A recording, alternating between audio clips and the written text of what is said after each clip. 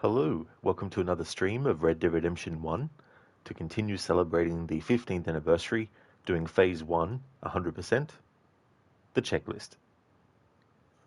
Hey, Not Fry, welcome. Howdy there to you as well, Keone. Welcome on in. How's things going?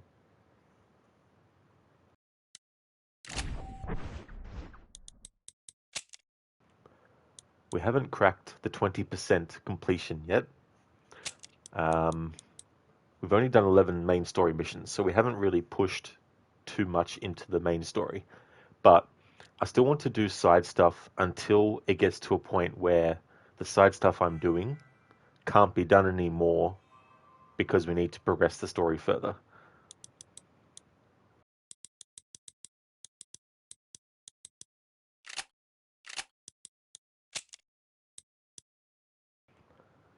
So the Stranger missions, I'm going to wait until the second last John Marston main mission before I actually do those, because I want to make sure that I'm getting the I Know You Stranger missions into this playthrough, of course, even though that's not actually counted as part of the 100% checklist, but I still want to do those because it just makes things feel fuller by doing that. Um, I have another save file that I'm going to keep for a different phase.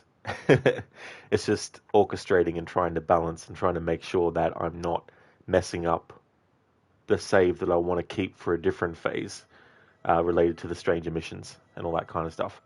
So there will be a lot of stranger missions that are required to unlock outfits, but I won't be doing those until we get to that really late stage in the story.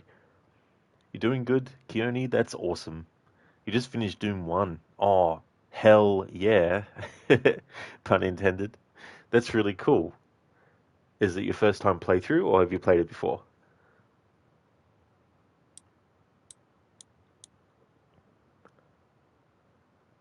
Okay, so this outfit, the Scraps Complete California Stranger's Task, won't be doing that till later. Complete Gaptooth Breach Hideout. We haven't reached the point in the story where that location becomes a gang hideout yet.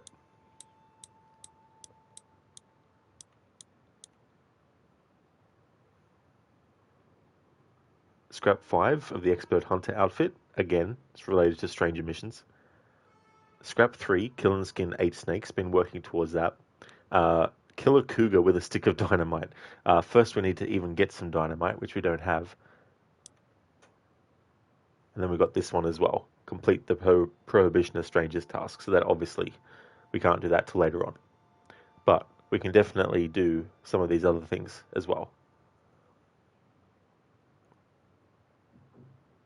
When it says gather $200 worth of herbs, if I actually go and have a look, it will tell me how much we've actually collected, which is 94.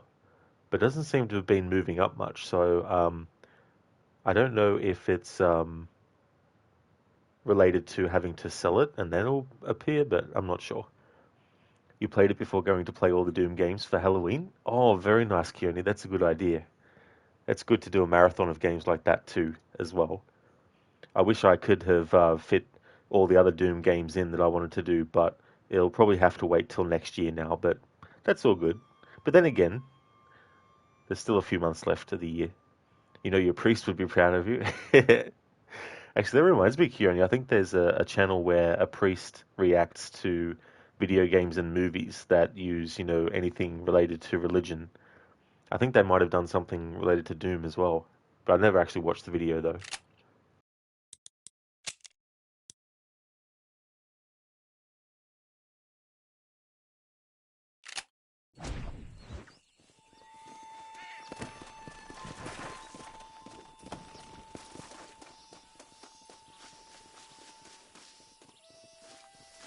Perfect.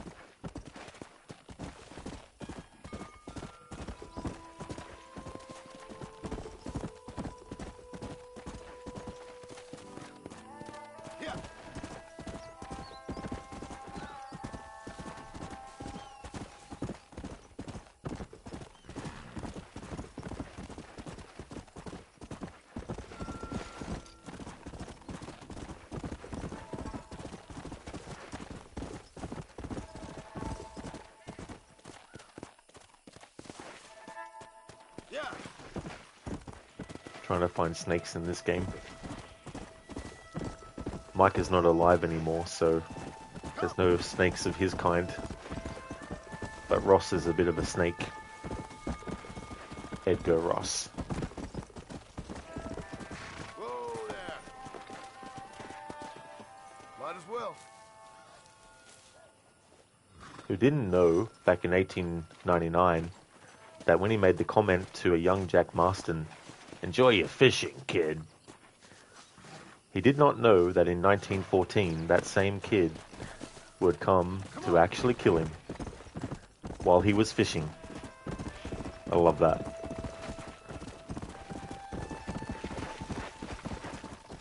Come on.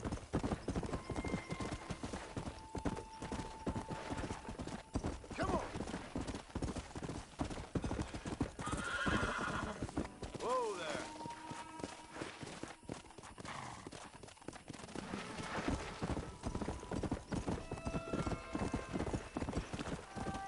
The tricky thing,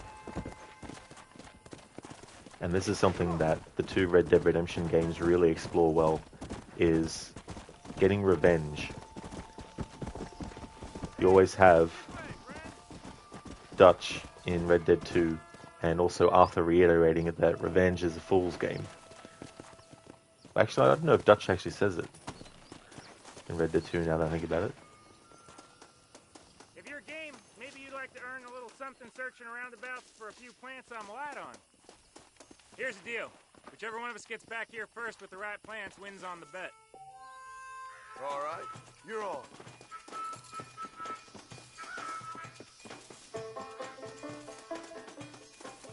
Ah, here we are.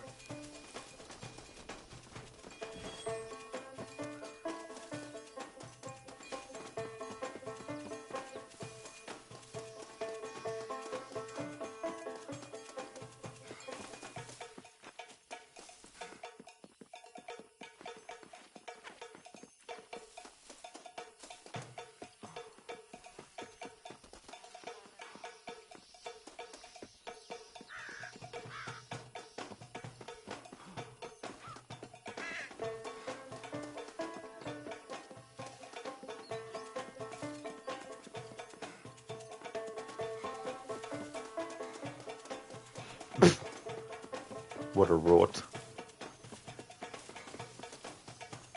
That's one. Rigged. It's rigged, I tell ya.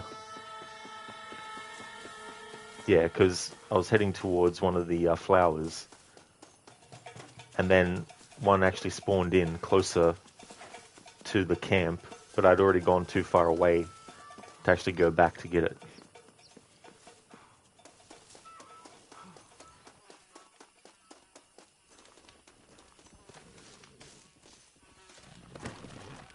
Let's go.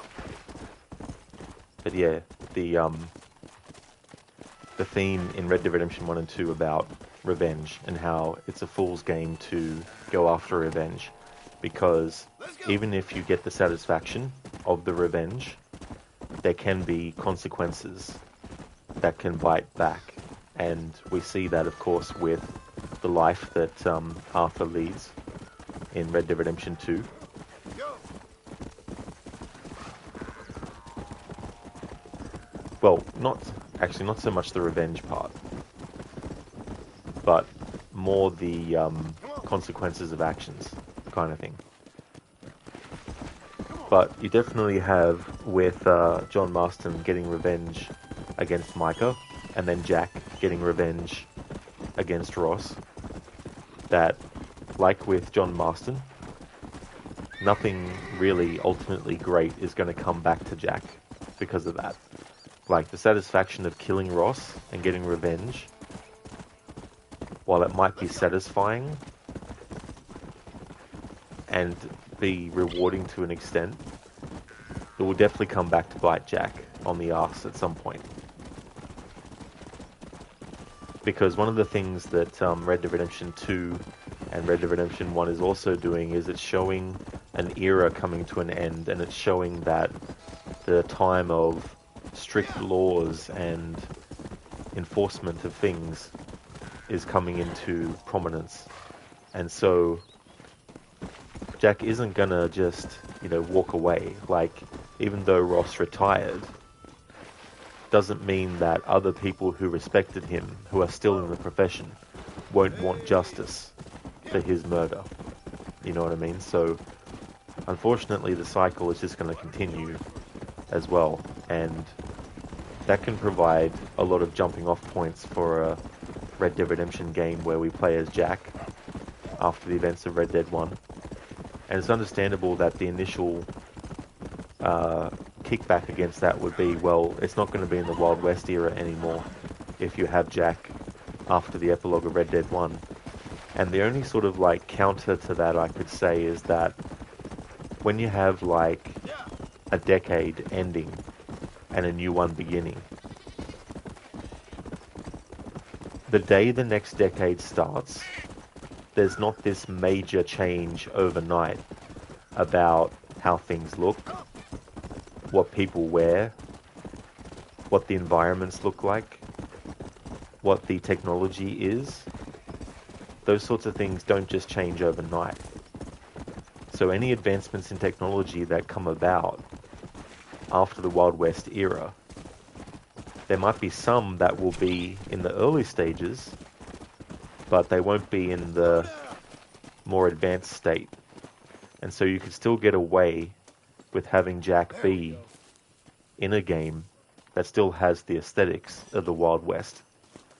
And part of the thing that they could do with that is have Jack be able to look back on the eras that his father lived through, grew up in and lived through, and the end of the era that he saw happen himself, and basically reflect on that as well. And I think you could have stranger missions where Jack meets people from all walks of life that each have various views on things. Like, he might meet a stranger who is very much an archetype like Arthur, for example. And you might get someone who is very greedy, like Micah, for example, that Jack Marston meets. And part of these stranger missions would be to show various sides of the era that is gone, but also some of those archetypes that could carry on into Jack's era and beyond as well. And I think that would be pretty interesting too, because then you can also layer in some kind of like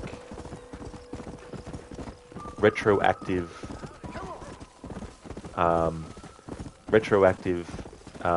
prophecies. Kind of like what, I think it's in Mafia 2, you hear on the radio the guy talking about these things that would later go on to be way more advanced.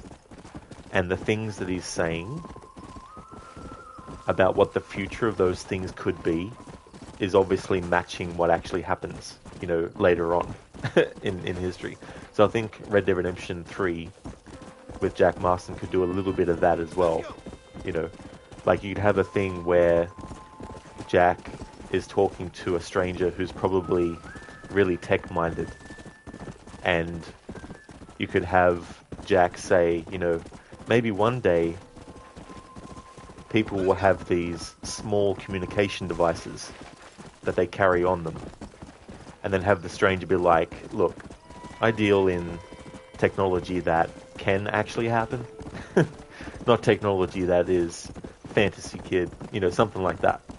And of course the irony is that this stranger would be wrong, of course, but you could also do that kind of stuff with it. So I think there's still some things that you could do with Red Dead Redemption 3, having it as Jack, set after Red Dead Redemption 1, and still have the aesthetic still look like the Wild West. But it's not actually, of course, but as I said before, a decade, when it ends, the new decade doesn't introduce everything that's going to be different overnight.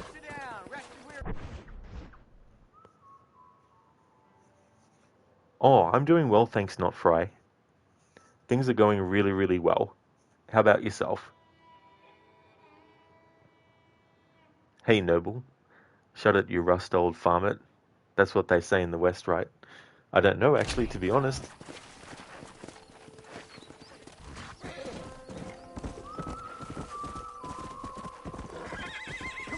Come on, easy up now.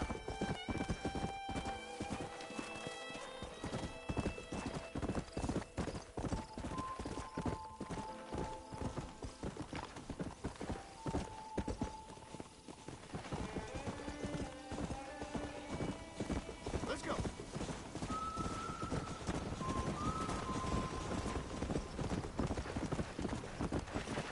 No, well, we don't really watch a lot of cowboy movies. Only one you see was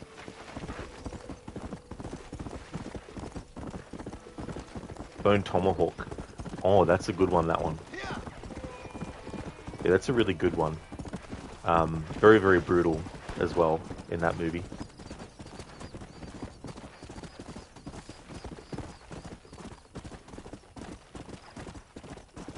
It's an interesting genre. Like, growing up when I was a kid, I didn't go much on the actual live action movies, but I liked animated stuff like Lucky Luke and the NES game Gunsmoke as well. I liked playing that, and I had like cowboys and Indians, like figures like the army men, Yeah. So I had all that and stuff, but I wasn't really that interested in the live action kind of westerns. But that changed when I saw Back to the Future Part 3. So it was through that I started to think, maybe I should actually look into some of these Western movies. And the other thing was, I realized that there's a lot of those movies which are foreshadowing action stars like Arnold Schwarzenegger and Sylvester Stallone, and the action movies of the 80s and 90s even being contemporary Wild West stories. So in Commando's case, for example, if Commando was a Western, then they would still probably do the angle where Arnie's daughter is kidnapped, but they would have it that he was part of maybe a bounty hunting group or whatnot, and one of the people that was part of that is actually one of the villains too, so they could do that. Because there's a lot of westerns that it's not all just about the countryside, it's not all just about, characters sitting around a campfire talking.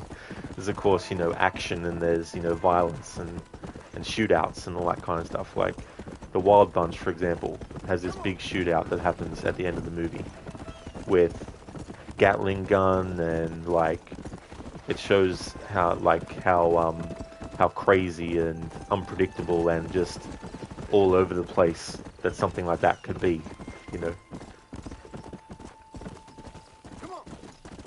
No, I haven't seen that movie, Noble. Yeah, Ridiculous Seven. No, I haven't seen that. I'm assuming, is that a parody of The Magnificent Seven?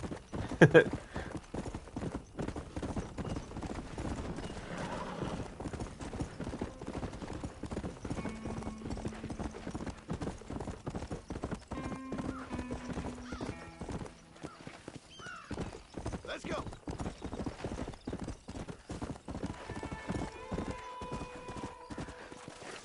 Looks like people left here in a hurry.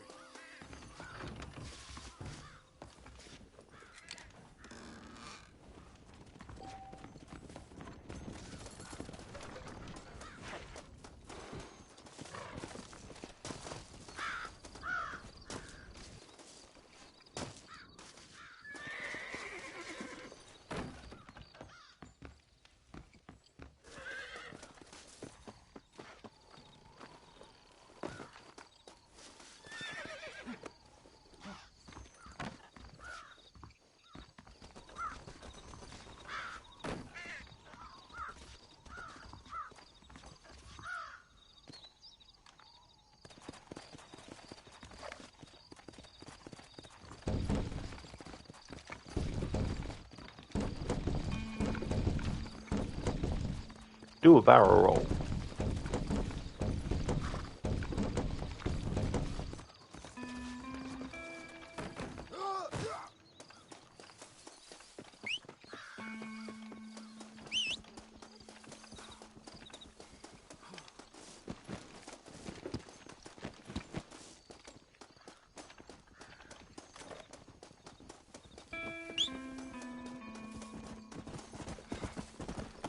Let's go.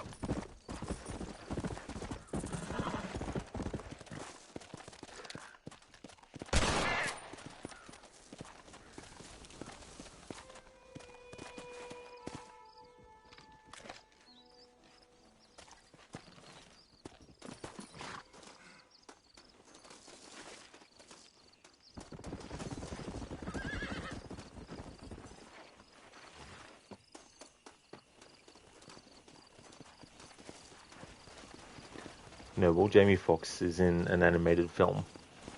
Is that what The Ridiculous Seven is?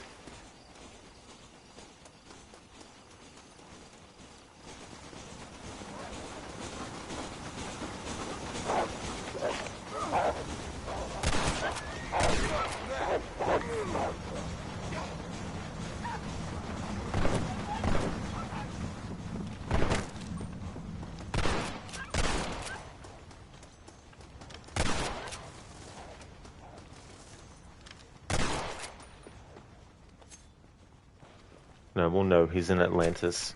Oh, okay, haven't seen that.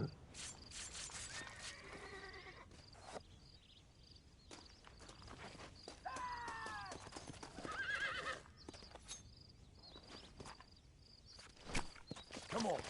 Let's get this over with.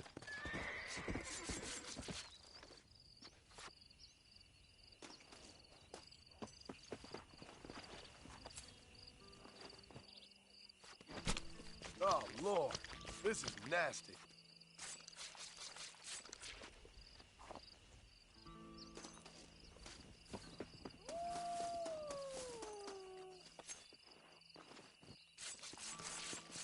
You stink.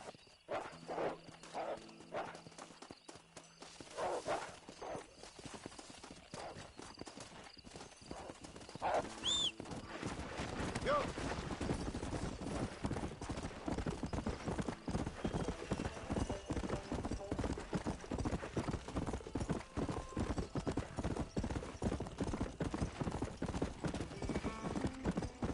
Come on.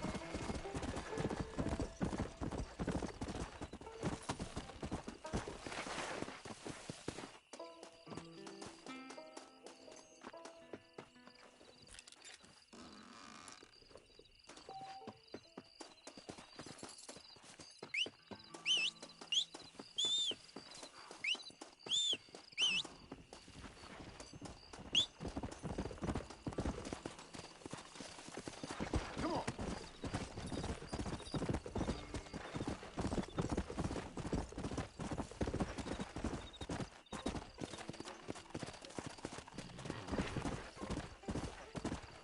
Looking for some company, friend?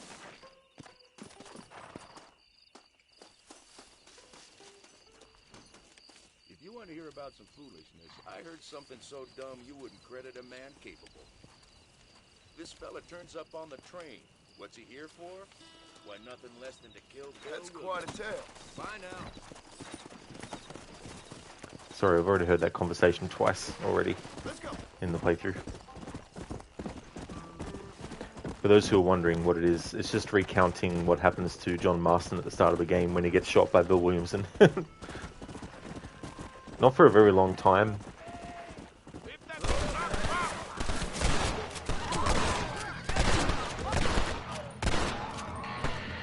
Yeah, very long time ago, Noble, I saw it.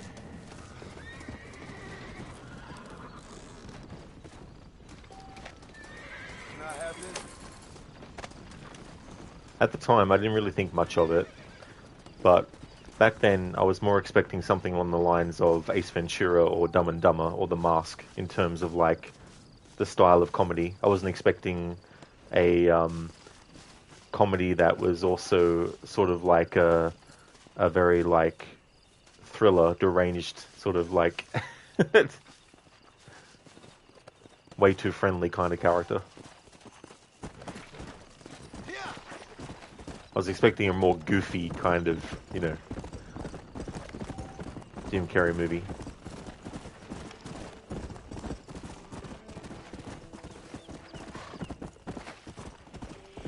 Well, the main funny guy, the main guy, funny enough, is the voice actor of Simba from The Lion King.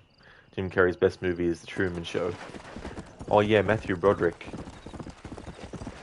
I didn't realize he voiced Simba.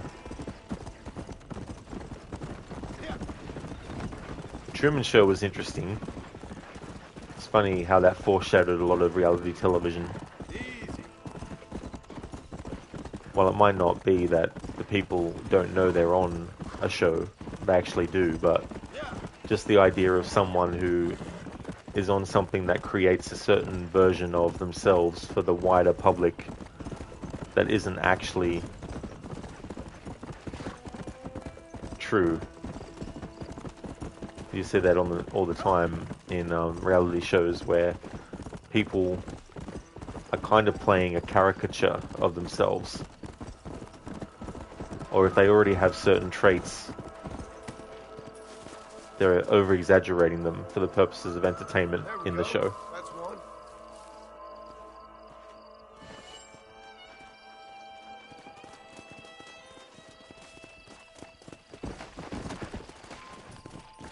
Noble, kind of sick. Like, you're forced to be friends with people who are being paid to like you. Yeah. That's the other side of it, too.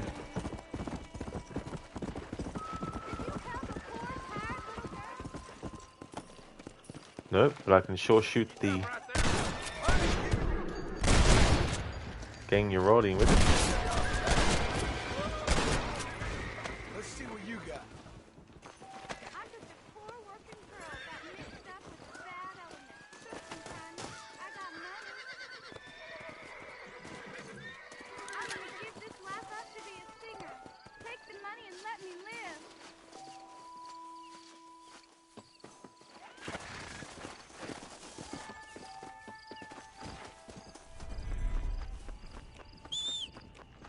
How sad. He was living a lie all his life. How sad. Absolutely, you know, and one that he didn't even know was a lie. Come on.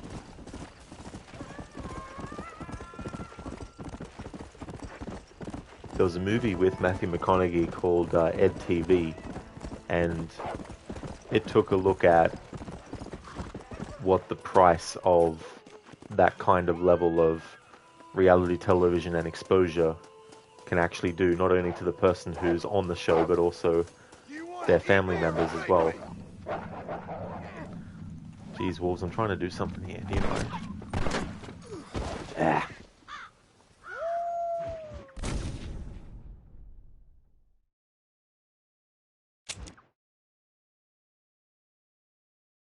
Paper says cholera is something fierce.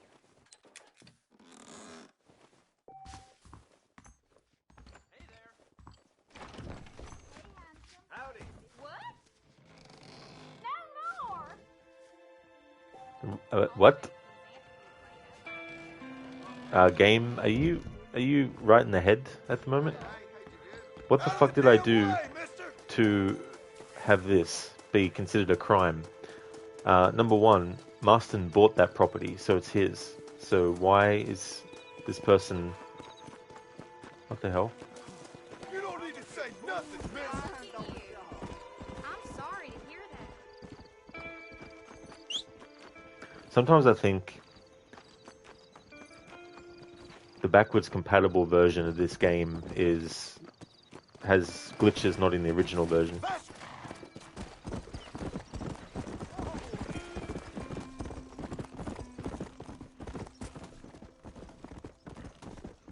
Faster.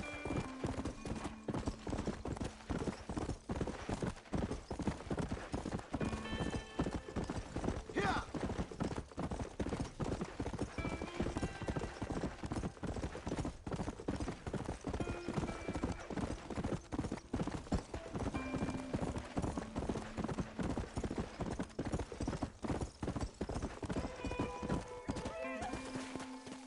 Let's go.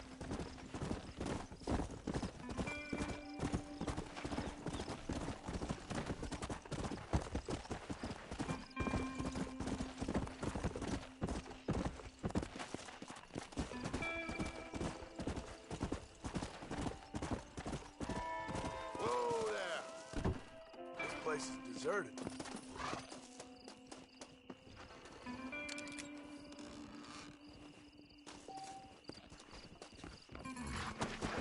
Let's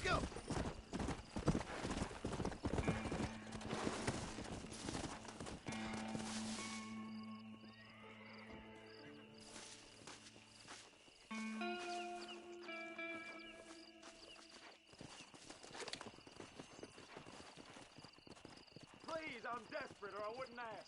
Give me a ride?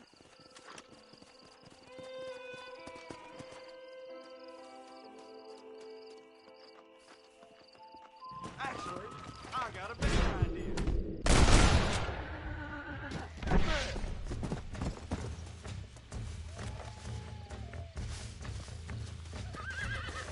Rest in peace, my friend.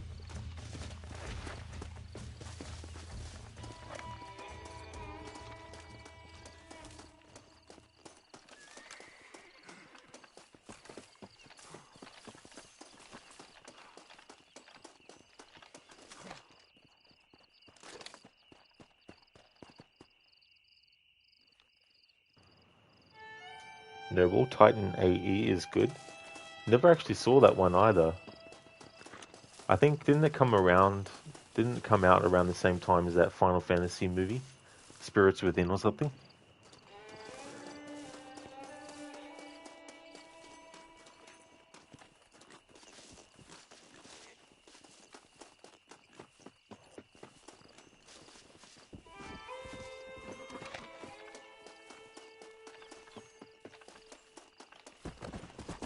Come on.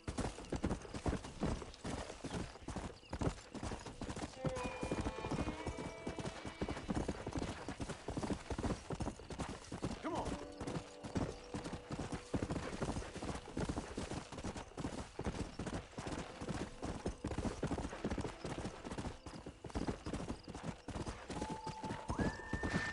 Hey.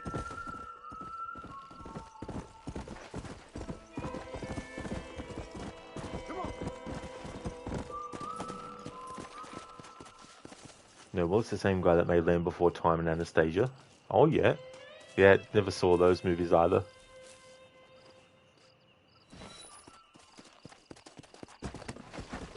Come on.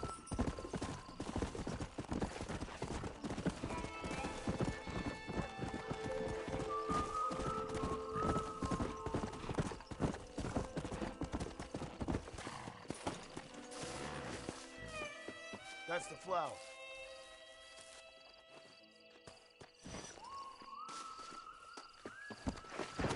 Go.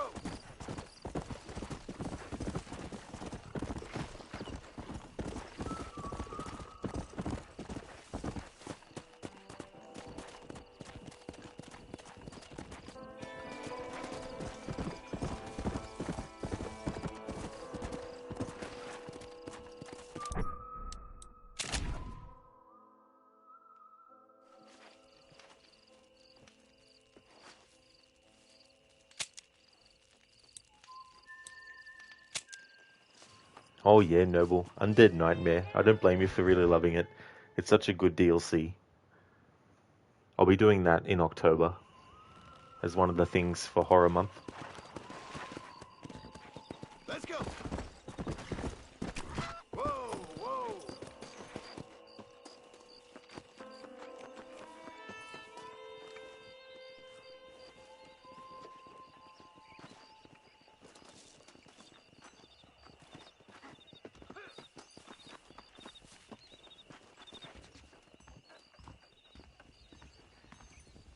And the horses, they look cool.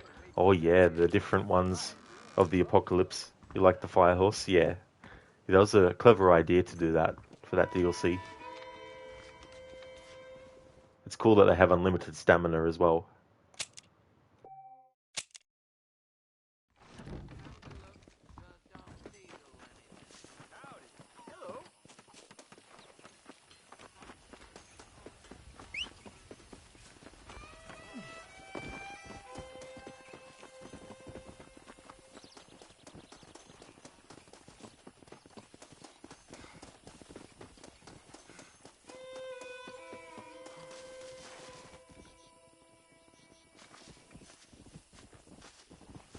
Noble, so you're on the Viking Creed now?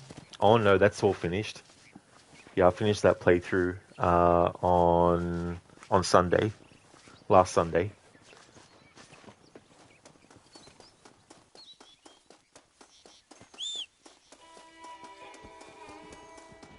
Ended up being about an 89-hour playthrough.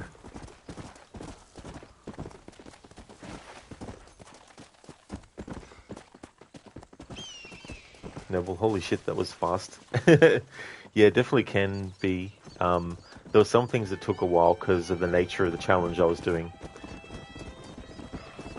Guess if you just do the main stuff. That's true, it's just the main things. And not all the content either, as well. Just things that were in the base game. Let's go.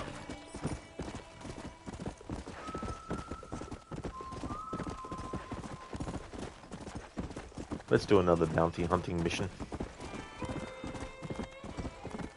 Yeah.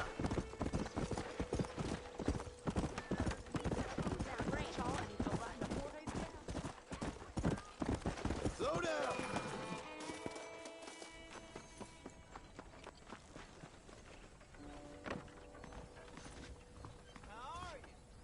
Wanted. Dale Gesson. Malton's gang. Property destruction. At Brittle Brush Trawl. 40 alive, 20 dead.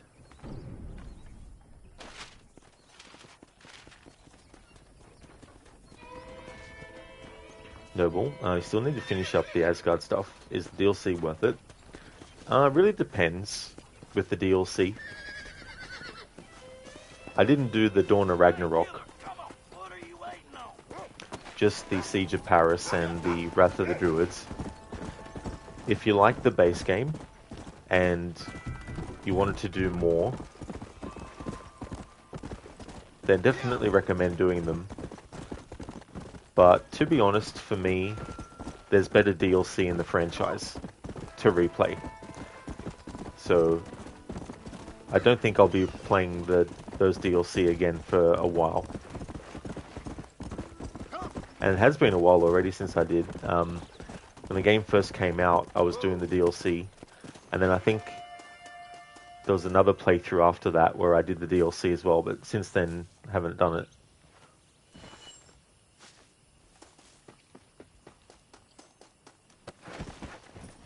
Come on.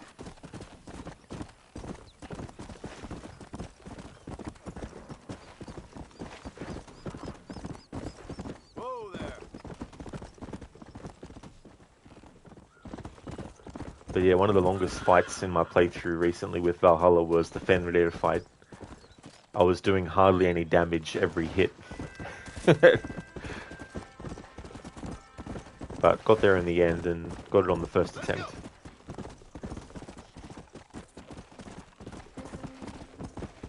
Slow up.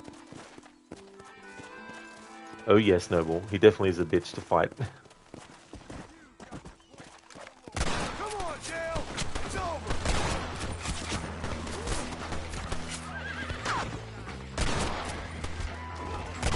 Ah, bastard! Poor poker.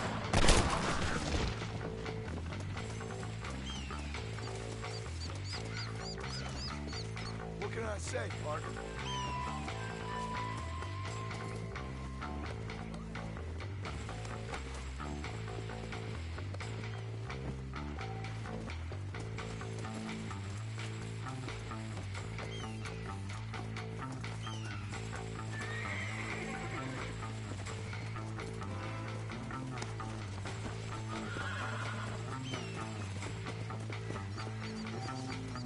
Oh, the guy died. Oh, okay. I didn't realize I shot him. Ah, well, the money you get from that guy for bringing him back alive wasn't like a major big amount. There was a bounty that we did in yesterday's stream that was actually $240 alive, and I definitely wanted to get that one alive, and we did, so that was good.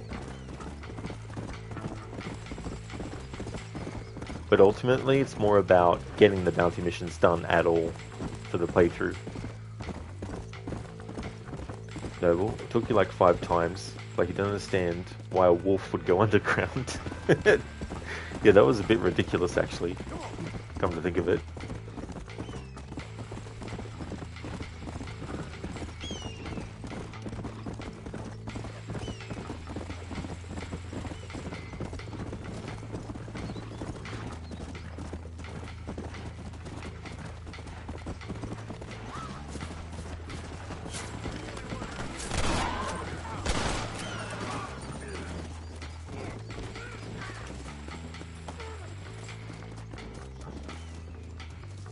a little something for my trouble. Come on.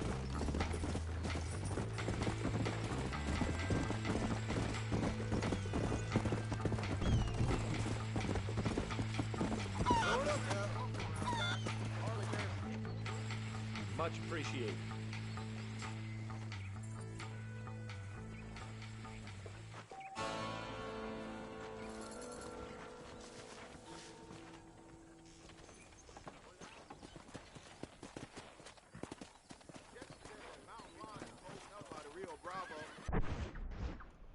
No, well, you're playing Soul Reaver 2 for the first time. Sadly, don't have a platinum. You got the first game plat, though. Oh, GG's on that for the first Soul Reaver. That was the game that introduced me to that series, but the only games I've actually played in that series are Soul Reaver 1 and 2 as well. What do you think of Soul Reaver 2 so far?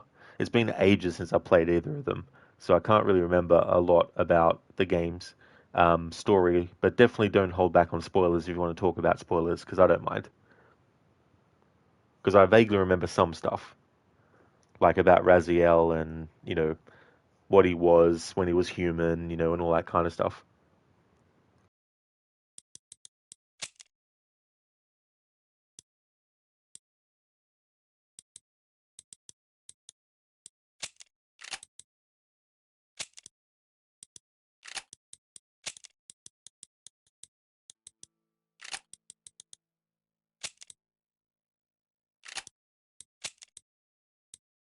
All right, bounties. So we've done 6 bounties so far. I need to update my progress command to reflect that.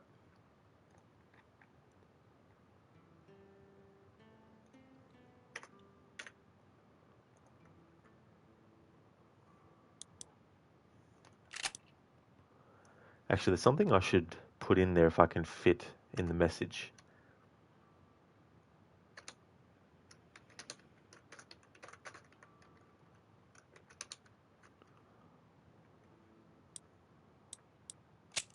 So I might also put in what percentage.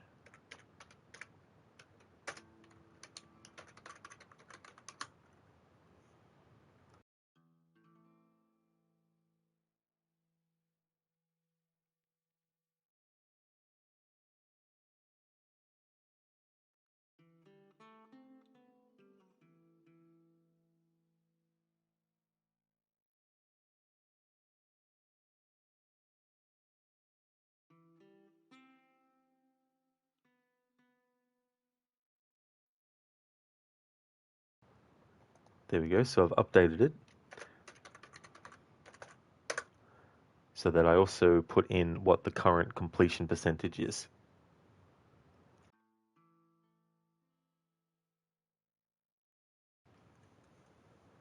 Noble, it's not too bad. They made a novel last year, so it seems the world is still alive. Maybe they want to make a new game in the future.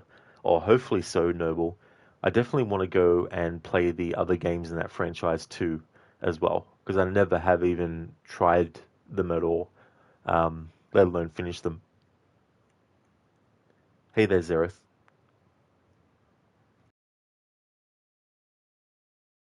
Thank you for redeeming the Paint the Town Red. Home on the ranch. What do you call things thrown by John? Projectiles.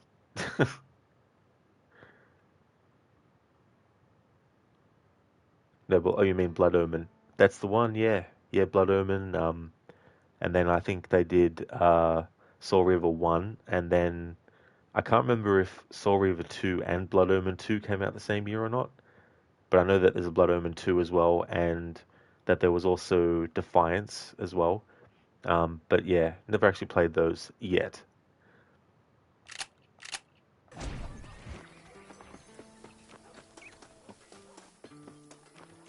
Well, hello there.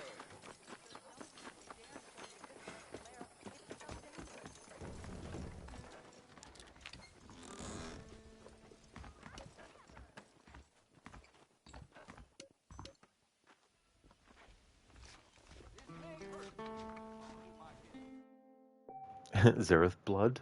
Oh man. There'll be lots of blood in the Paint the Town Red. I might make it daytime.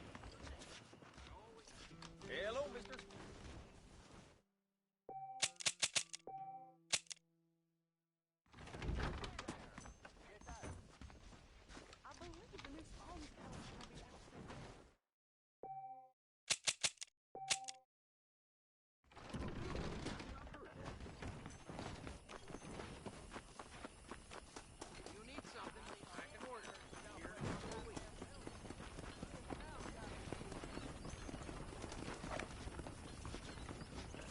Knock, knock. All right, hand over the money.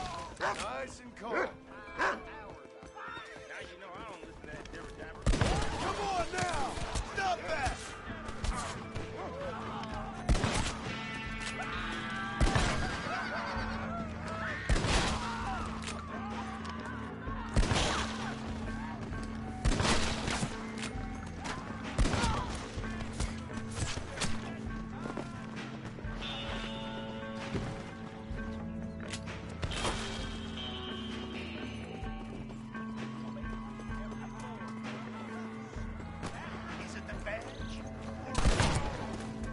I hope you got money for a funeral!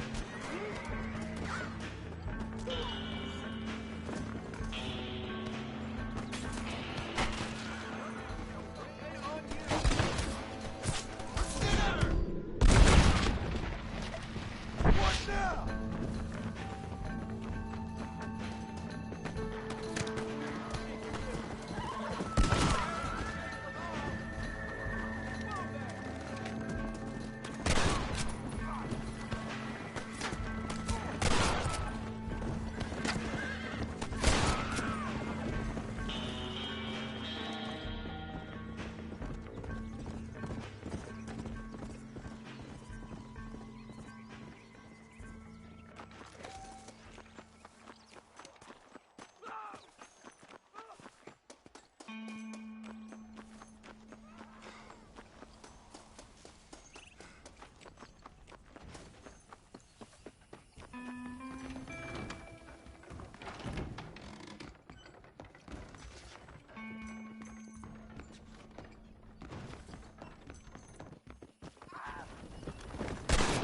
You want to run? Then move!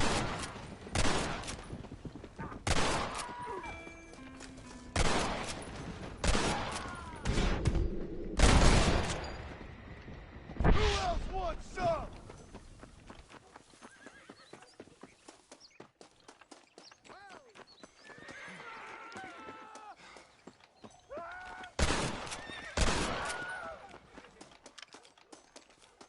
Don't annoy me, pal.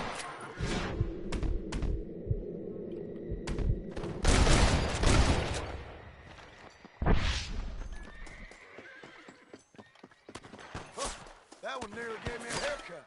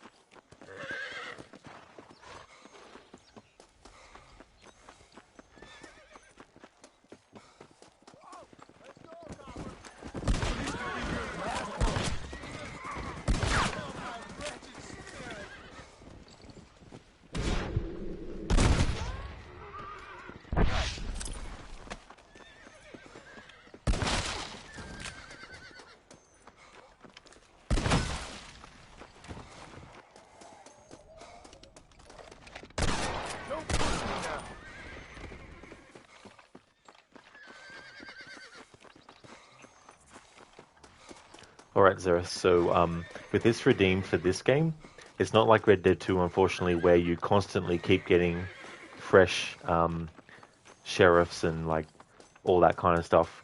So in this game, if it takes too long for Marston to get killed, then I'll just do it for a certain amount of time. Because, yeah, unfortunately it doesn't frequently respawn people like in Red Dead 2. Hey there, Perma Gamer. Thank you so much for the raid. Really appreciate it. Currently honouring a Paint the Town Red channel point redemption, where we basically just shoot up a town until we die, or if it gets to a point where not a lot of enemies get respawned in. Well, I call them enemies, but in this context, they're just, you know, whoever. So I'll just kill these two guys, and then that'll be that.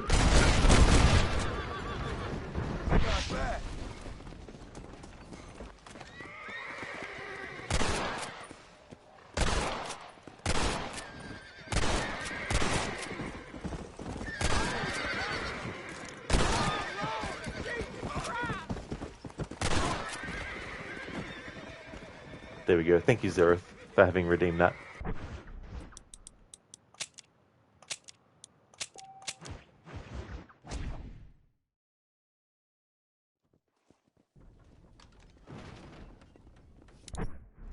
Zereth, why did the outlaw keep looking in the mirror? He wanted to shave the game. Yes. By the way, do not shoot the deputy. You like that song? I shot the sheriff, but I did not shoot the deputy.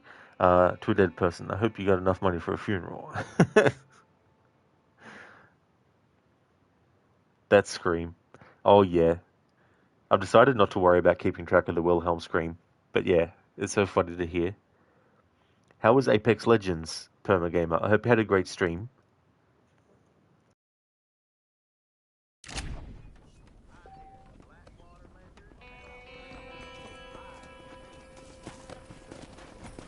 Go.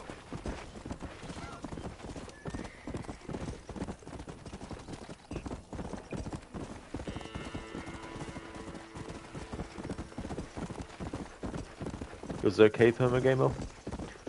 Hopefully, the next time you play it, it'll be better. If it wasn't, you know, if it wasn't as good as you were hoping, maybe.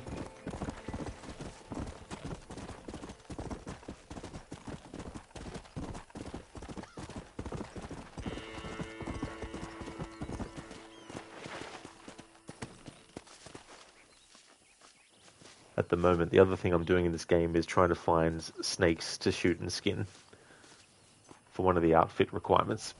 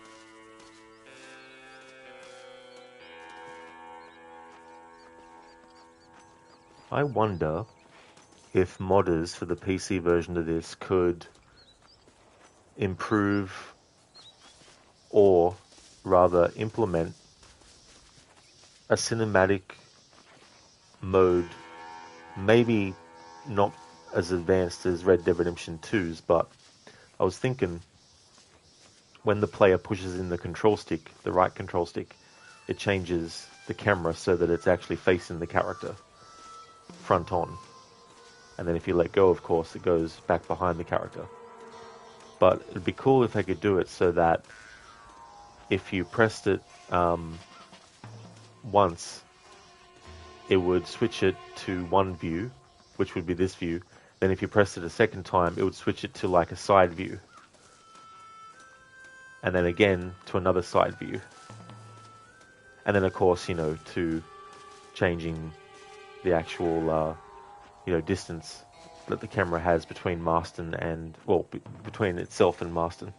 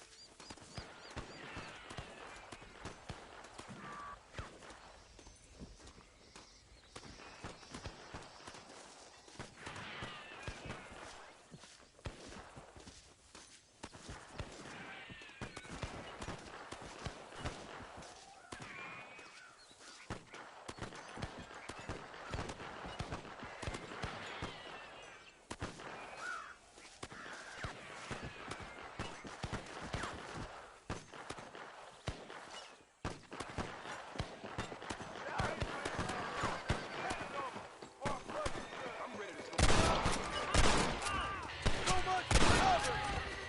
You can still run away! So that ain't. We all need help once in a while, friend.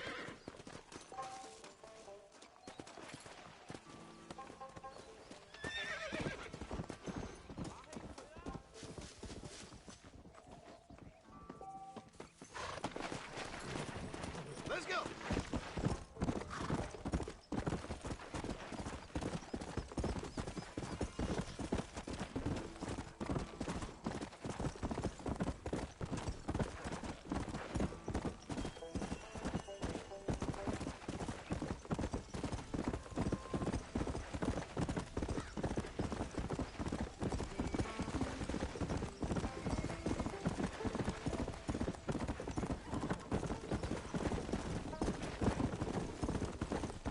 Easy.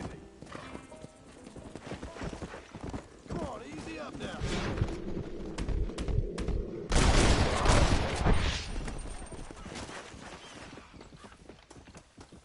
The Cougar is now Cougon.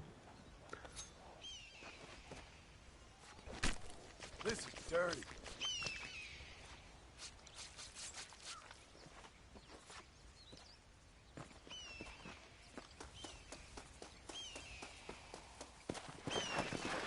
Yeah.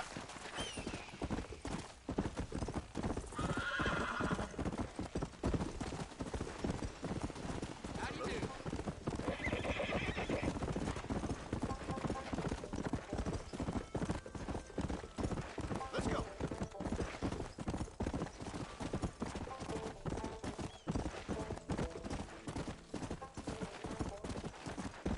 Slow it up now.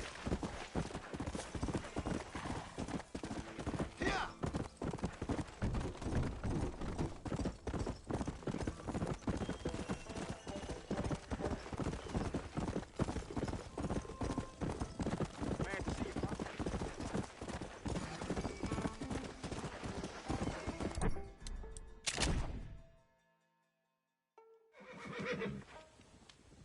Noble Ripjon, you'll be missed. You to Arthur. That is true. Great characters.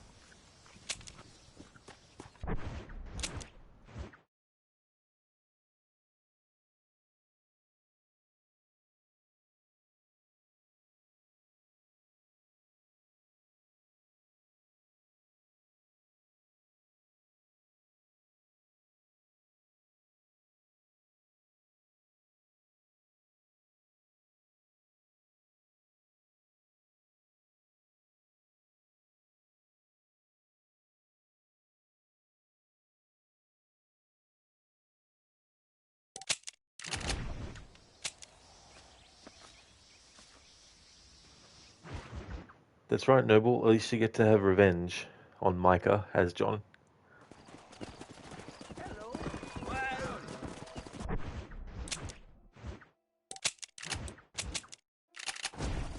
Come on.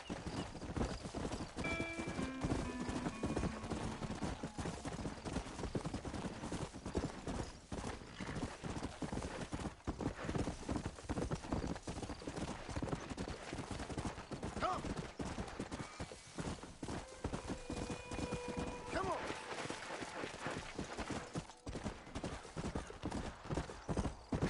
Slow up. Whoa there.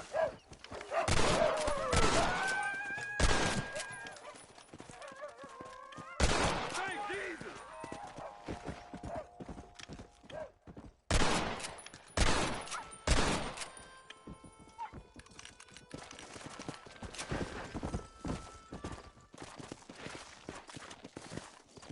Come on.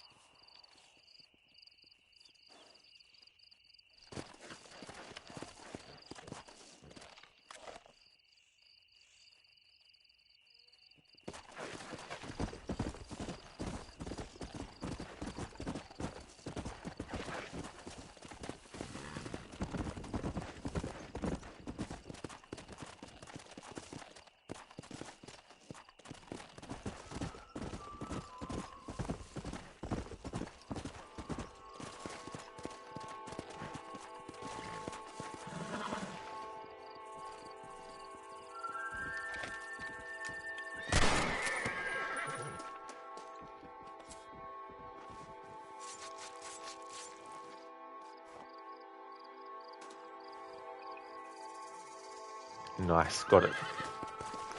Yeah. We don't have the full outfit yet, but that's one of the requirements to unlock it.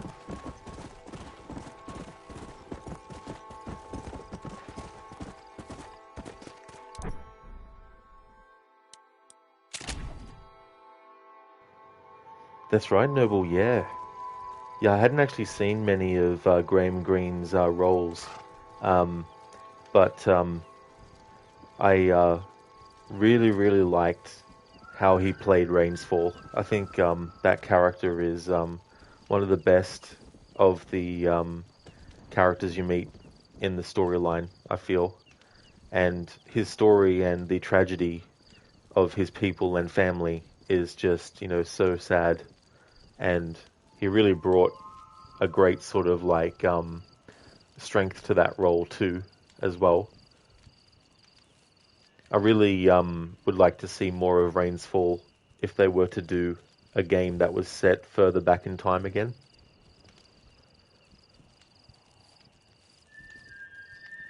He was in Dancing with Wolves. Still never actually watched that movie. You did see Cowboys and Aliens. That was an odd movie. It really was. It was an odd movie, yeah. Yeah, it was pretty fun. I think it's one of those movies too that you're best to just watch it if you don't worry too much about a great logic or something like that. It's just supposed to be silly. That is how it happened in them days. It's sad. Absolutely, for sure, Yeah, I think a Red Dead 3, if it were to actually take place earlier in the past from Red Dead Redemption 2, like, it's cool and all to want to see Arthur and the rest of the gang members in the early days of the gang, but for me, that is probably best kept for like a DLC for Red Dead 2, or it would have been as well. But I think the more sort of like interesting thing to do would be to actually show the conflict from the perspective of Rainsfall when he's younger, and also Landon Ricketts as well when he's younger. And it would be a game where you played as both characters. The only thing I don't know is what you would do with the honor system, though, as well.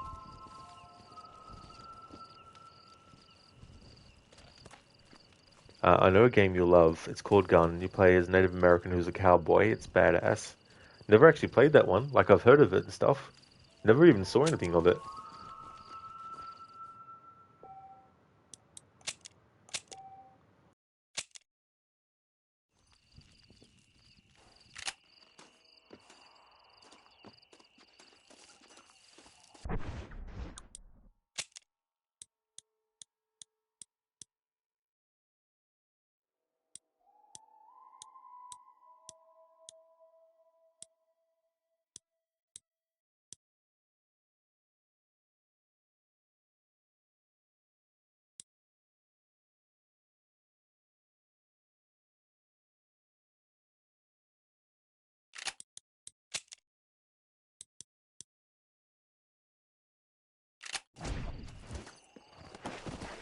Let's go.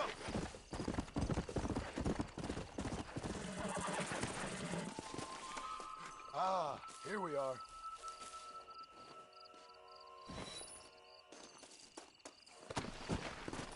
Noble. I think another one is Jericho. My bad, you're wrong. Oh, what one is it then? Yeah. Oh, Call of Juarez. Oh, yeah. That's another game series I haven't played as well.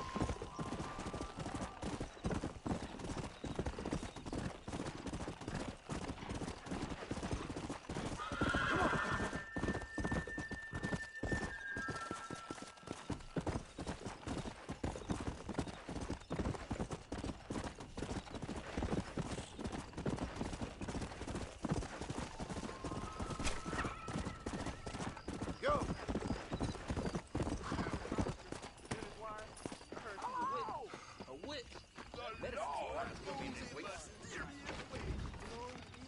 A man like you needs some My mistake, mister.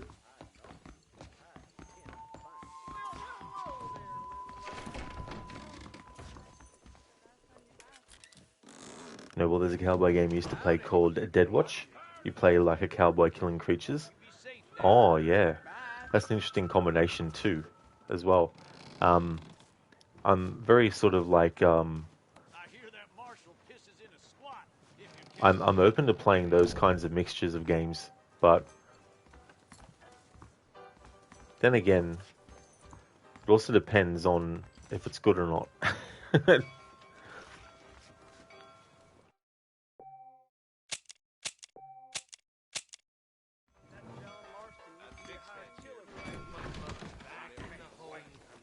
Are you lonely?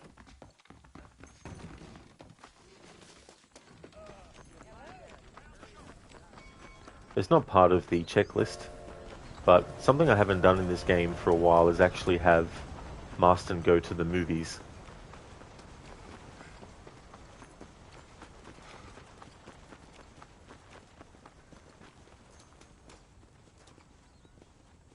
Thanks a lot.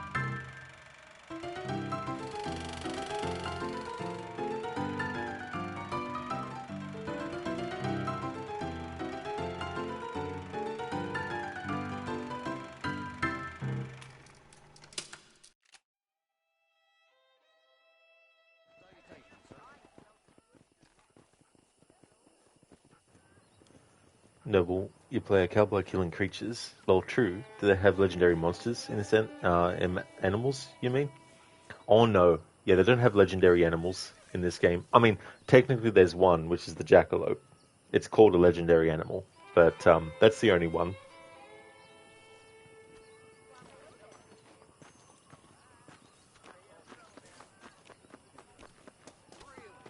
Zereth, why was the cowboy good at sailing? Because he was mast on.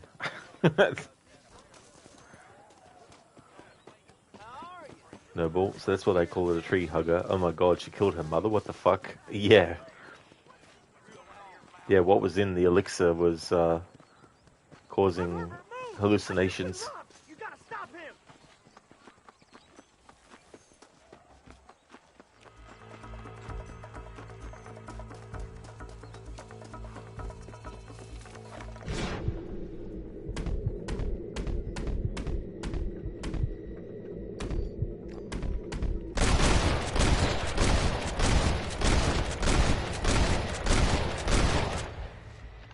Who wants me next? I doubt you'll be needing this.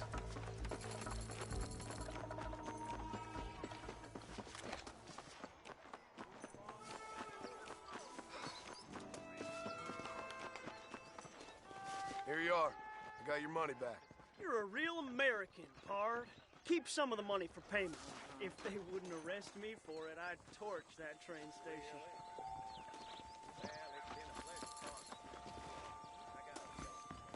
Jeff Murphy don't put his name to a gun he don't believe in. Browse away. Hello, friend. We got the Second Amendment for a reason, don't we? There is nobody here who's better than me.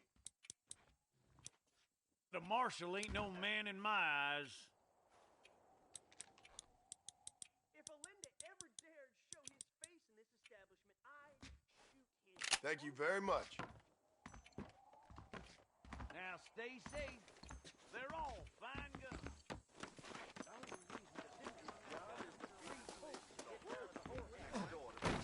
How can I help you? Hey, mister. I keep foreign and Jewish-made goods out of my store. Help our American families. Kelly McGregor's with child. Wild Mexican.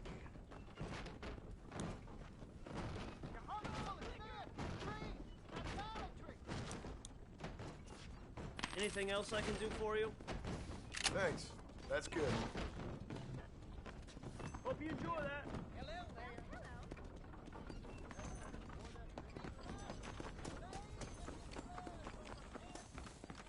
Yep, we got the finest. Howdy, friend.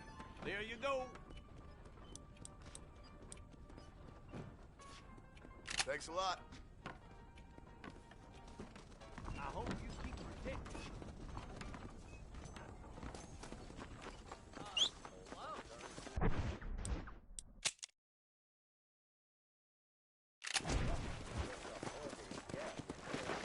Come on. Good to me.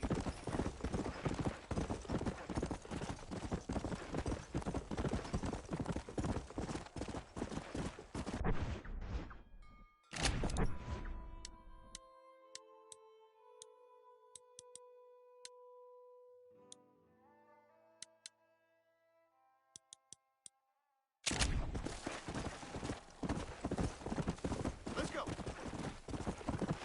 Hey. Perfect.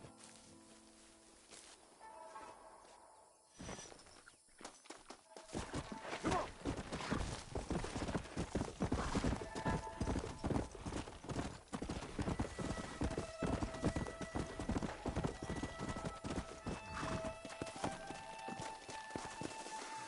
That's what I've been after.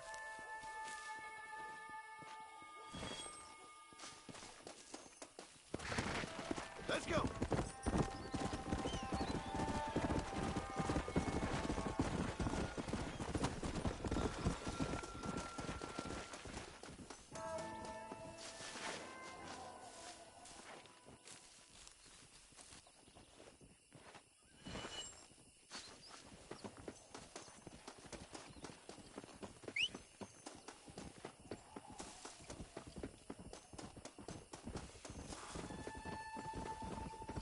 That's what I Please, sir, wanted. help. They're gonna string out my brother, but he didn't do nothing wrong. Please help me rescue him. Sorry, stranger. Not this time. Want to make full use of the survivalist map I've just used. Make some flowers and everything appear more frequently on the map, or rather they show you more of what is around on the minimap.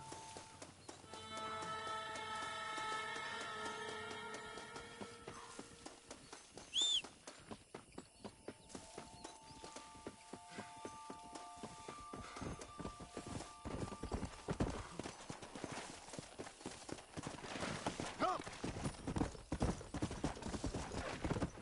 Slow down!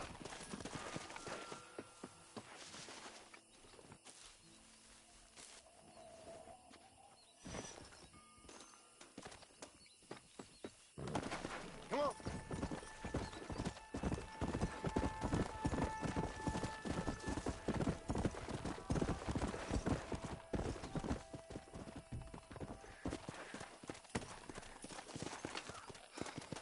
You little beauty.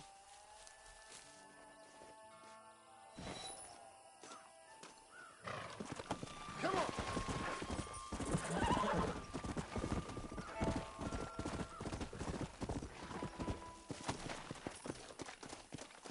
There you are.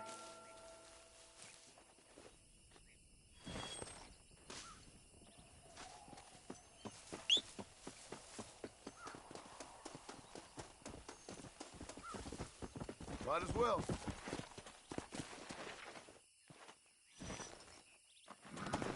Yeah.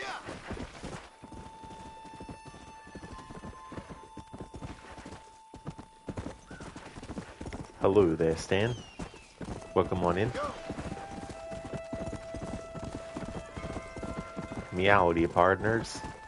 Come on.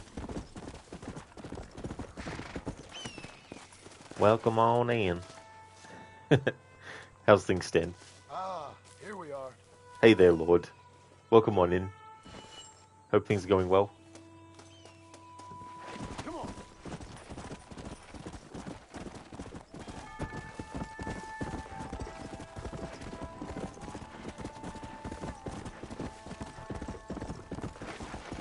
Let's go. Whoa there.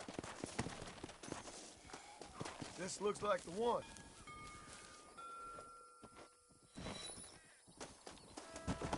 Yeah.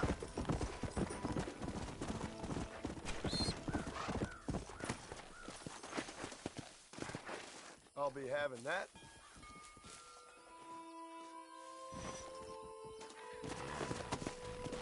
Yeah.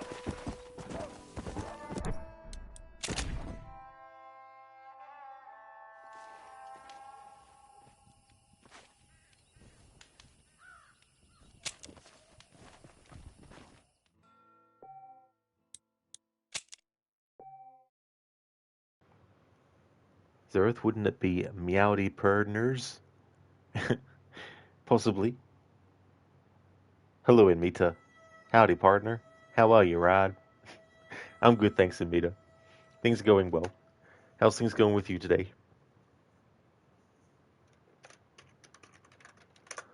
Currently, I'm sitting at 19.8% completion.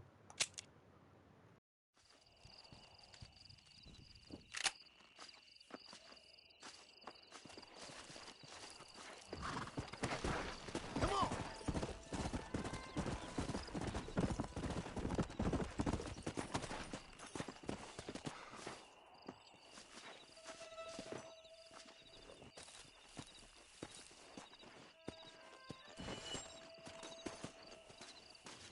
Nice one, Lord. Let's not get catty over the terminology. Somebody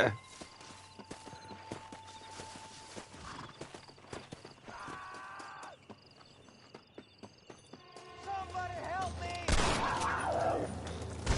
He's got 2 cougars after him. Jeez, he's popular.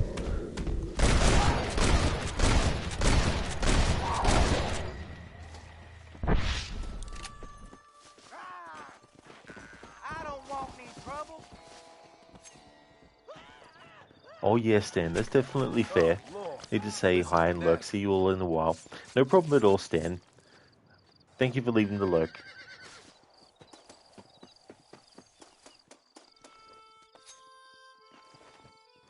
Inmita, glad to hear that. It's going well. You got up early to clean your apartment, so you'll be lurking until it's all done. But you wanted to say hi. Oh, very nice, Inmita. That's good. That's really good.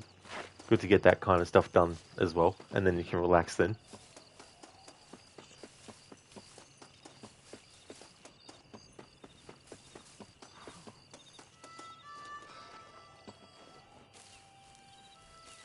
Oh look, Inmita 24 has a bounty. Let's claim it, and then we go have a party.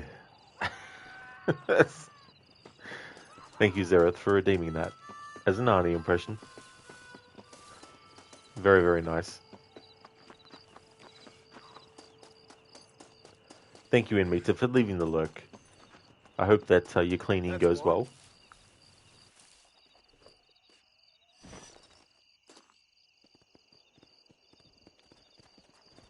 Would like to recommend people who haven't checked out Inmita's channel to give his channel a look. He's a great streamer. He's currently doing a playthrough of Cyberpunk 2077 for his first time. He's also got Assassin's Creed Origins happening. He's doing a New Game Plus playthrough. There we It's go. the second time he's ever played it, and he's basically doing a meme run as well with it, where Bayek wears a bath towel outfit for the whole playthrough. A really good streamer, so definitely recommend. And that's all good for the shout out, dude. No problem at all. Let's go. Easy.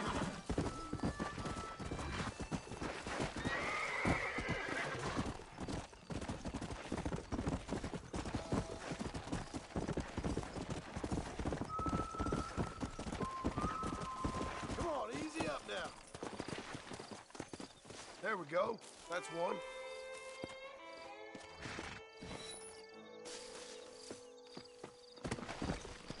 Come on.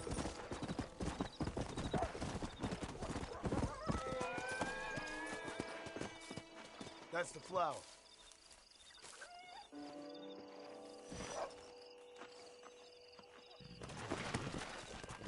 Let's go.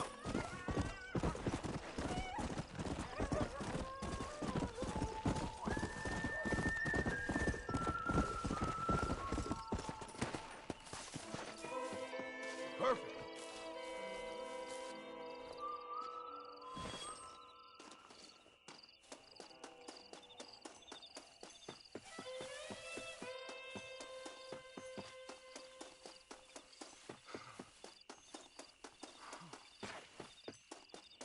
That's what I've been after.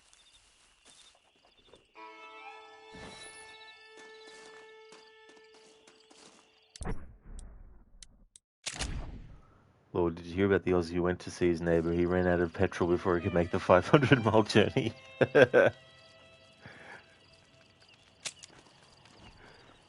And the thing about that is that that is definitely something that can be true for certain people.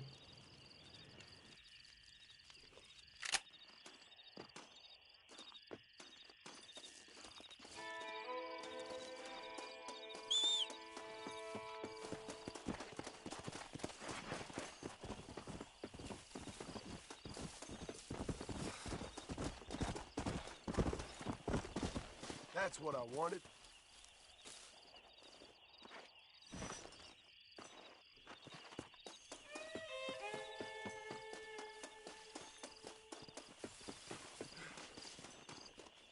You little beauty.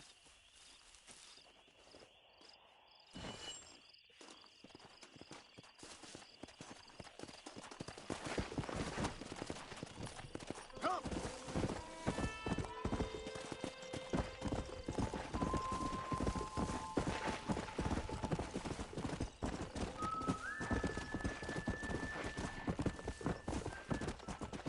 Hey, you!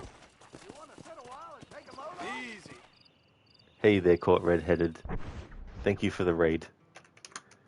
Welcome in, everyone. How was your stream of Sip Fisher? Welcome. Lord Aussies tell you the people from Perth are a bit weird, saying that being that isolated, they don't get many folks coming through the city. Yeah, that's the interesting thing about anywhere, I guess, too, that can have that as well.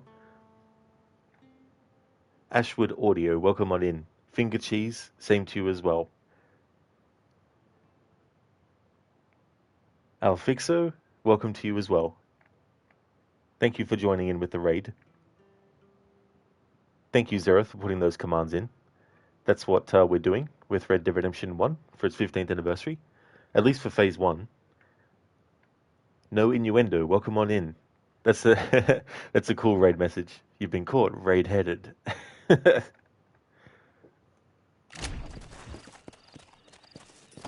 Was great, super casual. Really enjoyed it. Very nice game to kind of turn your brain off to. Oh, that is good to have a game like that as well. Especially too if there's like not much pressure and stress involved.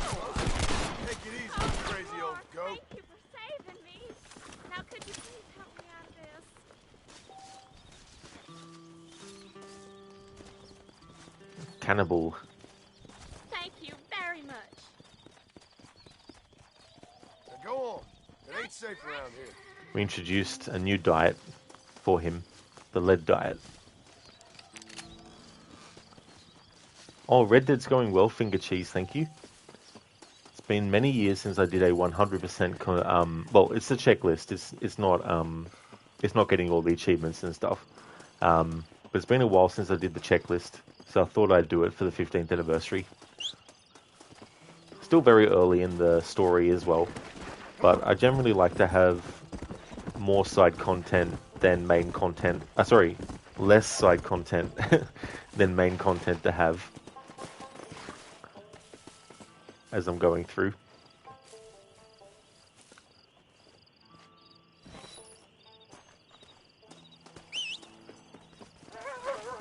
Good for nothing but. These wolves. Whoops. Marston. I hate that in games when that happens. It's like you do something like skinning an animal in this game, and you would think it would default you back to whatever weapon you had before then, but nope, it has you equip the knife. It's like, what the hell?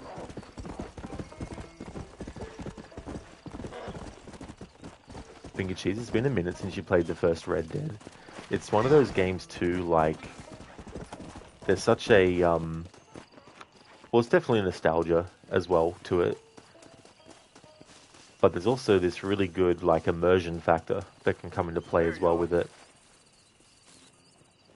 Hey there, Summer Songs. Welcome on in. I hope things are going well. Thank you for joining in with the raid.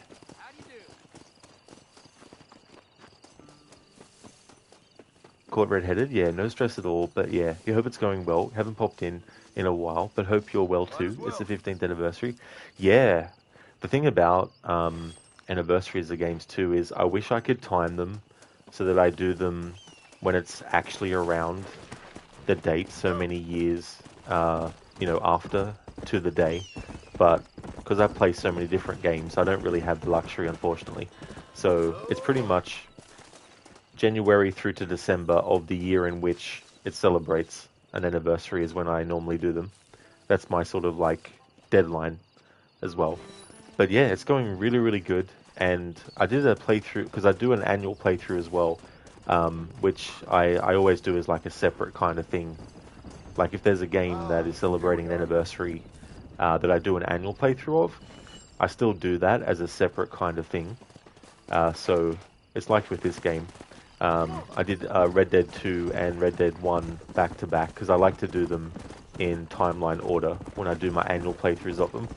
And I decided to do a low honor approach for both games, for both characters.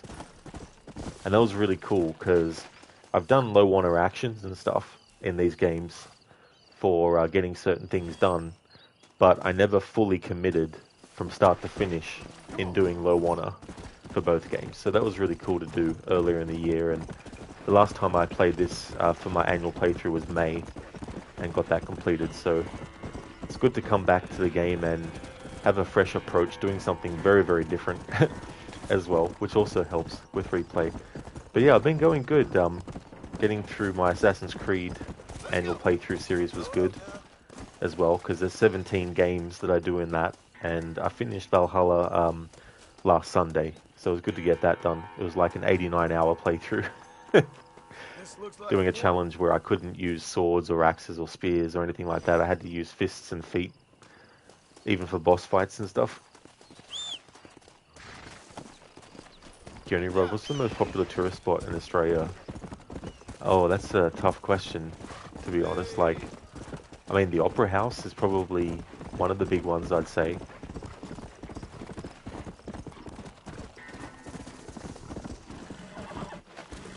Zero, thank you for leaving the lurk.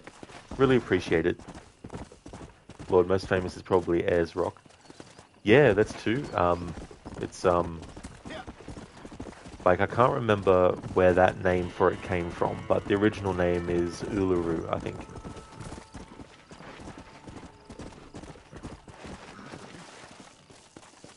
That's true, caught red-headed. That's the other thing too. Like all these games that have a lot to them. Especially Valhalla, because in the Assassin's Creed series, that one is one of the really long games. Come on. Slow down. So currently what I'm working on is one of the requirements for one of the outfits is to collect $200 worth of flowers. And so I'm currently working on that, while also keeping an eye out for Let's go. anything else that I might need to do. Whoa there. And with the stranger missions, I'm holding off until the second last mission where you play as John Marston, because there's 3 specific stranger missions that only he can do. They're not actually part of the 100% completion, but I still want to include them in the playthrough though.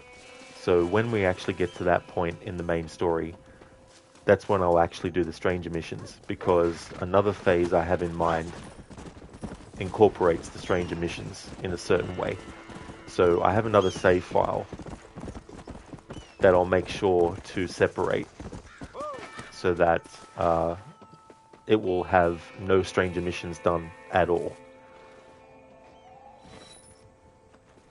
So some of the outfits require you to do certain stranger missions. Hey there, Schiller. Ahoy. How's things going? Welcome on in, dude. There we go. As for me, I'm doing well, Schiller. It's good to have another stream day of this. How's things with you? Yeah. That's right, Lucas, yeah. It's crazy.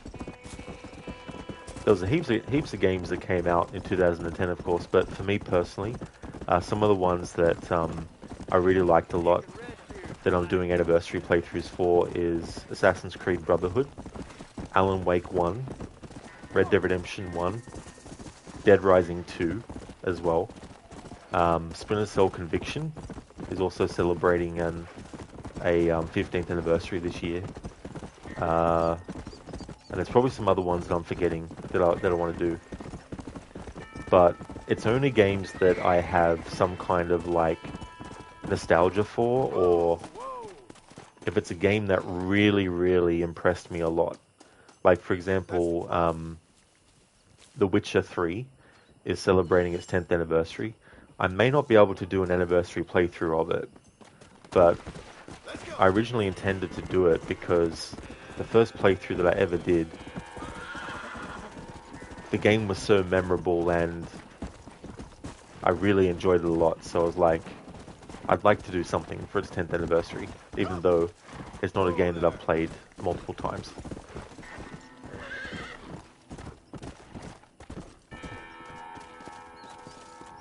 Lucas, AC Rogue. Yeah, that was last year actually, because that came out when Unity came out.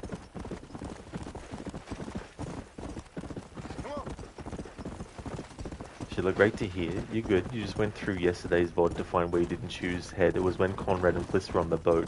The dialogue got interrupted by the cutscene and you couldn't choose head. Oh, dude, yeah.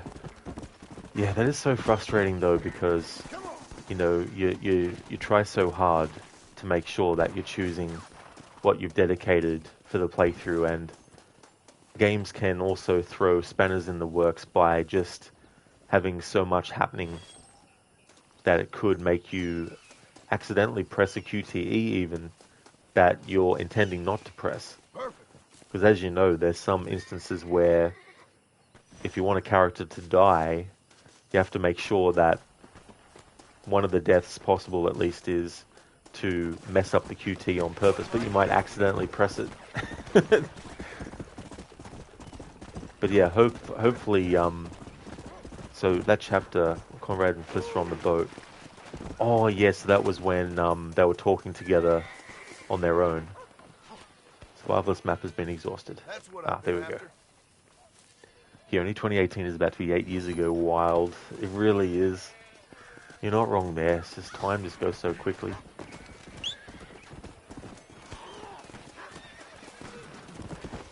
Yeah. Okay, let's check stats and see. 151 value of herbs collected, so we need 200. But I'm going to take a break from doing that, just to shake things up a bit. I think there was a bounty that became available. Was it Armadillo?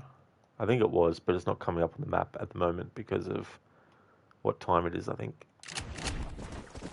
Or maybe it's just because I'm not actually in the vicinity of that area. Caught red-headed, glad to see you again. Super late on your side of the world, so you're going to get some sleep, but you'll leave a lurk. Hope you have a great night. Thank you very, very much. I definitely will, for sure. Thank you once again for the raid. I really appreciate it. Hope you get some really good sleep as well. For those who might have not seen the raid, the shout-out before, would definitely like to recommend people check out Caught Red-Headed. They've been playing through a game called Sip Fisher. Definitely recommend. And thank you so much again, Caught Red-Headed. I hope that you have a great sleep. Need to find some solid ground, not near any water or any towns. This spot should do it. There we go.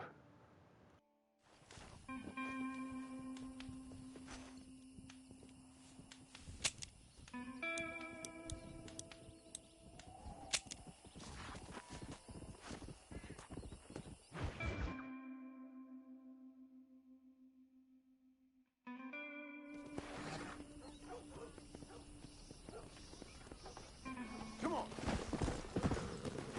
Alright, so it wasn't Armadillo, or maybe it's just a timing thing.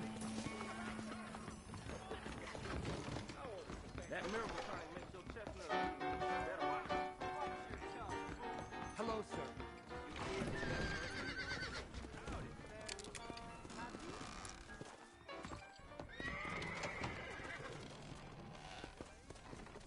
It was so funny earlier in this stream. At one of the other safe houses that John Marston has, I just went into the armory and also the chest, and then a witness was like, I'm going to get that law on you. And it's like, wait, what? Hang on. This is actually a property, a safe house that Marston actually bought. So I don't know what happened there. But we just paid them off anyway. There we go, the bounty icons appeared again. Careful, lady.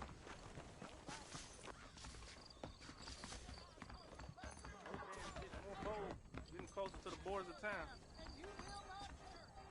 Wanted, Quinn Malloy. Criminal, assault. At Repentance Rock. $160 alive, $80 dead.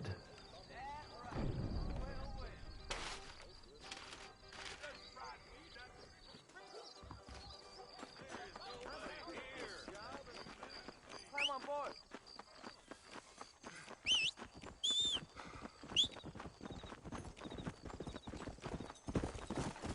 Come on.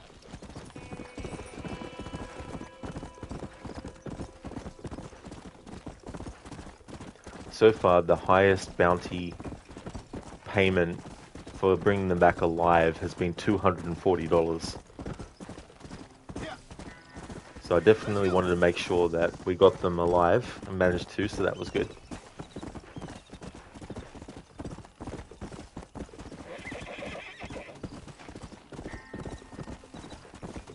Yeah.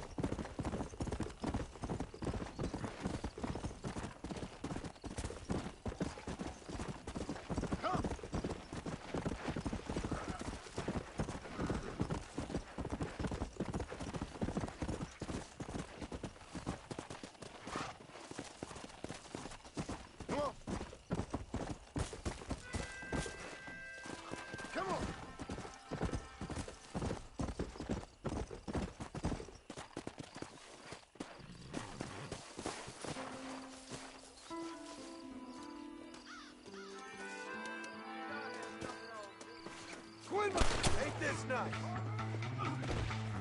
I can't say I envy you, friend.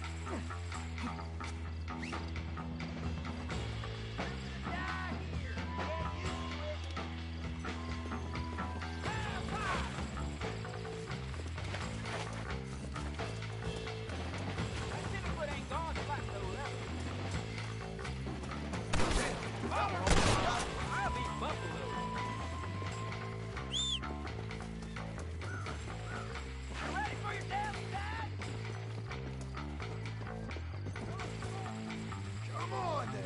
I don't do so good when I can't move free. Come on!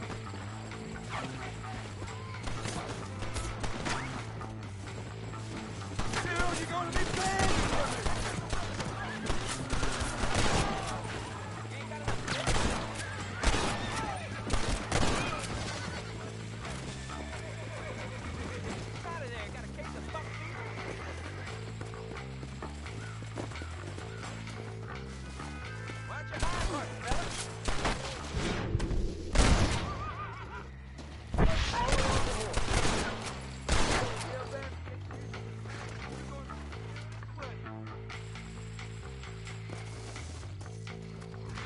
We're going on a little ride.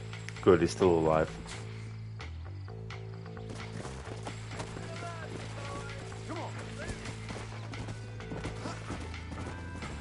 In no time, you're gonna be hurting, boy.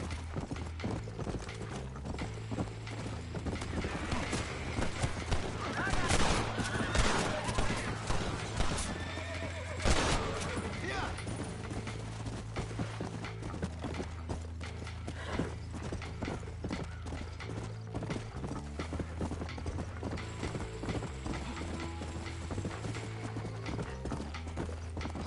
Slow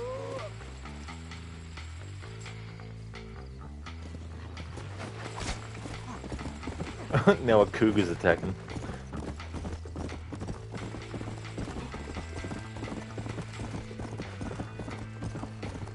Just wait now. You're gonna be in pain soon enough.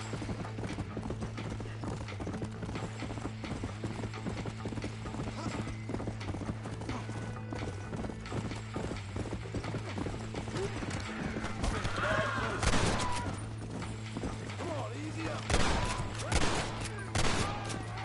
Come on. Easy.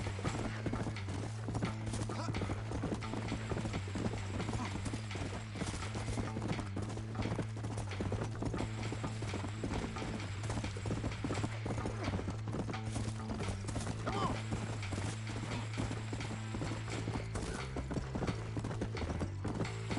Mister, you're gonna be crying like a girl.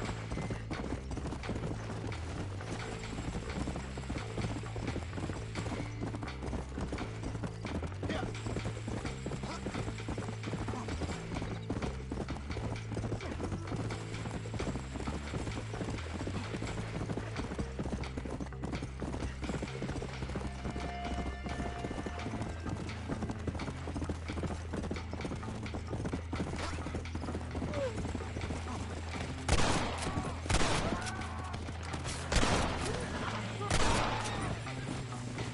Let's go.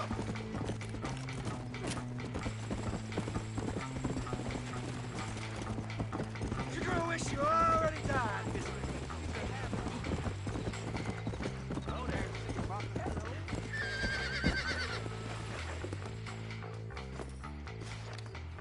You found that no good piece of dirt. Thank you.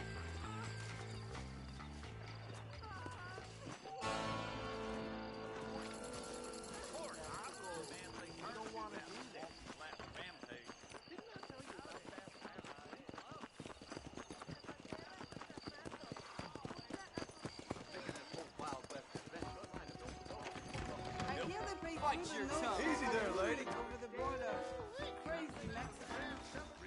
A man like you needs a woman like me. There be outlaws.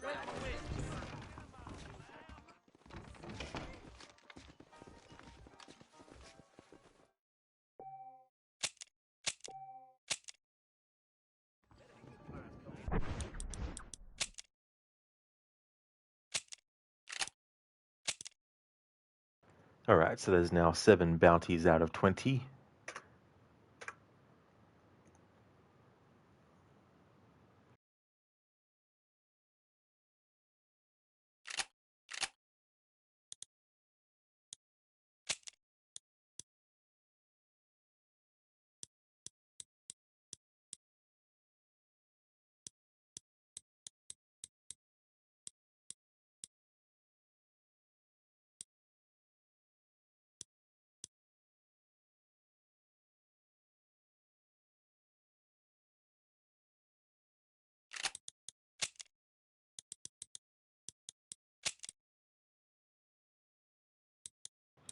Alright, so far there has been 4 executions achieved in this playthrough, and for that outfit, the Savvy Merchant, we need to execute 20.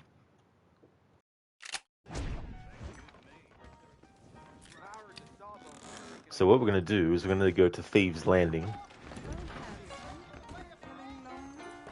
because we'll get shot at, and the ones that we get shot at we can kill without having any loss of honor.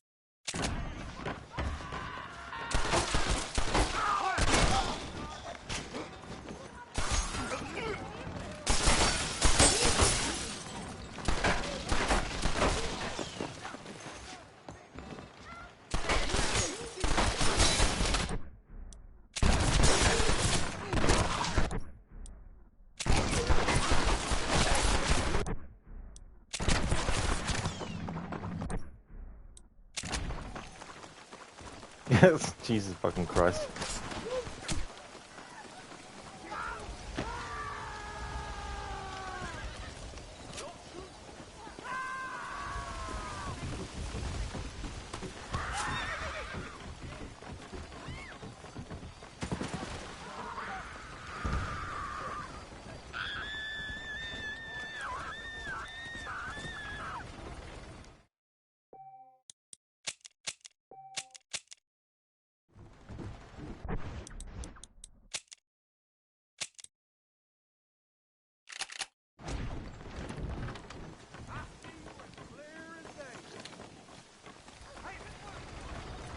Clear the slapping time, my friend.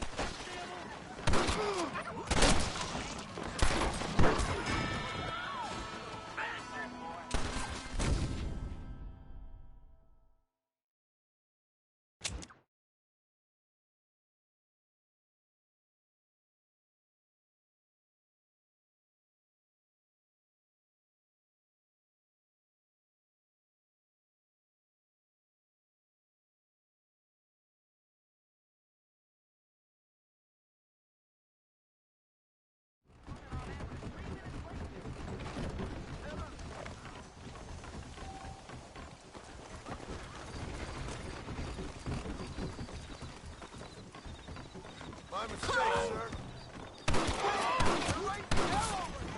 Follow me. I don't know why he's... I reckon...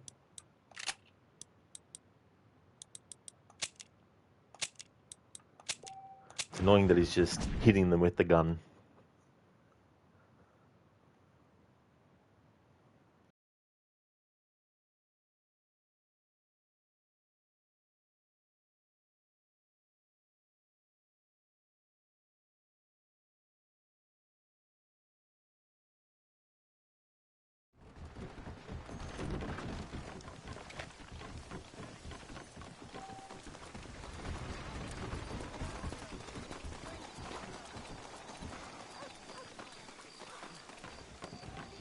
That deal almost ruined me.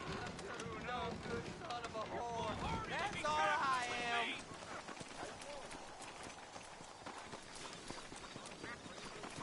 am. Yeah, see, that's what it was. Yeah, it was the wind. The wind did it. How's things? I swear.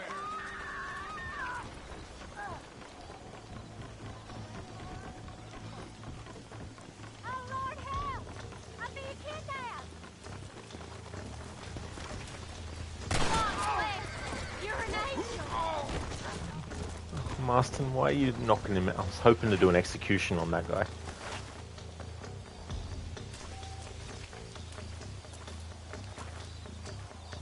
Carrie? No. We want to free them. Okay? Be a Christian and let me go, please!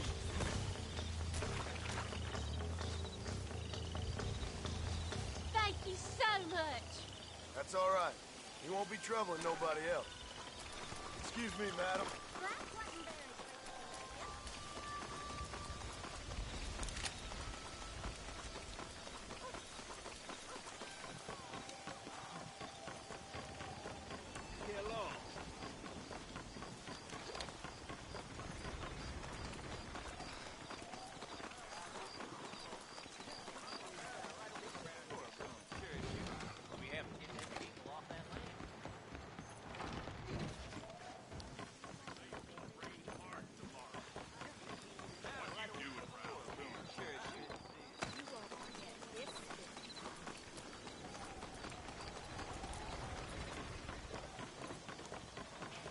Yeah, Kearney. Gavin.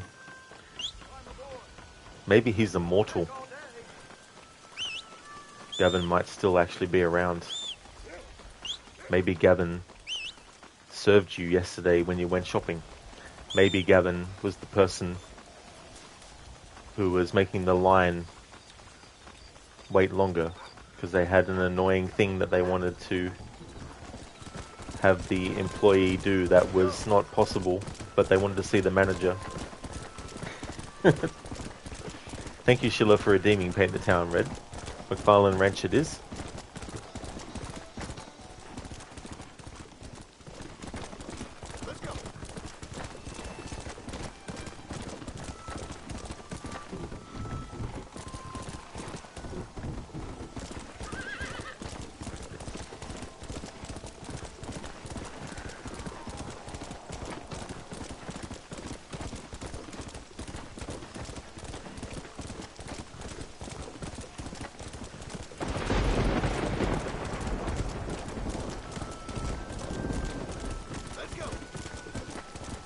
storm is coming to McFarlane Ranch, and not just a storm in the sky, a John Marston storm.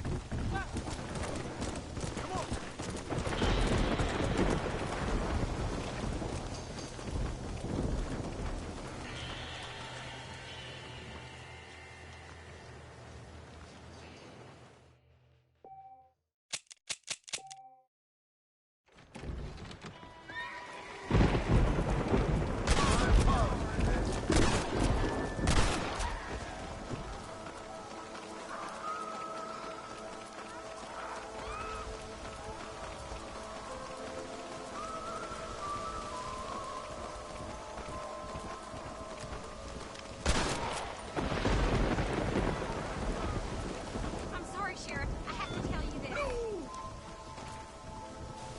You take everything so serious.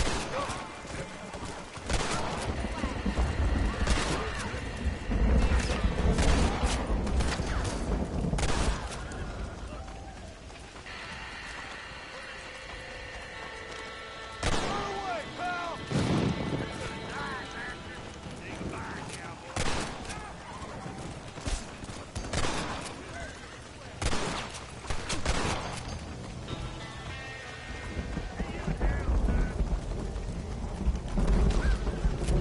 Tell him Marston sent you.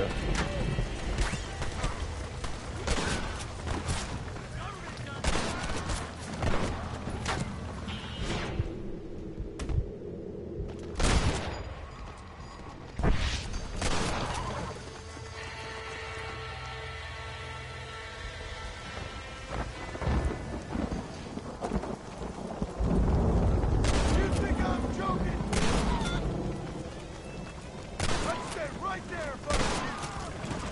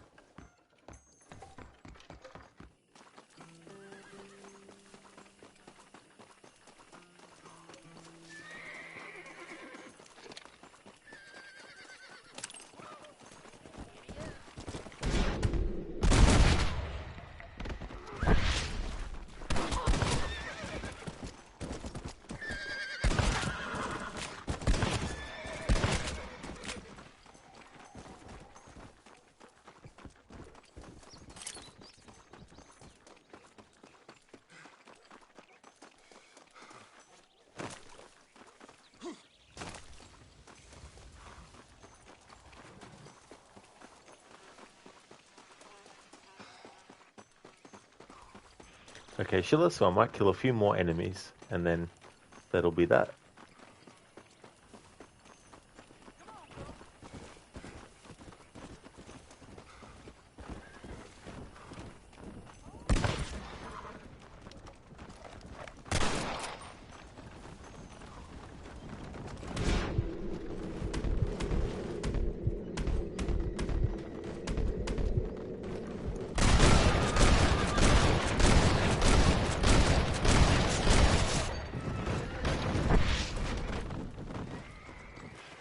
Yeah, Sheila, so much blood for the Blood God. So much that the Blood God won't know what to do with it. Thank you, Sheila, for redeeming that. So how would you like Marston to die, Sheila? What method would you like? I'm going to live with the burden to be responsible for that massacre. Alright. Can you throw him off a cliff? Definitely can. That's what we'll do.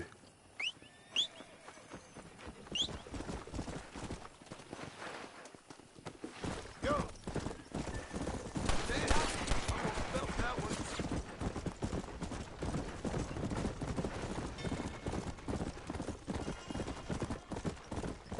Yeah.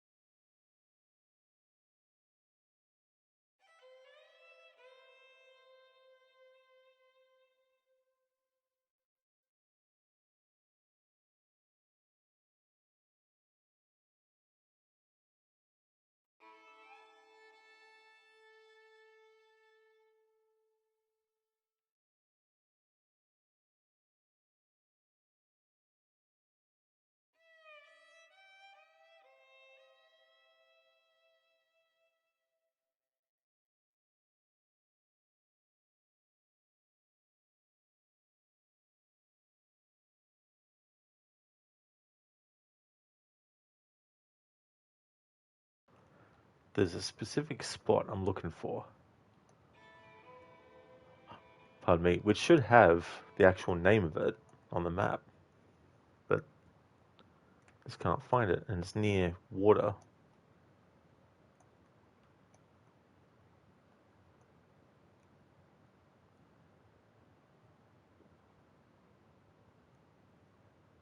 Ah, there it is. Mantanika Falls. Come on, come on. Idiot. That's almost got it, man.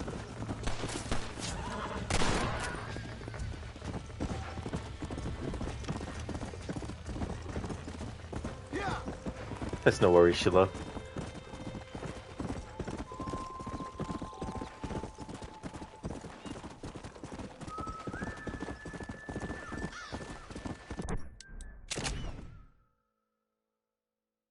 Let's fast travel to Waypoint.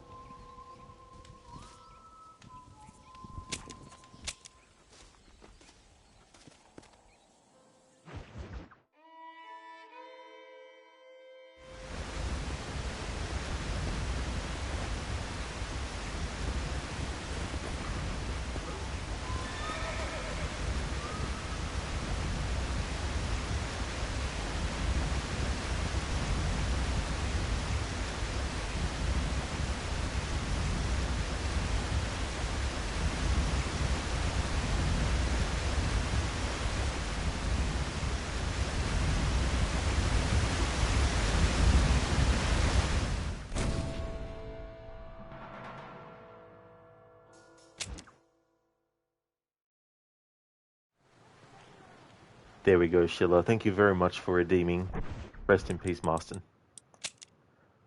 That's the non-canonical death.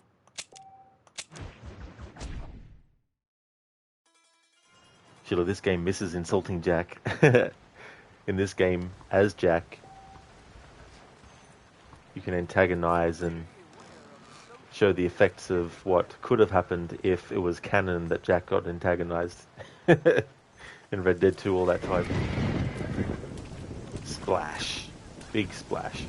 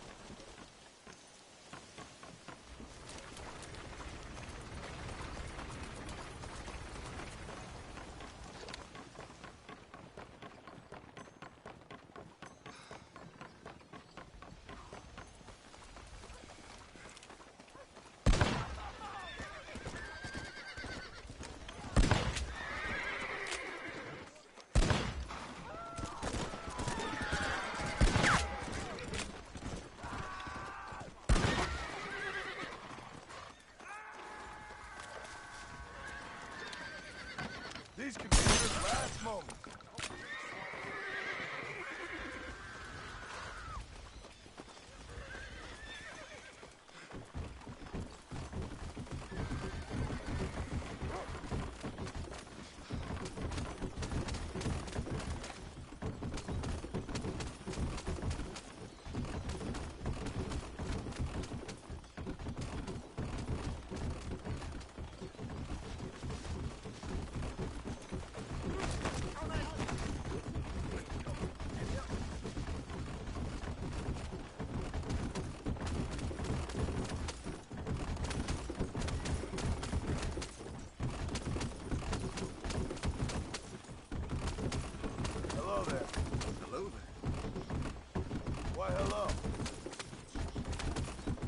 Howdy, mister. Giddy up. Hey, partner. Hello. Hello, friend. How are you, friend? Howdy, friend. Hello there. Hey, mister. Let's go. Giddy up. How are you, mister? Dear sir. Hello. Hello. Howdy. Hello, sir. Hi there. Hello there. Hello there. Why, hello. Let's go. Giddy up. Howdy, mister. Good luck with that.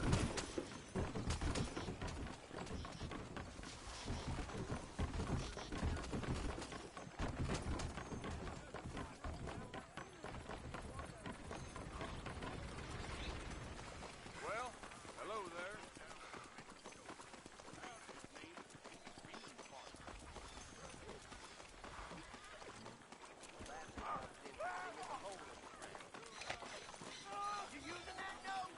No sudden moves now. Poetic justice. me, Cornelius, will kill you and Help me! Help me!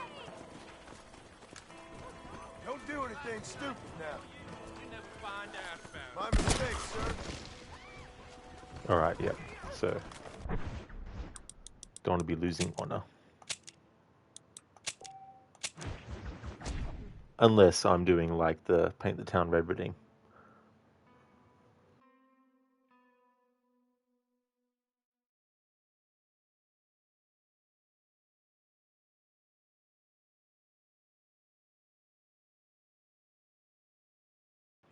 You know what? Instead of using Thieves Landing, let's actually go to a gang hideout. One that has a lot of cover. Hello. Get in. Bit of poetic justice, me, Cornelius.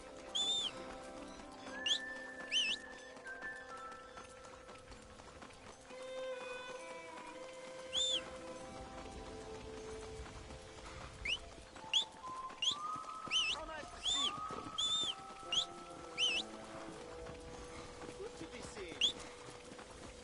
It's pretty cool. Remedy Entertainment is celebrating their 30th anniversary this year, and on Twitch, their official Twitch channel, they've been doing a playthrough of Control, and they've also had some of the devs who worked on various aspects of it on the stream as well. It's been fun to watch.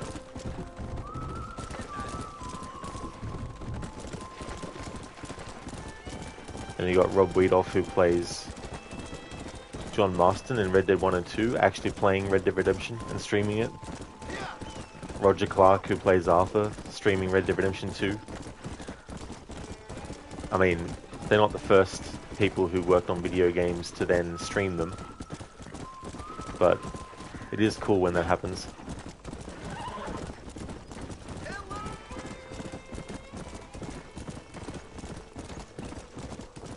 Now, if someone could just get, like, some of the actors who've been in the Assassin's Creed series that may not be too well known, except maybe outside of fans of their characters and stuff. But actors like Amber Goldfarb, who's played a lot of roles in the AC series. Some were main characters, like she played Aveline in Assassin's Creed Liberation. Ezio's first love, Christina, played her as well. Let's go.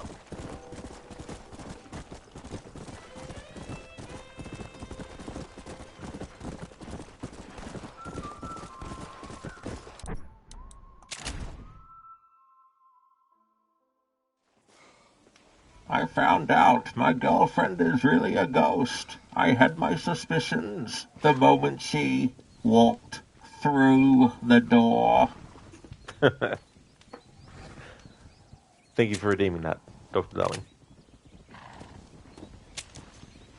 That's the best you can do on phone. That is totally fair. That is definitely a good one, though.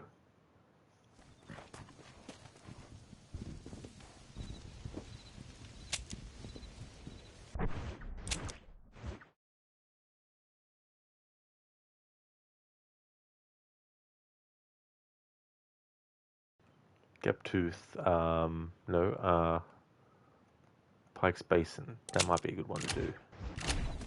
The execution's in.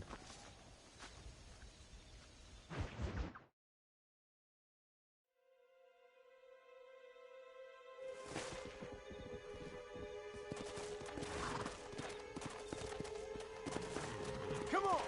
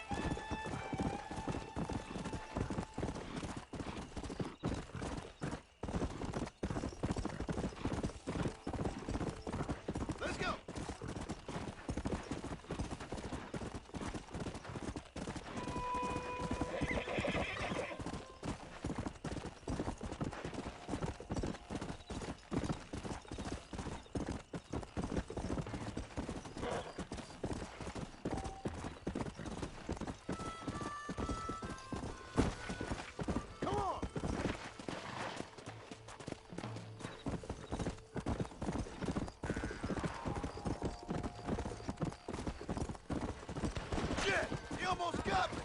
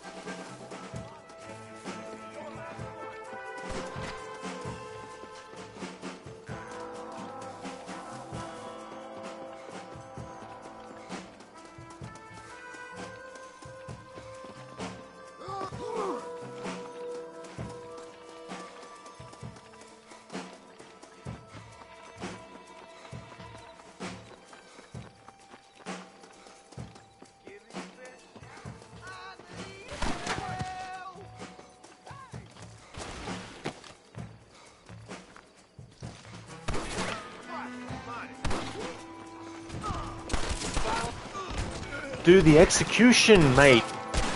Jesus Christ. I thought it was always if you went up to the enemy and pressed the shoot button without aiming and you were close enough, it would automatically do the fucking execution. There we go. Not the friggin' hit them with the gun.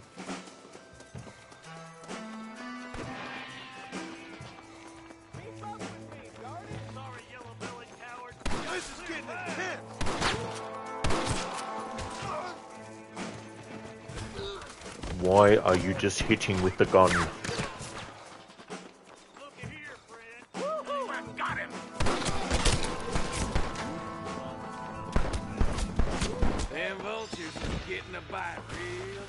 I don't remember this happening in the original Red Dead Redemption. Fair enough if you're, far away from them, but when you're literally right in fucking front of them and you press the shoot button without aiming, it should be execution every fucking time.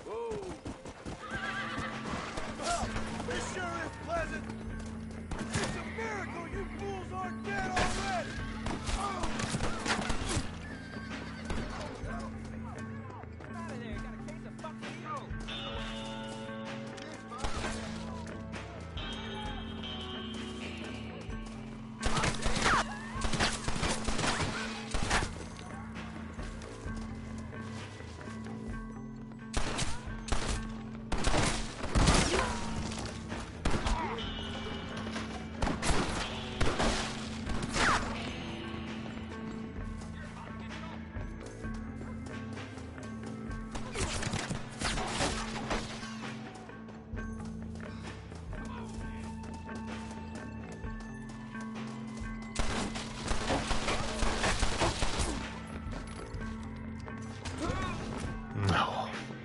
It's so friggin' annoying, man. I hate when that happens in games. I don't want to just hit the enemy over the head. We need to do an execution. Do you know how to do that? Game. No. Why are you hitting them?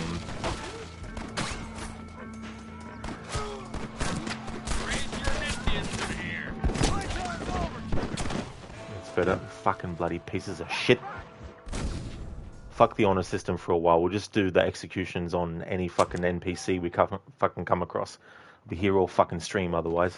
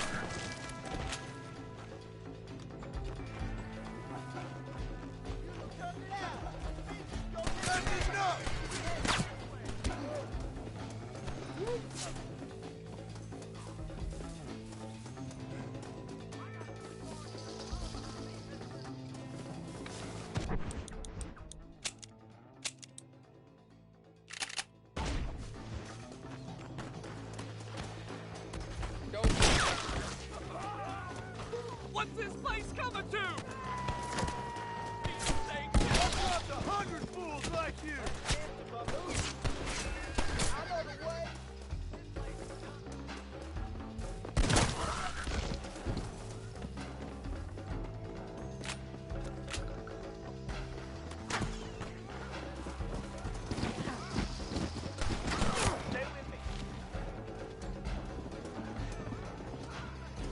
Go to hell.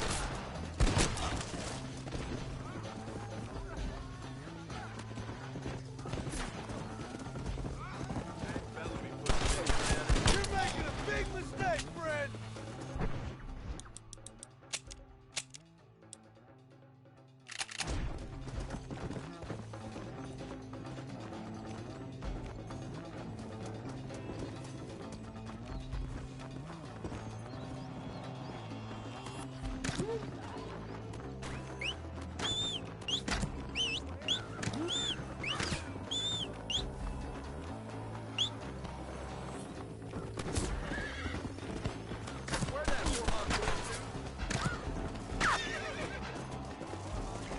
Let's go.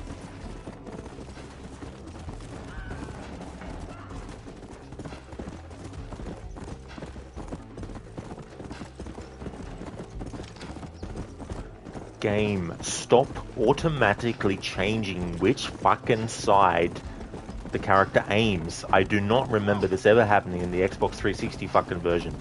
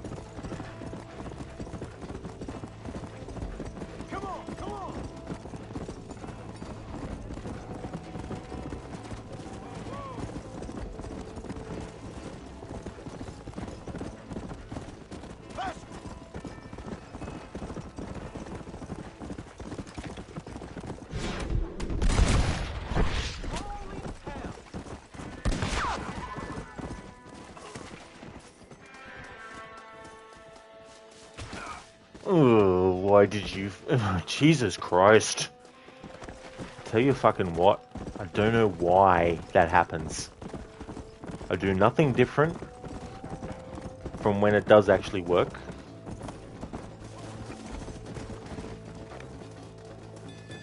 Without exception. Shit, there we go.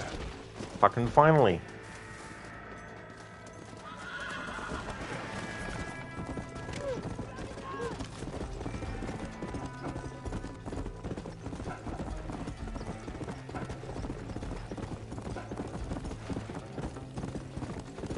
Yes, Apostle, I know. I need to save. No backseating, thanks.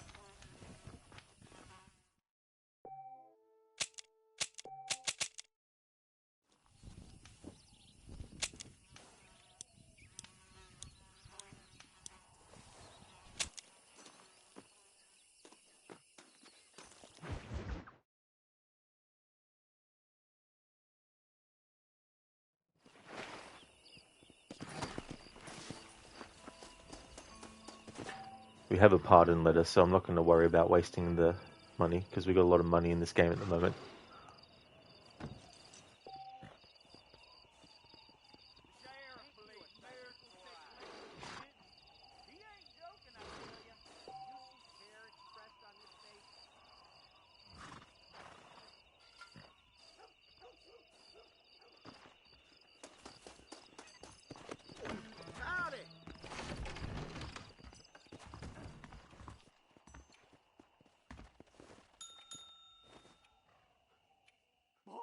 I've got a letter here that pardons my crime. This here is a fresh start. Don't do nothing foolish now. Well, hello.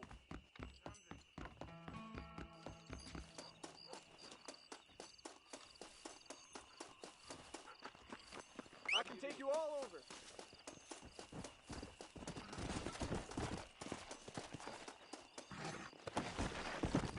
That's all good, Apostle. Yeah. It's just that sometimes it's obvious when you need to save.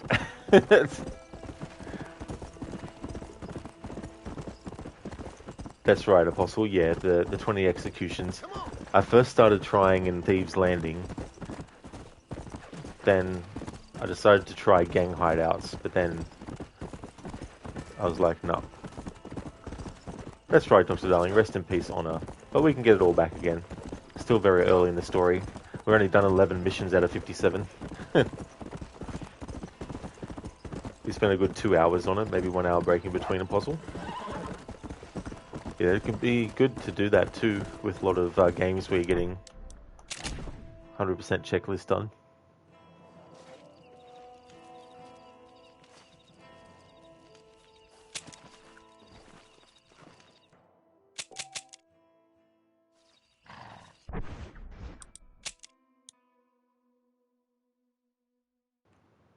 Alright, so win $1,000 total from gambling. We're definitely very far off from that.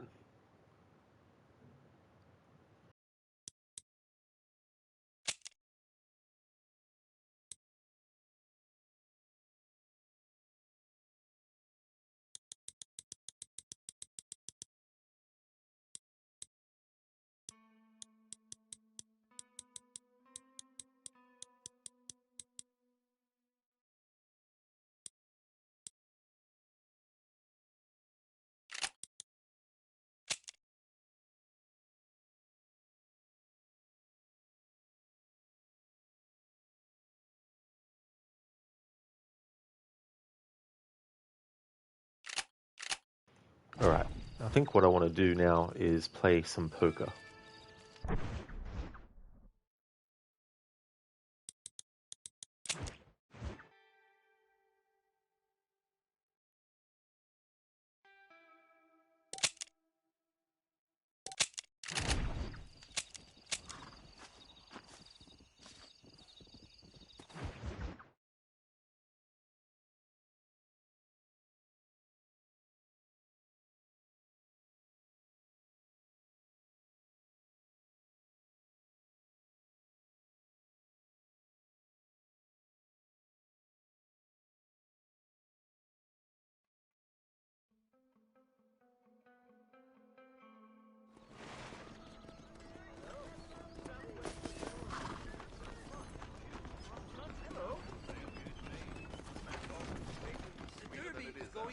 I heard that. Hello, handsome. Excuse me. Reyes is as revolutionary.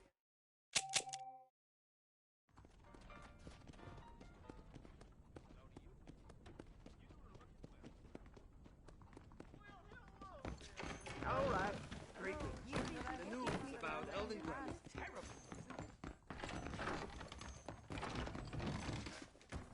Couple of hands couldn't hurt. The saloon's a great place to get to know it.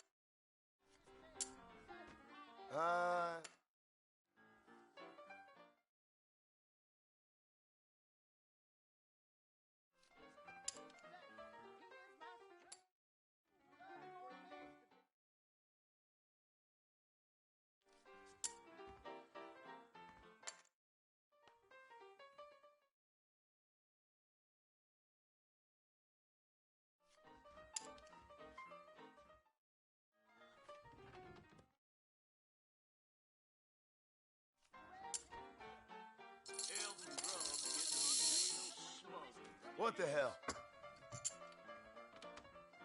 Looks like you might have me on this one.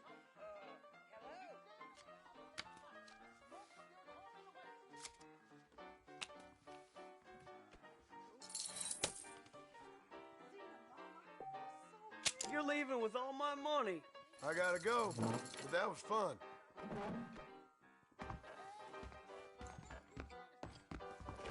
If my daddy had hurried up and died earlier, I might have been able to find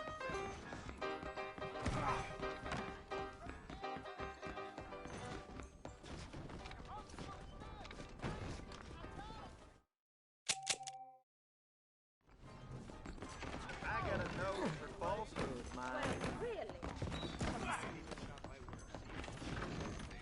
Unless you want to start working for Don't see why not. Keep John as far as possible from the governor's mansion. Quit your jawing. Sounds good to me. And I'll raise you. Who invited the lady? I'm gonna fold.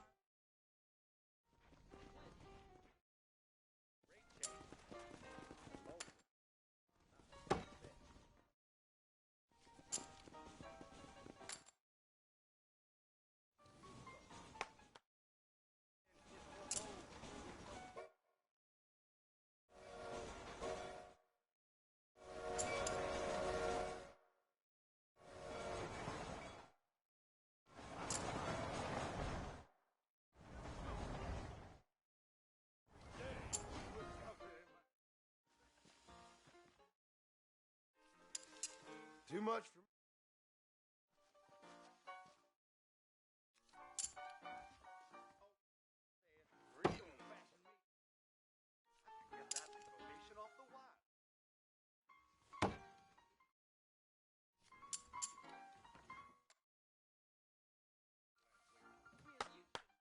Apostle Dylan not giving you the best of hands, no. And I don't really know too much about poker and stuff, so there might be some times where you see me fold when I could have had a good hand, but I want to try and just do, if I see like I've got like 2 aces or something.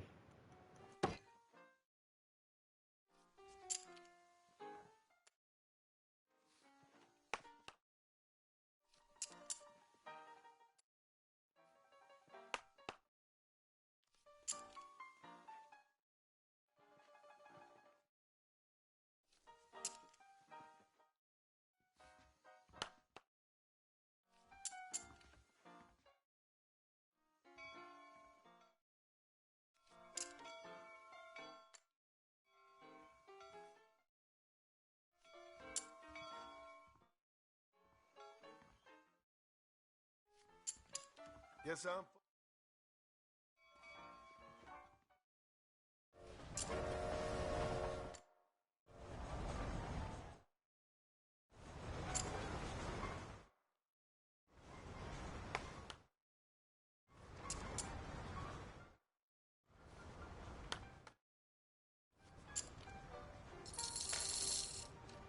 Sure. Water just keeps on getting bigger. Damn.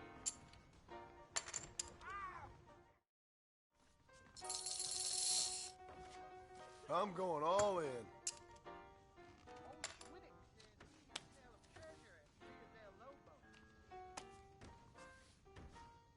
Shit.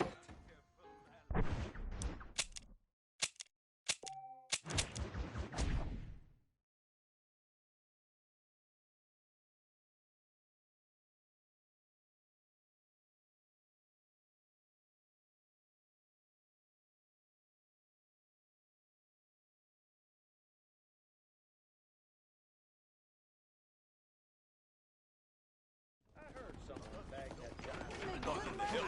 Hell overcharges to shoe a horse. Easy, partner.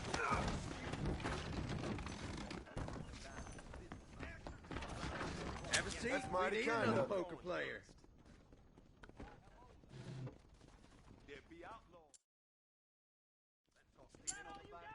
I'm done.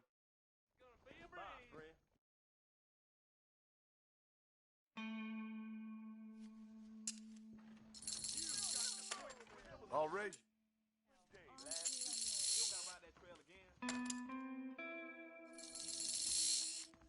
Bet.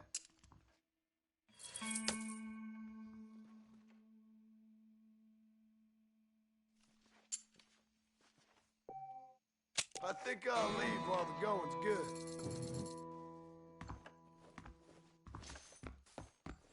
A man like you needs a woman like Wild me. horses on the plain. Right for the foot. You mind if I sit on your Son, going on about his damn campaign again.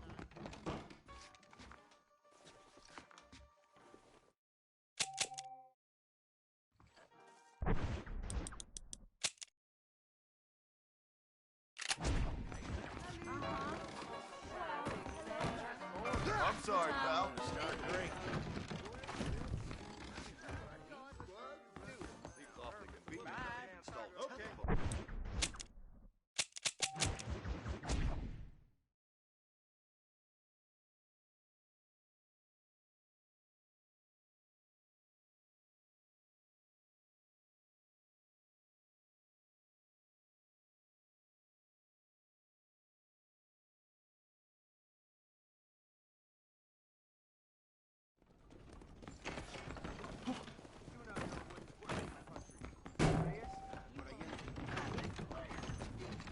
Don't see why not.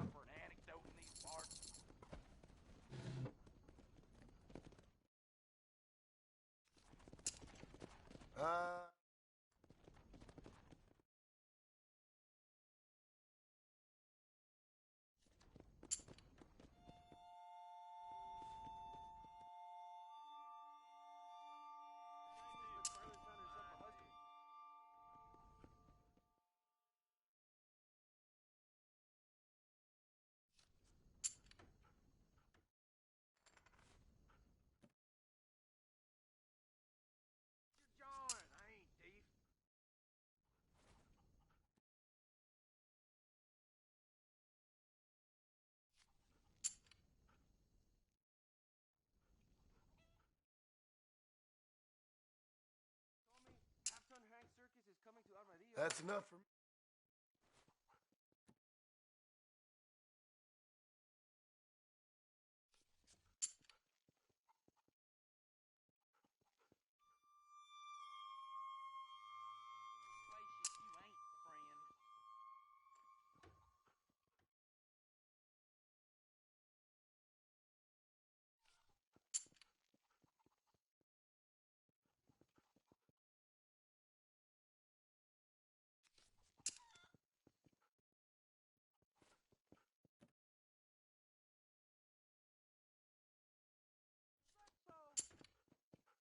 I'm gonna fall.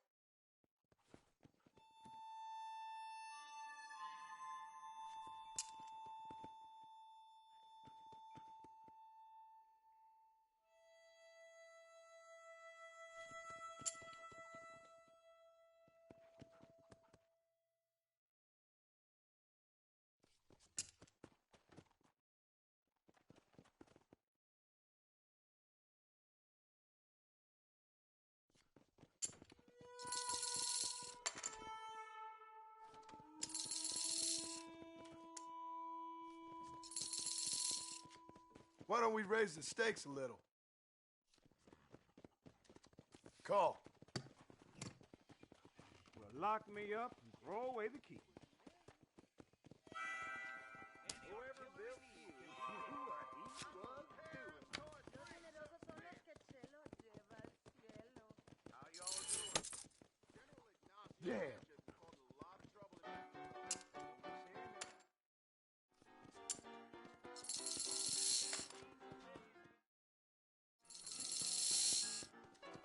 Holy.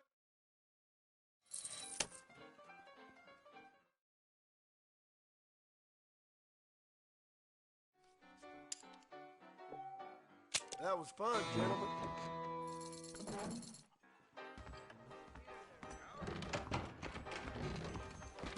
You want to spend some time with me?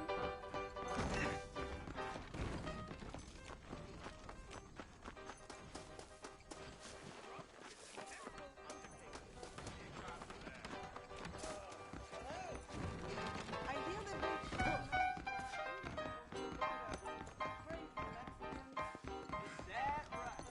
Howdy.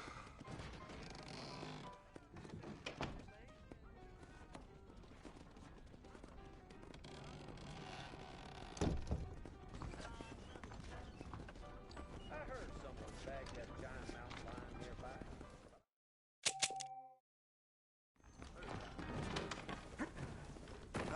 I do beg your pardon.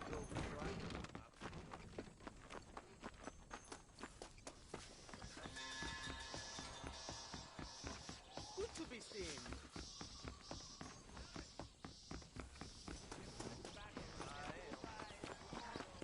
Old Jake Mazansky's laid up, I hear.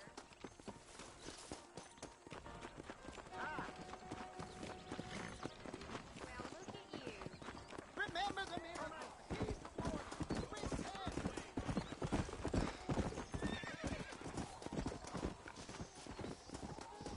Let's do another bounty since one's popped up.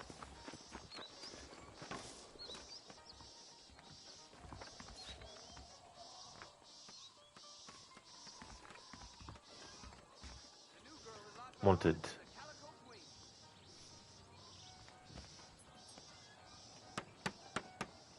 Excuse me. Wanted. Clark Hatfield, Treasure Hunter Gang, Assault. At Mercer Station. $160 alive, 80 dead.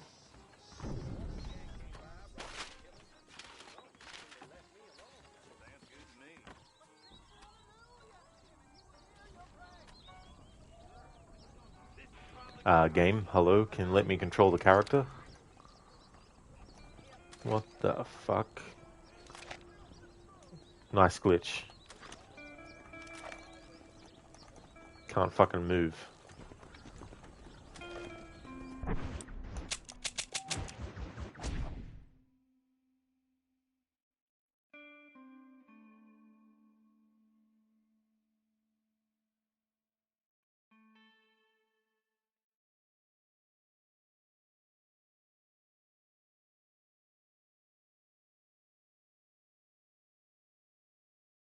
I knew she was a sawyer dove.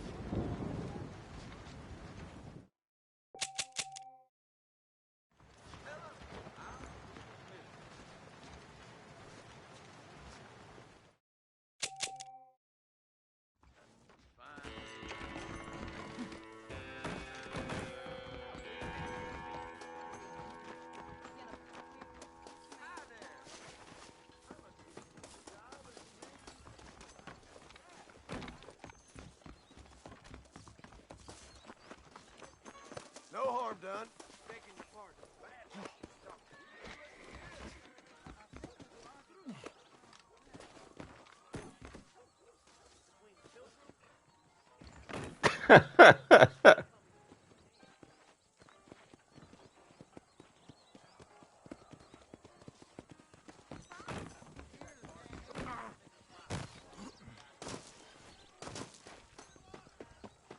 You're going to make me late.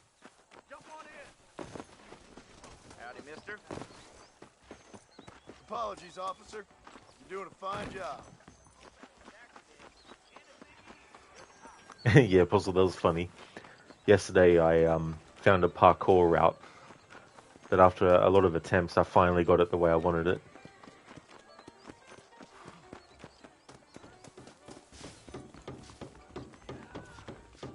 All right, my friend. Hello to you.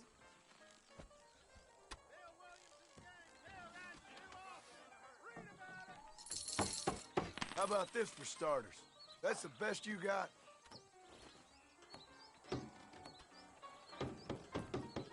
Oh, damn!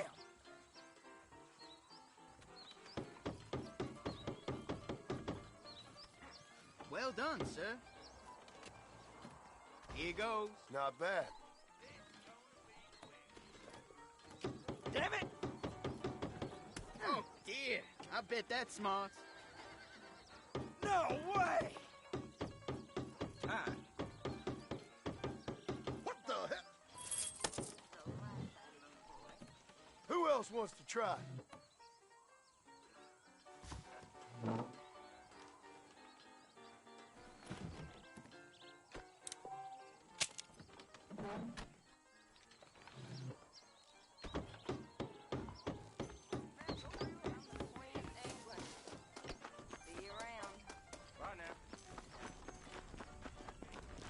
I think it's probably best to wait until we get to the point in the game where I can enter the high stakes poker in Blackwater.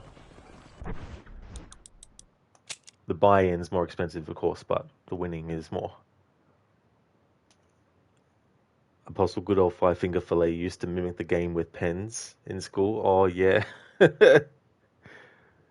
Yeah, I think I remember that happening one time as well.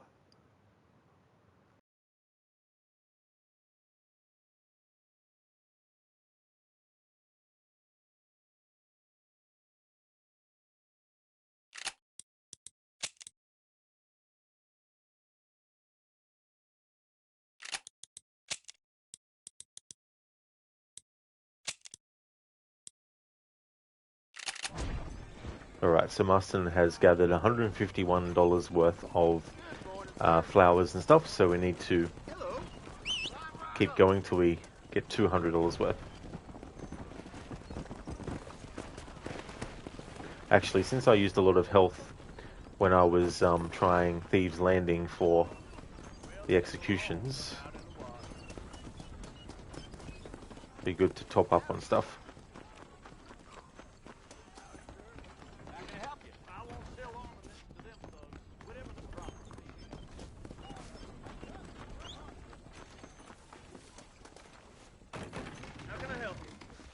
Dear sir, hello. I keep foreign and Jewish-made goods out of my store. Help our American families.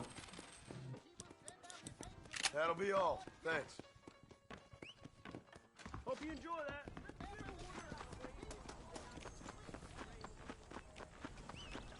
I wish I was dead. Hola. Howdy. Howdy, mister. What about enough of your gambling?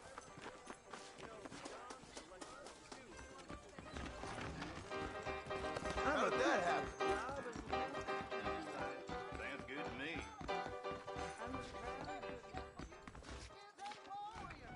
When you die, you should request that you be cremated and your remains placed in an hourglass. In this way, you can always be included in family game night. Thank you, AC, for redeeming that as an Arnie impression. That's a very good public service announcement. I sure hope the Federals take over so I can put my feet up.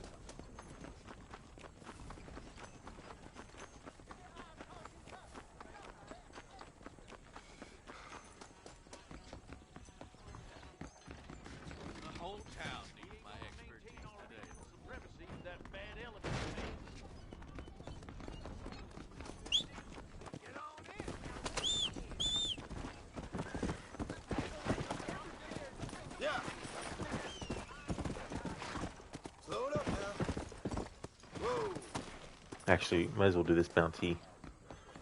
Now this time, hopefully the glitch won't happen. Wanted, Cody Whitlow, Walton's gang, property destruction at Mercer Station, 40 alive, 20 dead.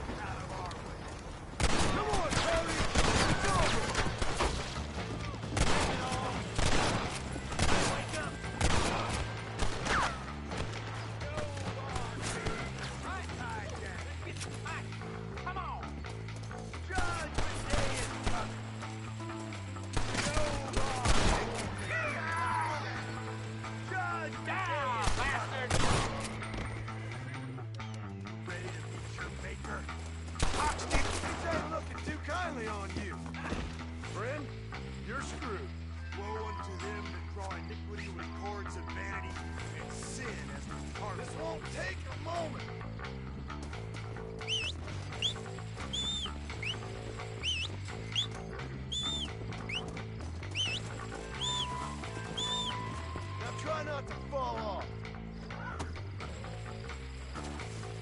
Let's go.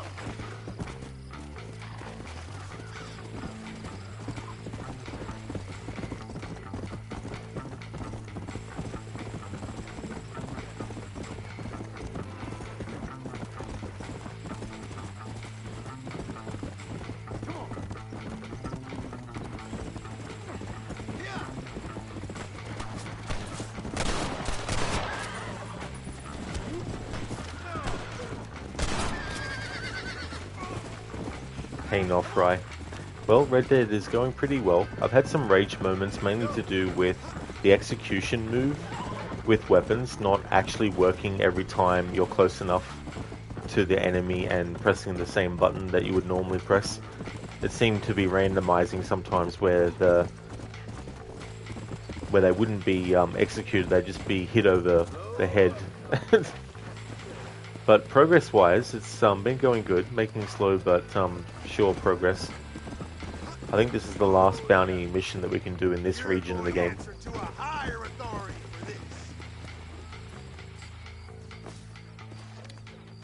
found that no good piece of dirt. Thank you. I'm a terrible mother.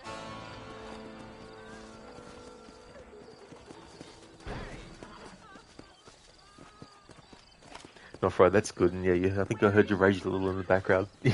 Yeah, because I had to get 20 executions for one of the outfit pieces. And I tried to go to Thieves Landing, where, depending on what outfit you're wearing, they'll shoot at you, and so you can defend yourself and not lose honor. And then I tried going to a hideout, and then I was like, fuck this. Whatever honor I lose, how much money I have to pay in a bounty doesn't matter, because I had like a pardon letter anyway, so that worked out well.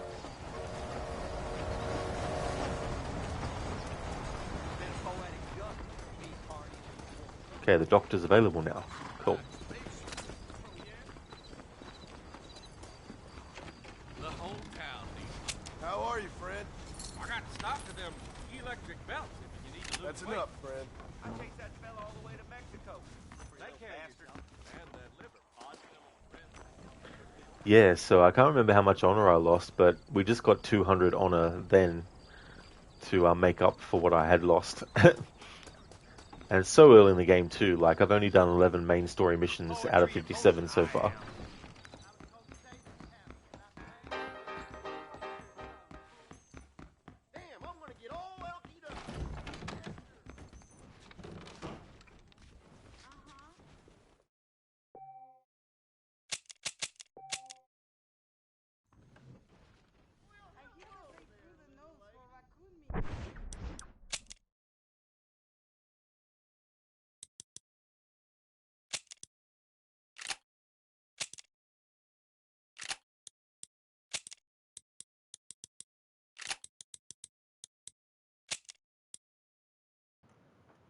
Alright, so we've now done 8 bounty hunter missions, and I think that might be the last one in the New Austin location.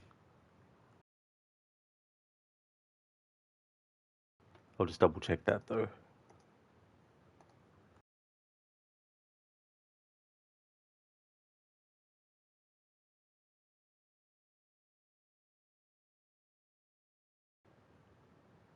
Yep, so for 100% completion, 8 bounty locations must be completed in New Austin, which we've now done, 8 in Nuevo Paraiso, and 4 in West Elizabeth.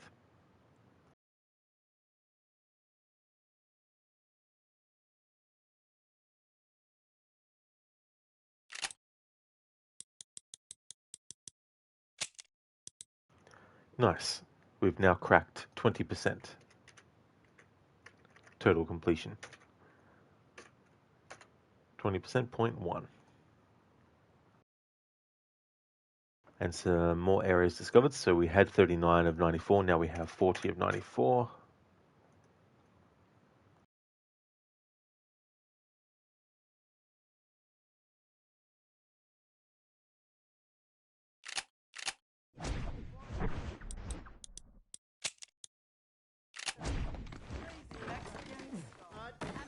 Careful.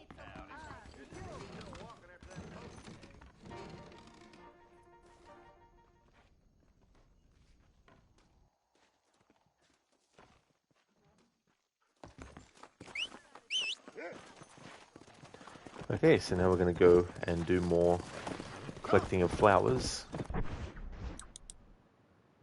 So let's use the survivalist map to make more of them appear on the mini-map quicker.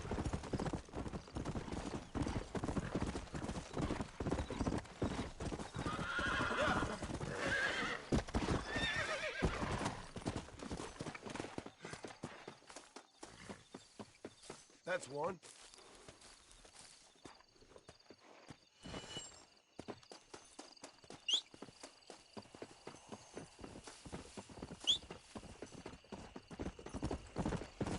Come on.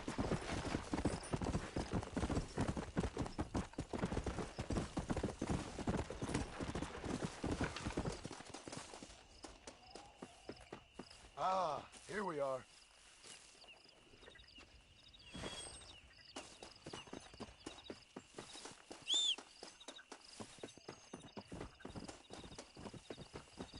I'll be having that.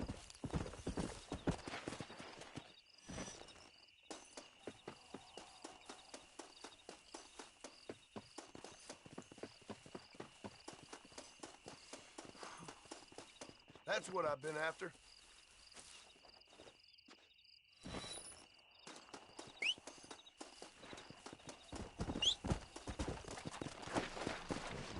Yeah.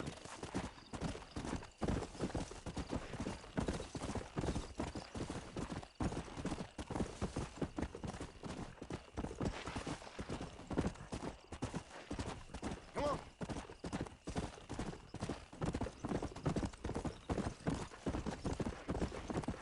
Yeah.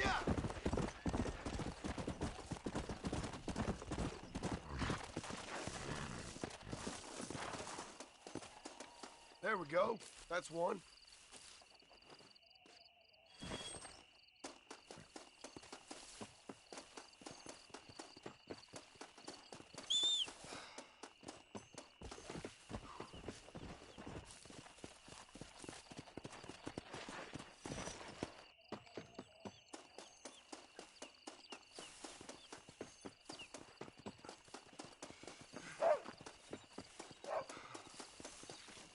Might as well.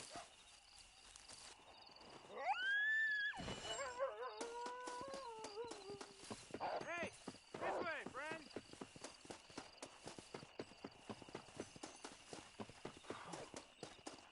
Perfect.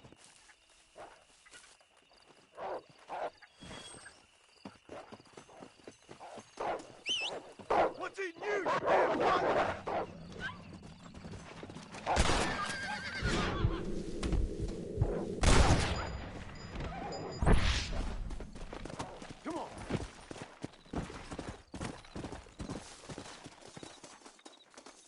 This looks like the one.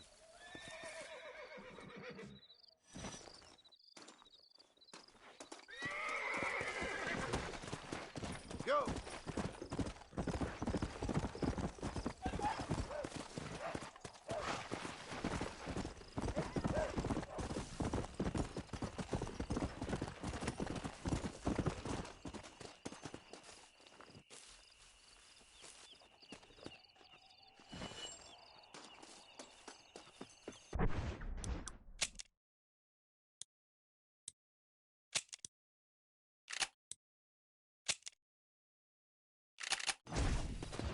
Come on!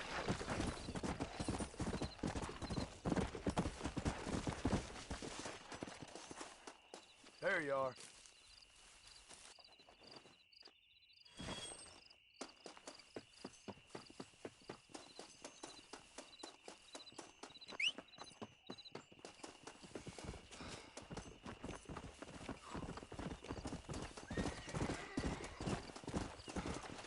That's the flower.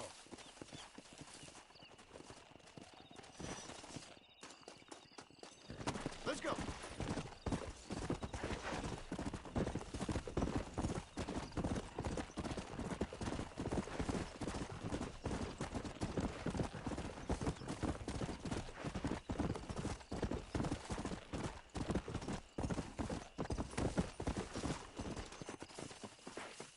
That's what I wanted.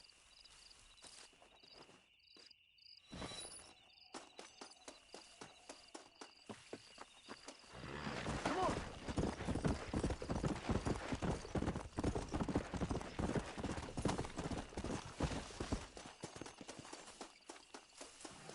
There we go.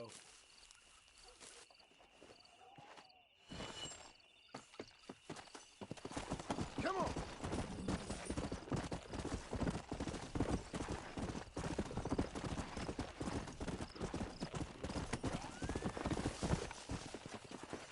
You little beauty.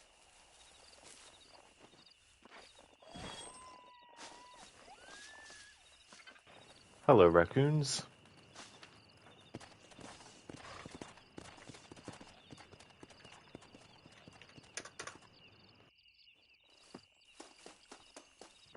Let's go.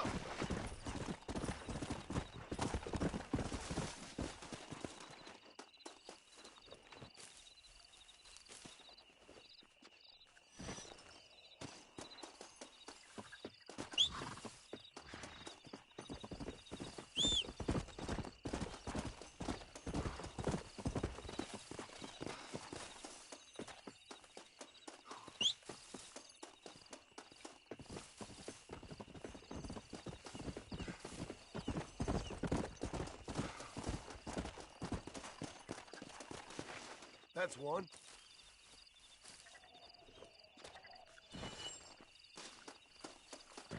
Let's go.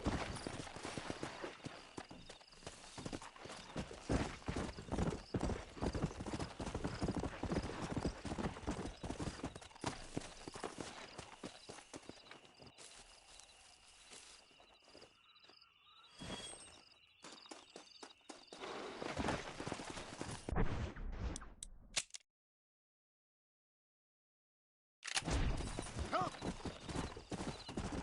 Hey, stop! I need help. Slow up.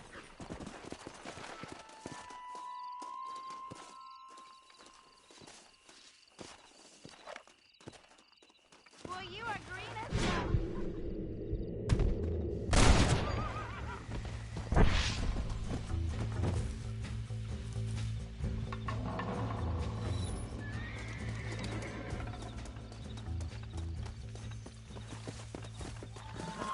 If I wasn't going to hell before, I am now.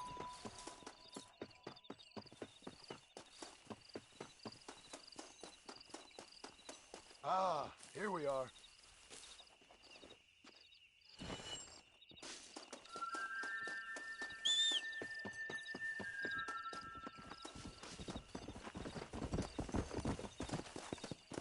Yeah.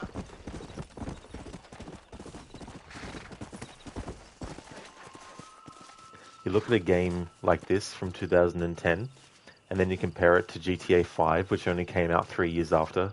Such a big, massive difference.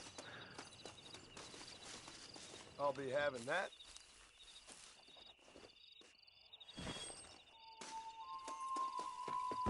Come on!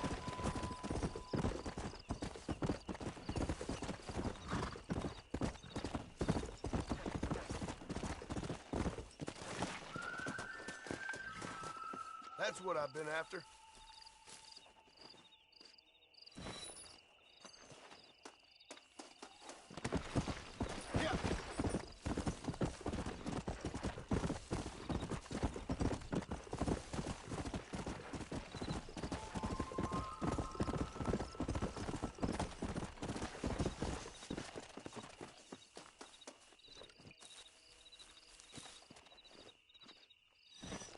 Hello, Spectrum.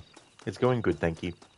Currently going around in the game world to collect $200 worth of flowers and getting close to $180 worth.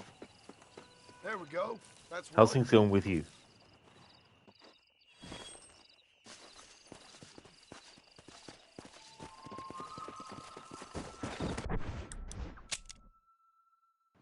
There we go, 180. So just $20 worth more.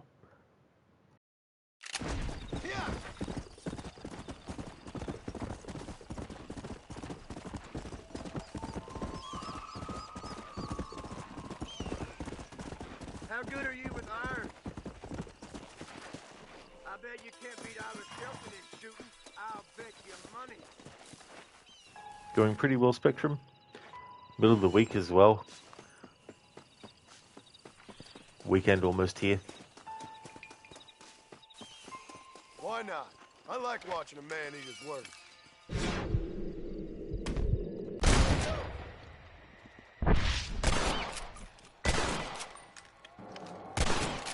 See? That's how you do it. Ain't that... All right, here's your winning.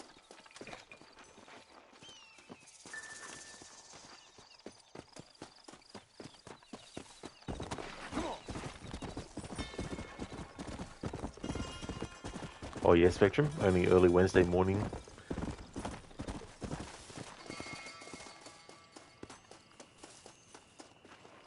Here it's just past 6:30.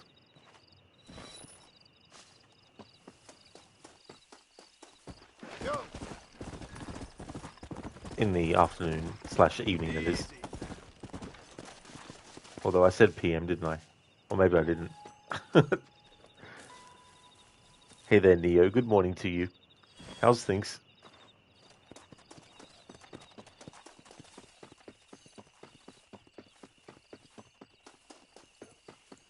Might as well.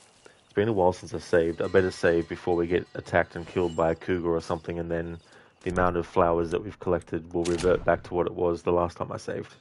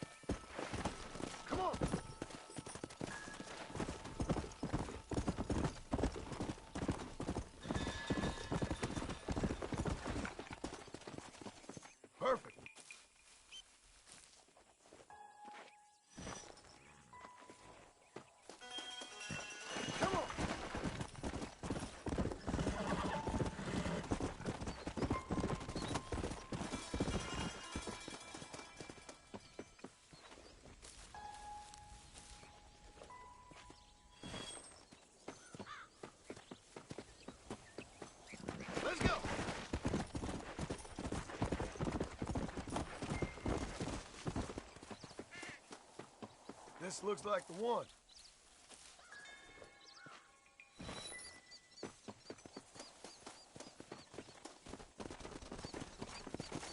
Let's go.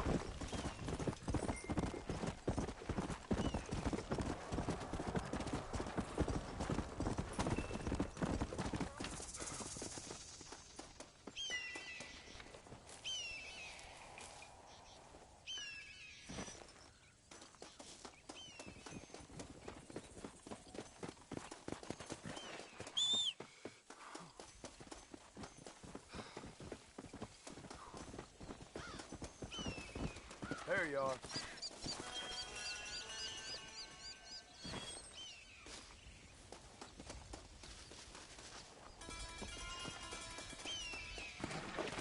Come.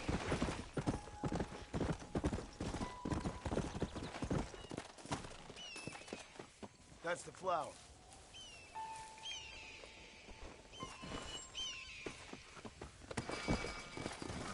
Yeah.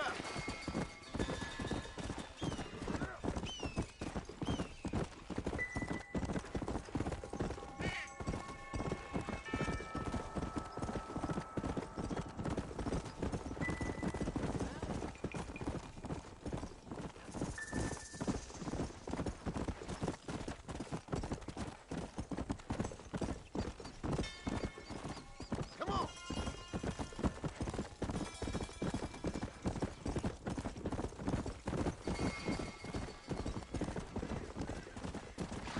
Whoa.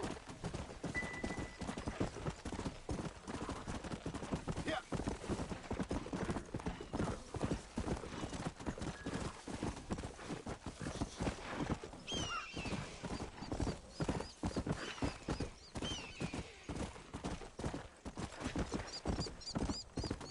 Come on.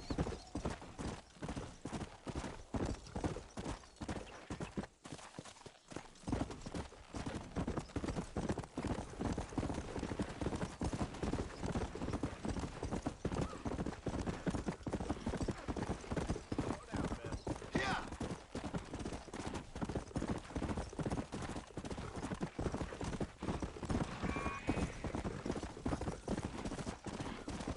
Howdy.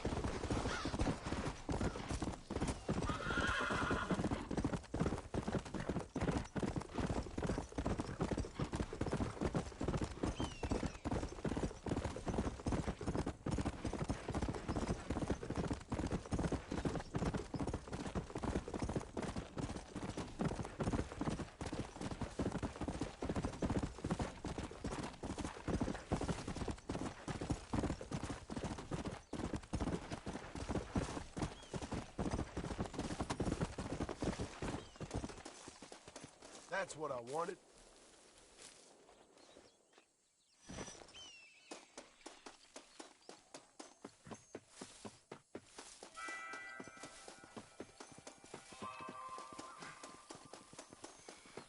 There we go.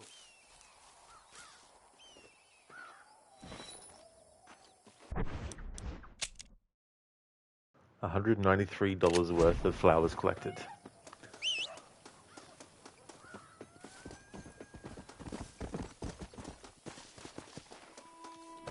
Come on.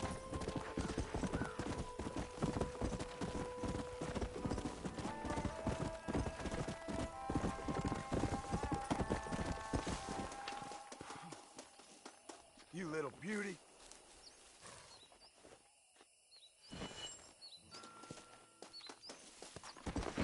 Neo, you make iced coffee after you wake up and now you relax to watch me. Awesome, Neo. That's great. Thank you so much for watching the stream, especially when it's not long since you woke up.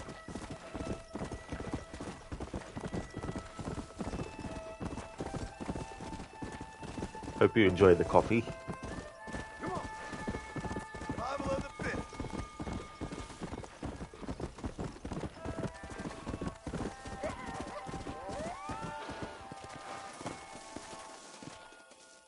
That's one.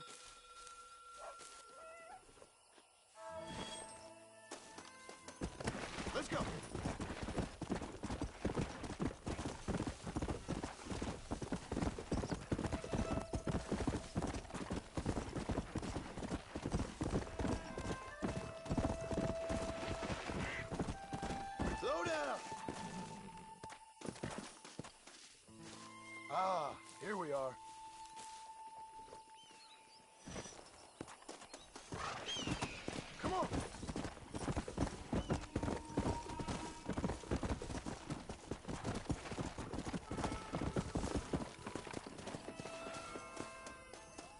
be having that.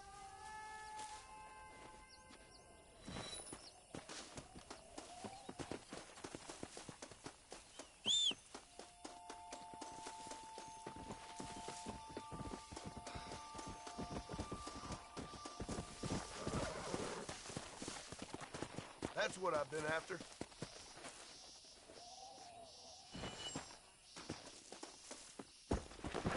Come on. Hey.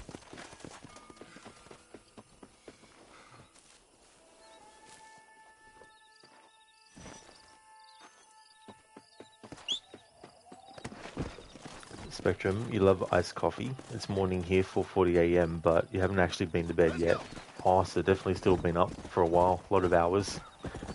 Well, hopefully when you do get some rest, you get some good sleep. Neo, this game and Elder Scrolls Oblivion are your favorite games. Oblivion, you have almost 1,000 hours. Oh, very nice. That is cool to have games like that you really enjoy a lot, put a lot of time into, and always can enjoy on replays.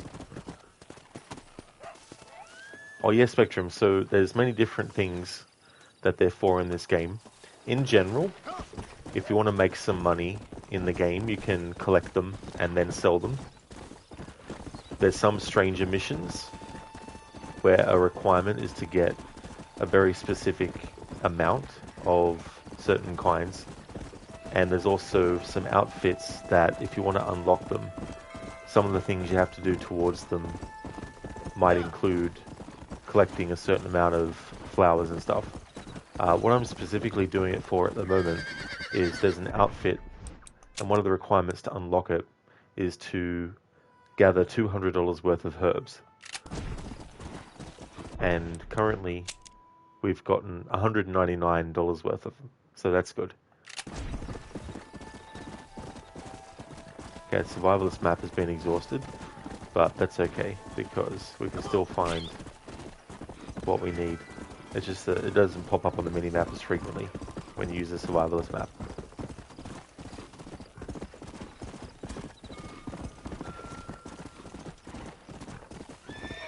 You have such weird hours, Spectrum. Oh yeah? Yeah, I mean that can be true too. I mean in seriousness as well. Especially, unfortunately, if you have any sort of like sleep-related, issues, or just in general, might not have gotten some good sleep, or you can't even get to sleep. Poor horse ran smack face first into that huge cactus. I didn't even notice. Damn, that would have really, really hurt, to say the least. There we go.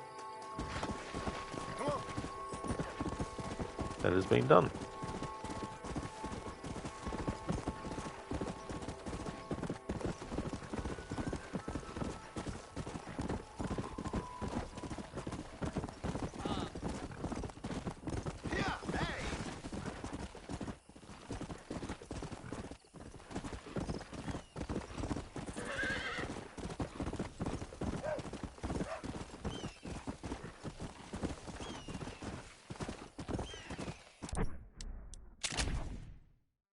Spectrum, you have a few chronic illnesses causing pain and fatigue, conditions rather than illnesses. That'd be frustrating as well with the pain, which in and of itself is bad enough, but to have other things on top.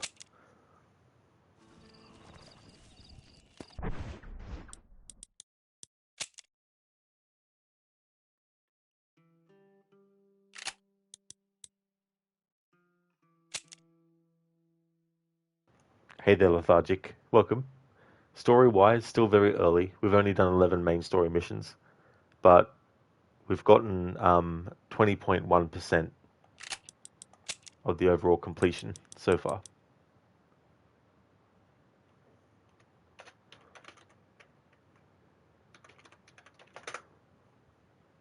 How's things?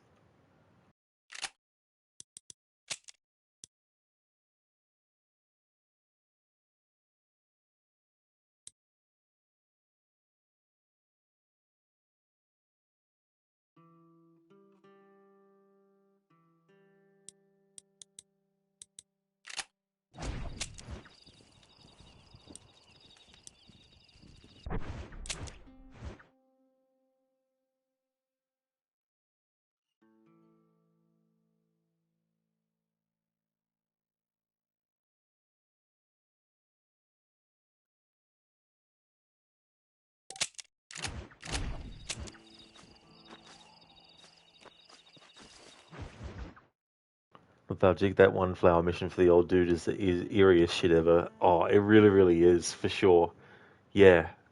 I think that was probably the second Stranger mission I did when I first played this.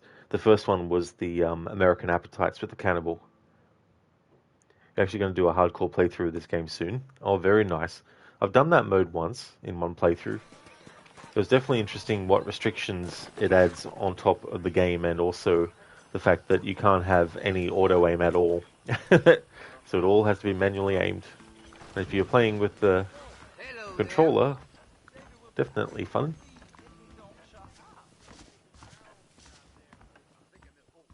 Somebody gonna come boil this town. Howdy, mister. As you can see, I carry the finest artillery.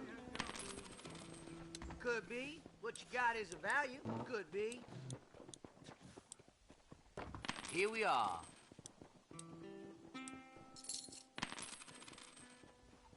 That's what I've got for sale. Alright, so we've bought and sold at a gunsmith in Thieves Landing and in Armadillo as well.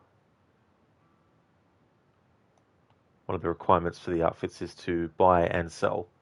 Or is it just buy or sell? Or buy or sell items at every gunsmith. Alright.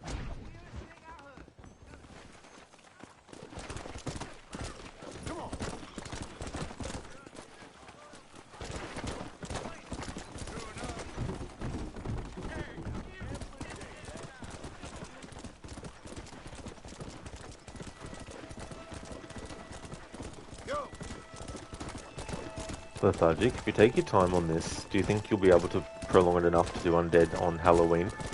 I'm doing Undead Nightmare in October, but it's separate to this playthrough, meaning that the timing of it will just be when I can fit it in. The priority games for October to start with are Alan Wake 2, well, Alan Wake 2 and Alien Isolation. And I've got a rough order in which I'm doing them and days on the week in which, but that could change as well.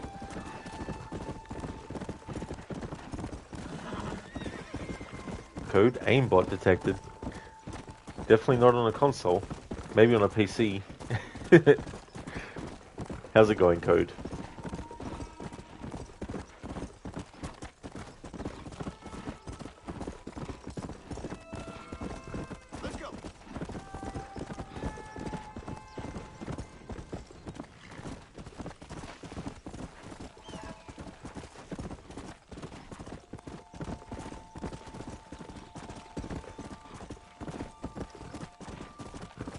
Alan Wake 2 is going to be a big playthrough in October because I'm playing through the game from scratch, from start to finish, doing the DLC as they become available in the narrative and branching off and doing them, and then starting the game again but on New Game Plus mode so I can cover all the changes in the story that only happen on that mode and the true ending you unlock on that mode only as well.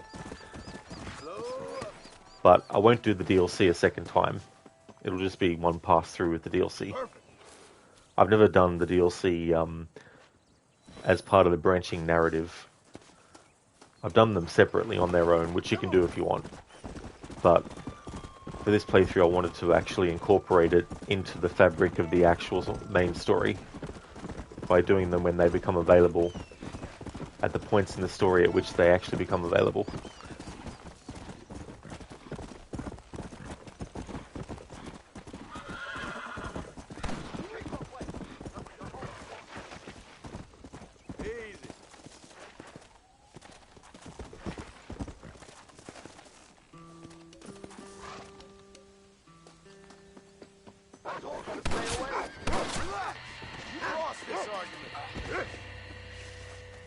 I can't say I am locked, friend. Just take what you want and leave.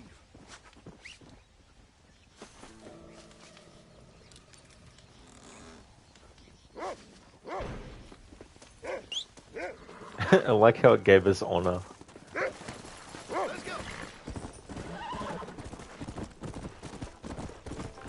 Let's go. Lethargic Undead Nightmare is probably the best DLC. If you've ever played that in Season of Infamy in Arkham Knight. Oh yeah.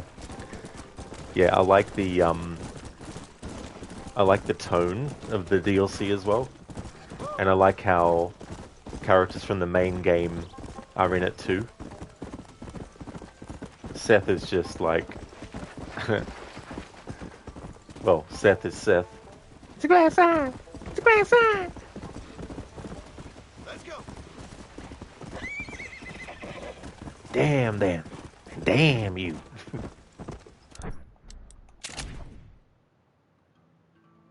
I need some map, partner. I needs it.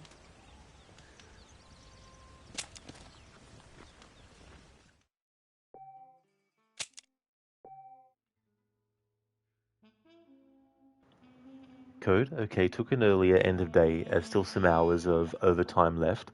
And Dad update, after 72 hours they got the phone call from hospital. Now they will be adding new meds for a few weeks and plenty of tests which will not show anything. Yay, before they even let us see the docs. Oh, do you mean like doctors or documents? Hopefully those new meds will actually do good for your dad, Code. Hopefully they do what they need to do as well, and that your father's able to have a really good recovery as well. And that's a long time though, you know, like a few weeks worth, and all the tests and everything too. Be frustrating not to be able to, you know, see them as soon as possible, like as soon as they're available. Lethargic, get him, Moses. Seth. Hey, Moses. I think you done pissed yourself.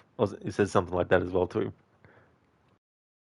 I mean, that's not in Undead Nightmare, that part that I just said, but in the main game. But yeah, it's funny when you see Seth trying, like, with the zombies dancing and playing cards with him.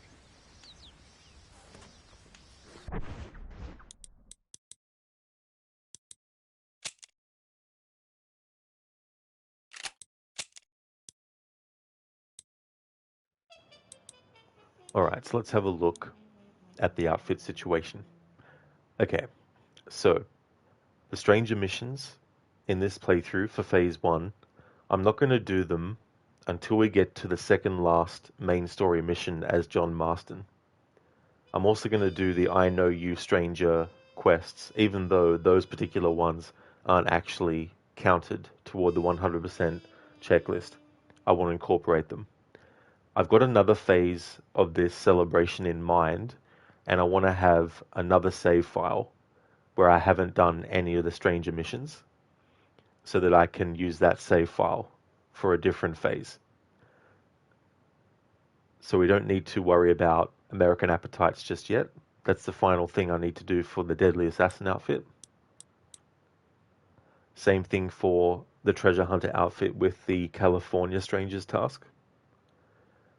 Scrap 5, complete Gap Tooth Breach hideout. We haven't gotten to the point in the story yet where that actually becomes a hideout for gangs. Expert Hunter, Scrap 2, kill a cougar with a stick of dynamite. I currently don't have any dynamite. And Stranger's task, Daedalus and Son, again, will be done when we get to the point in the story where I want to actually do the Stranger missions for this phase. Savvy Merchant, Scrap 1, win $1,000 from gambling. I'm going to wait till we get to Blackwater in the story, so then I can go and play in the high stakes poker to go towards that. Buy or sell items at every gunsmith. So we've been to Armadillo and Thieves Landing, which at this point in the story are the only two places we have access to buy or sell from gunsmith. And of course, Scrap 5, complete the Prohibitionist Stranger's task. We'll do that when we get to the point in the story where I'm going to do all the Stranger missions for Phase 1. Code Doctors. It should regulate more heart to not go over happy with rhythm issues, but it's one of the strongest doses, etc. you've even heard of. Oh, really? I mean, by that alone, that's definitely something to show how severe it actually is as well. And getting that care and being able to get what you need and be able to have a quicker recovery. So hopefully all that falls into place. Hey there, Anmita. Welcome back from your lurk. Hope things are going well.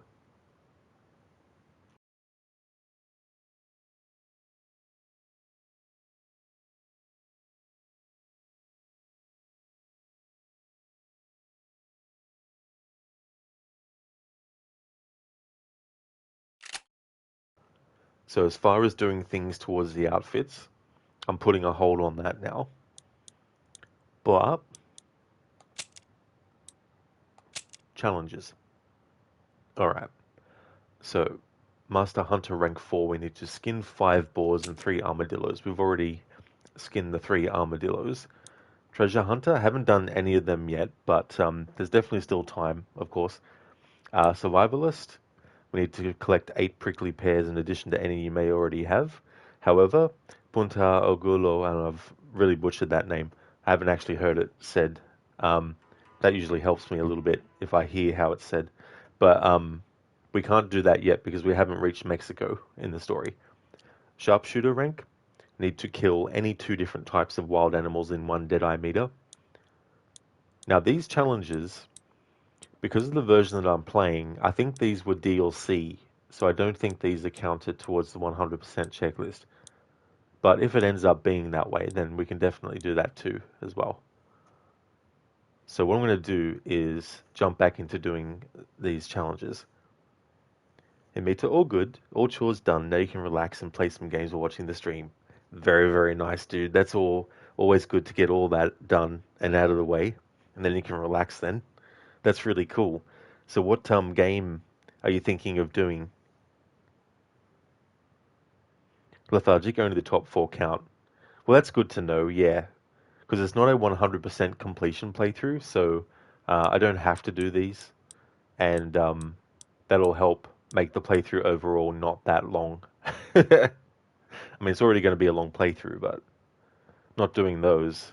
So it's just the checklist. I don't have it in the stream title because I wanted to cut down on how many words in the stream title I had. And what I've got there is enough already to try and make it visible at first glance as well. So I've just got 100. So it's not doing anything that isn't part of the checklist. And that includes, of course, any multiplayer achievements or any achievements in general as well.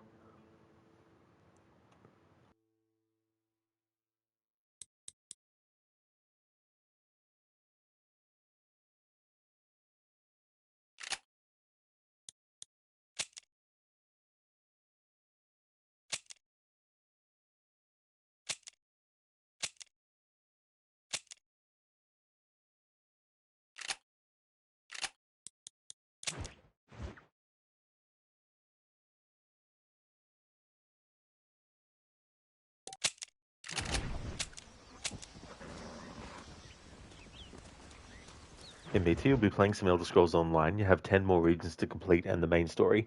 There are more regions, of course, but they are DLC content, which you don't have yet. Oh, that's good. That's good that you're going to be making more progress towards that as well. So how many regions have you done already, roughly?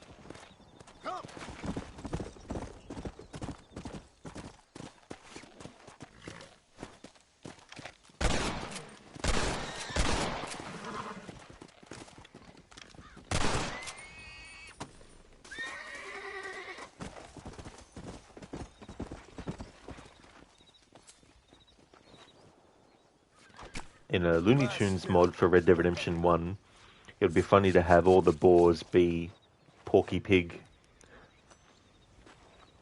all the rabbits be Bugs Bunny, all the coyotes be Wile E. Coyote, all the birds be Tweety.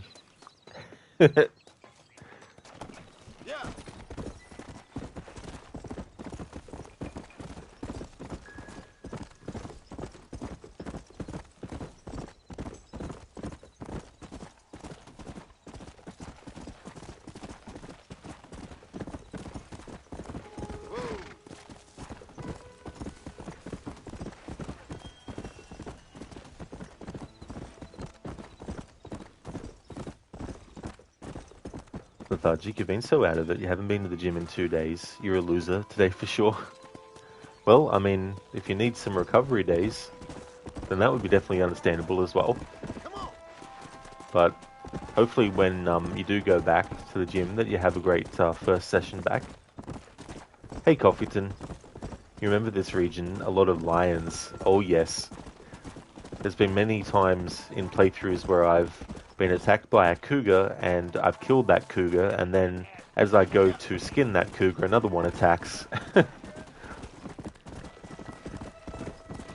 Earlier in this stream, actually, there was a guy being chased by 2 of them.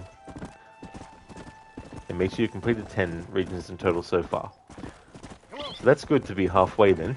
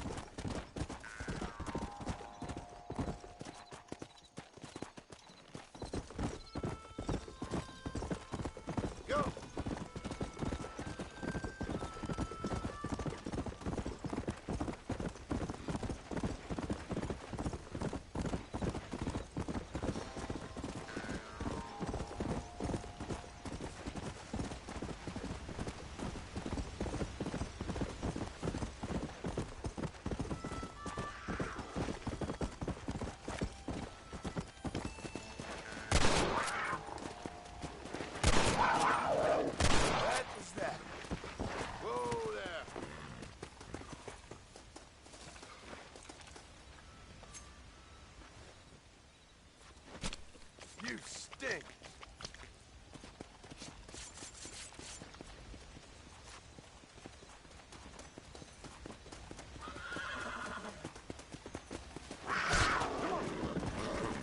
Had a feeling that another one was going to turn up.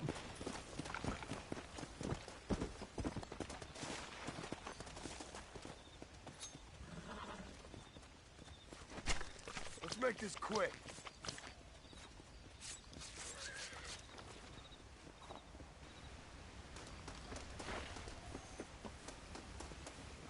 Let's go.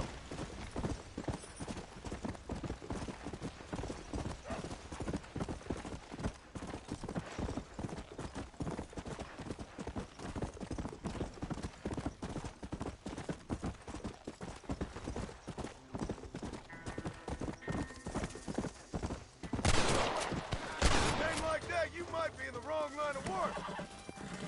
Saved us doing our job, and we thank This ain't you, nice. boys. I know. Anything to help out you fine lawmen. Hell. Come on.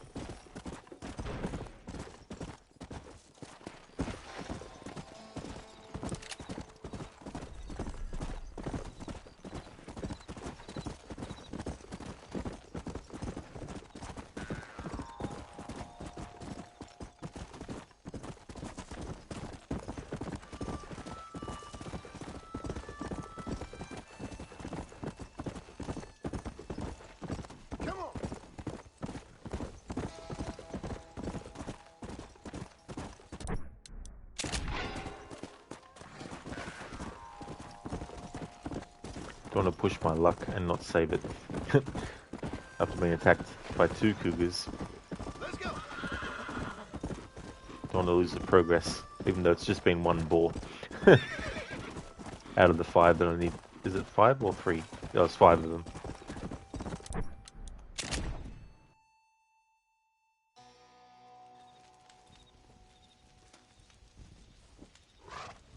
Be right back.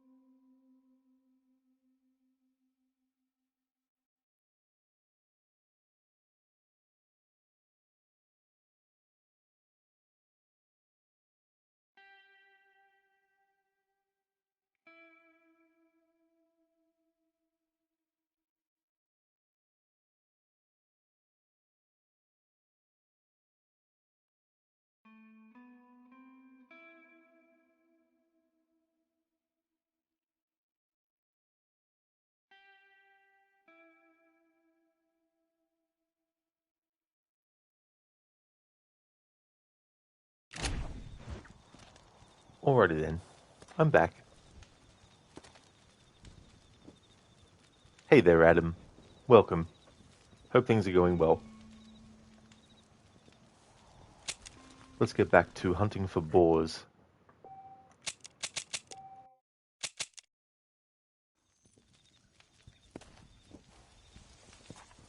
Thank you very much, Inmita, for the welcome back. Thank you.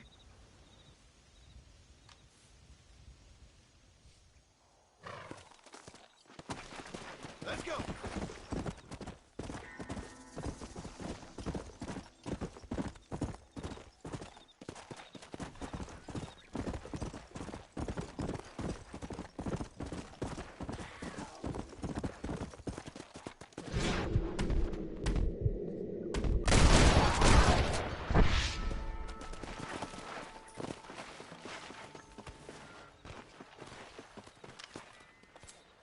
Thank you, Not Fry, for the welcome back.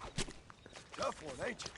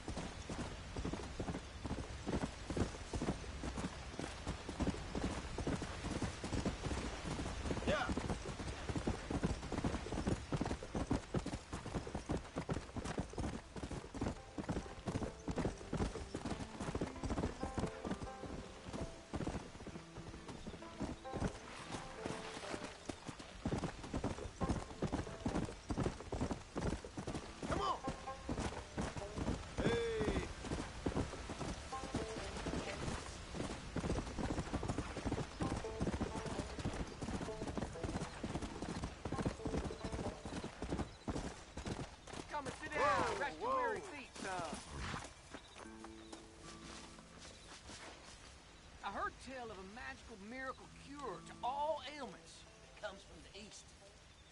Apparently there's some merchant who's selling it somewhere in New Austin. I heard about it from a farmer. He worked at Ridgewood Farm for a time and says he saw the effects with his own 2 eyes. He said if you drink it, you can shoot a fly a mile away and fight off an army of men. Gotta get me some of that tonic. Don't that beat all? I do enjoy a little tale when I'm sitting around the fire.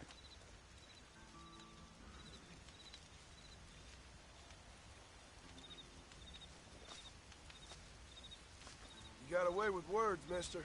I'll give you that. Bye now. Yeah.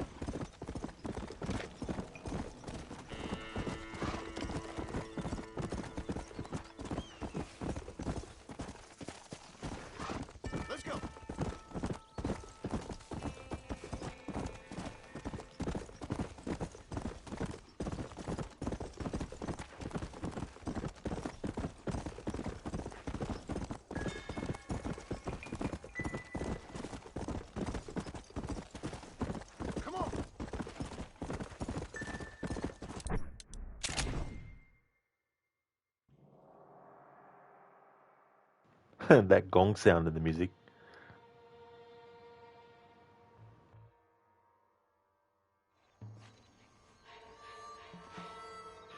Have a good rest, Spectrum.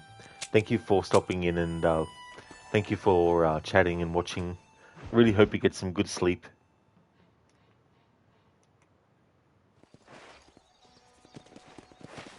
Come on. Hey there. Thank you for looking.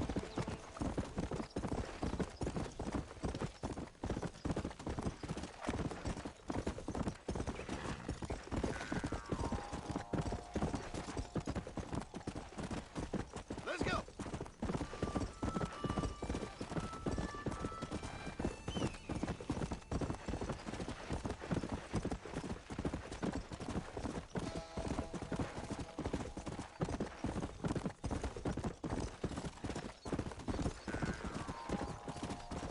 Let's go.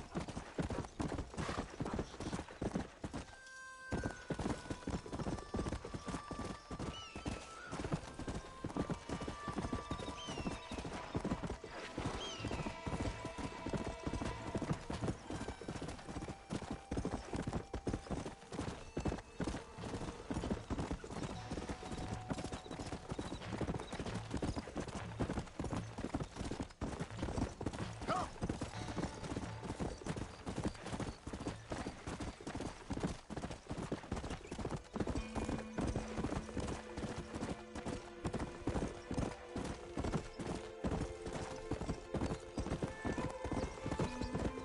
Yeah.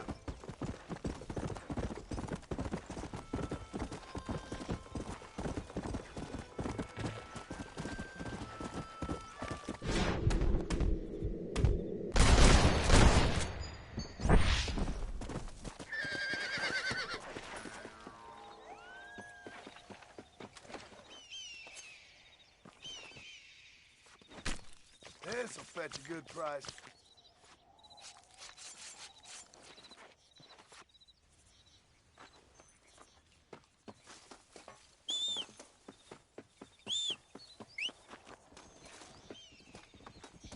I love how my horse randomly went miles away.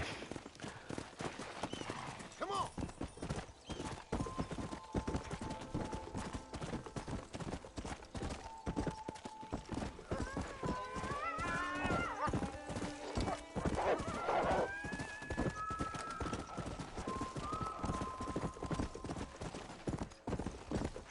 Yeah.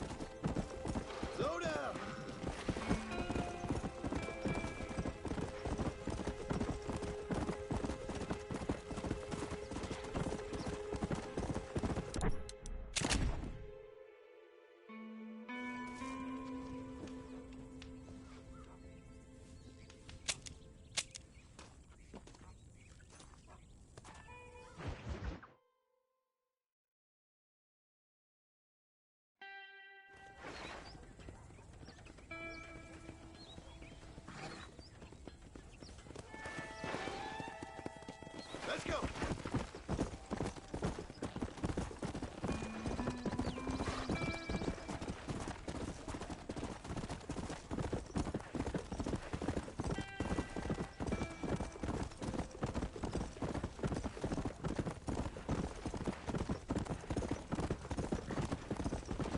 Well, hello. Oh, come.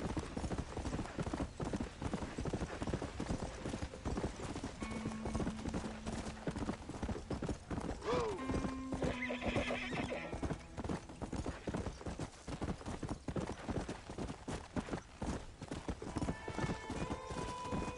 Yeah.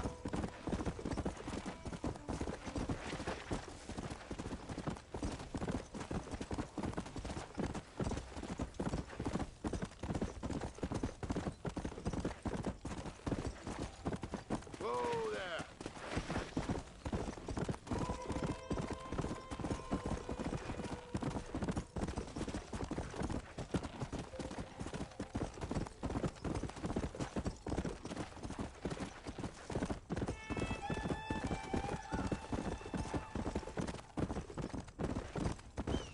Come on.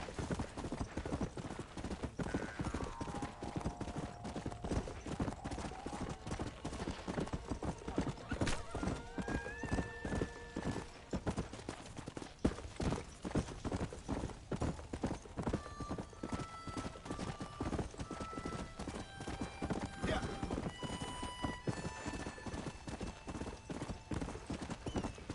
Easy.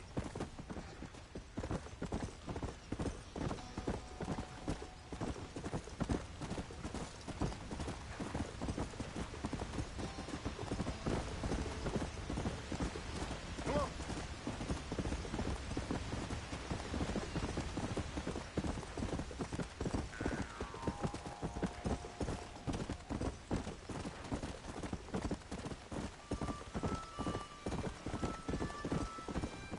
Yeah.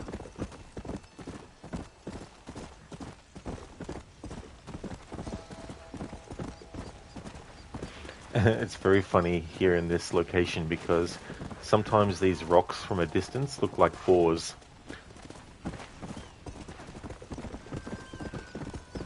Come on.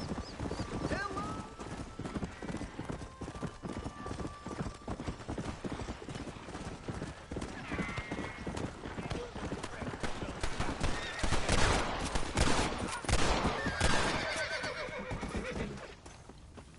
Let's see what you got. My pleasure, partner.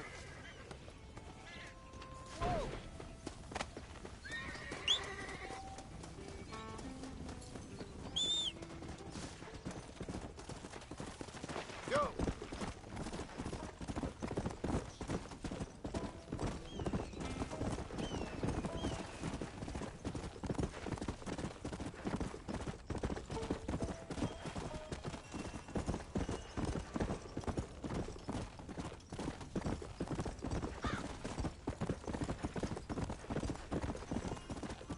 Come on.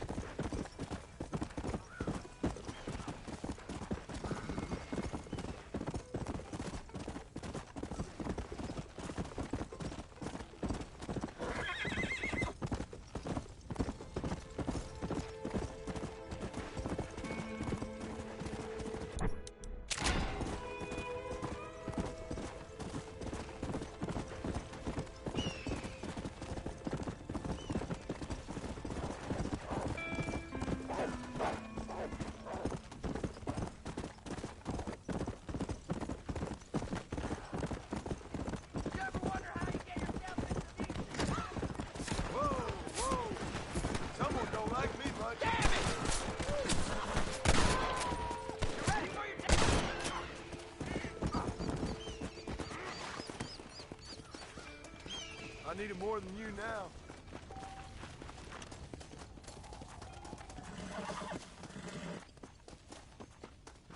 Let's go. Slow it up now.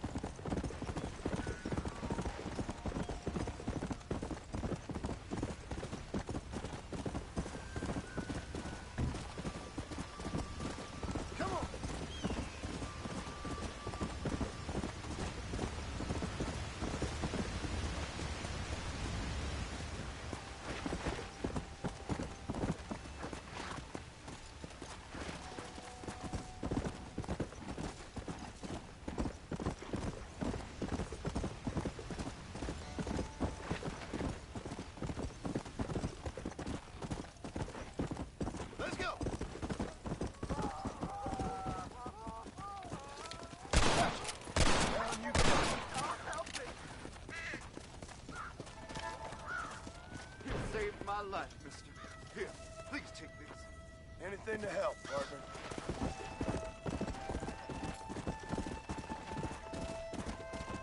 Let's go.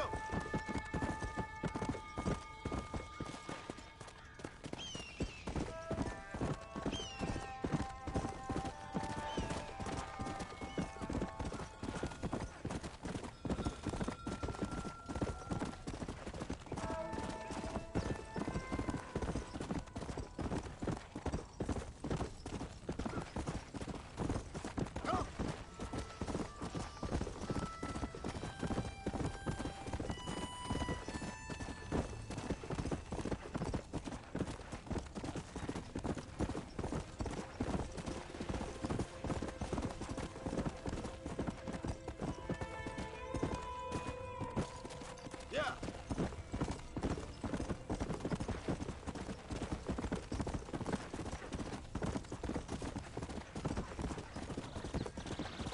Come on, easy up there.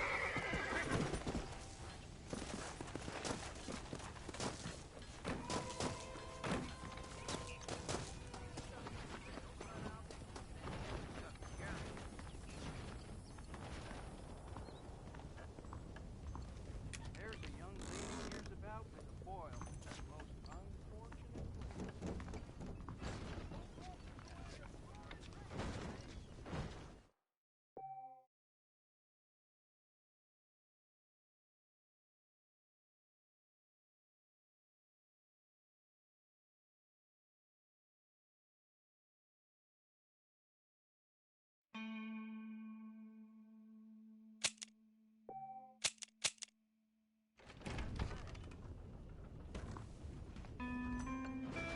Darn stuff really trying to buy the whole goddamn state.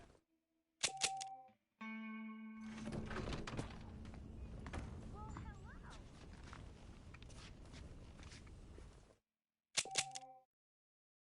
I found me a new rifle just to kill some time with the Come on.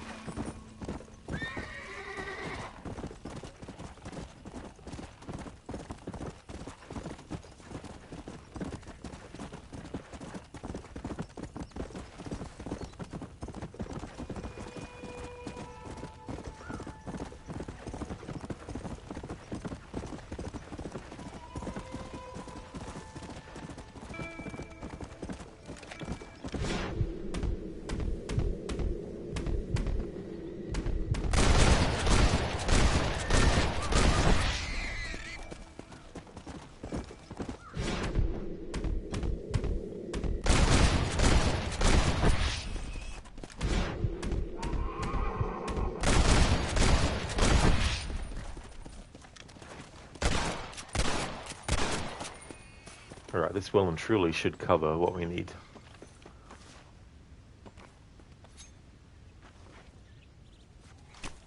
This is a messy one.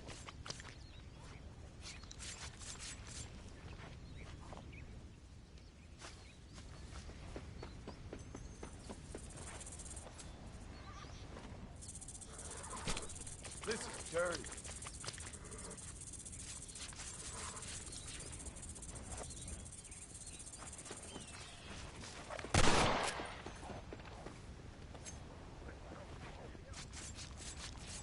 Oh, what were you eating?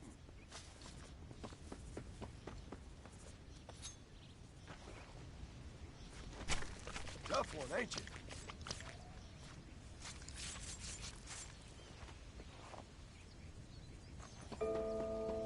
There we go.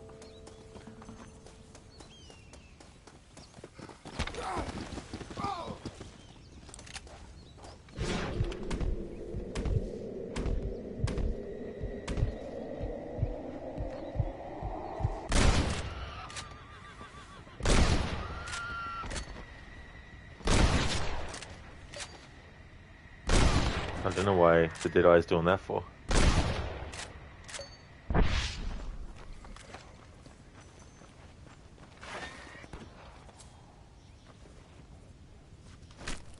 Lie still.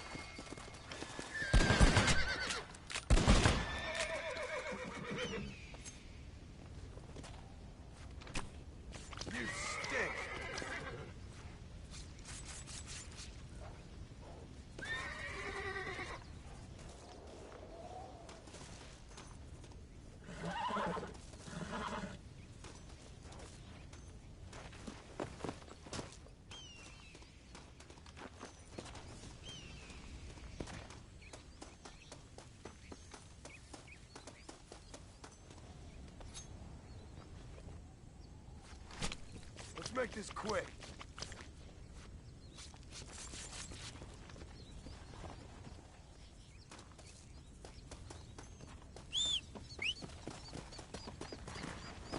Yeah.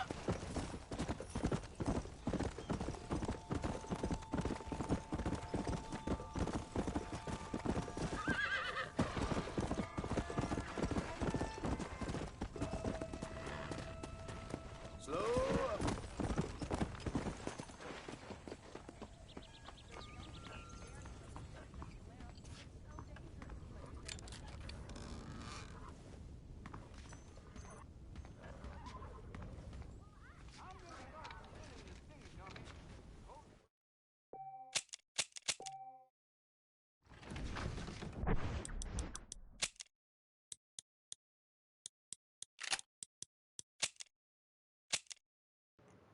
Alrighty then, so update my progress command.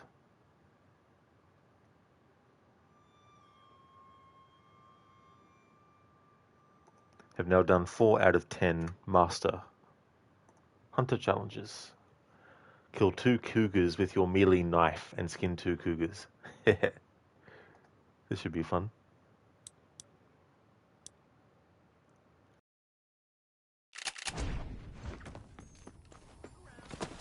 Come on.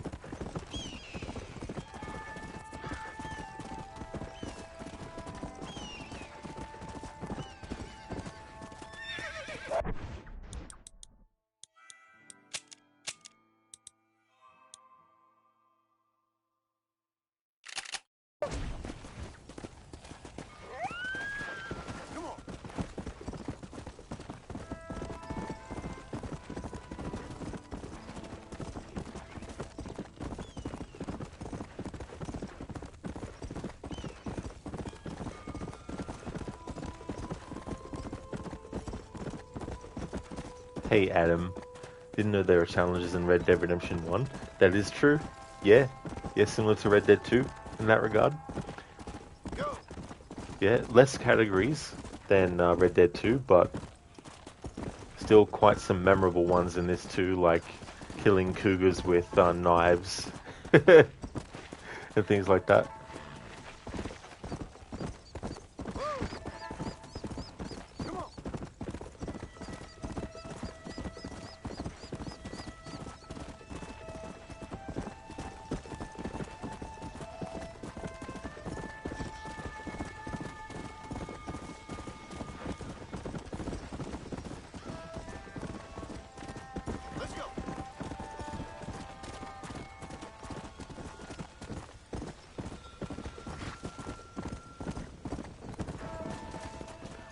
Butter Bridge. That'd be the worst bridge to try and cross when it's really hot.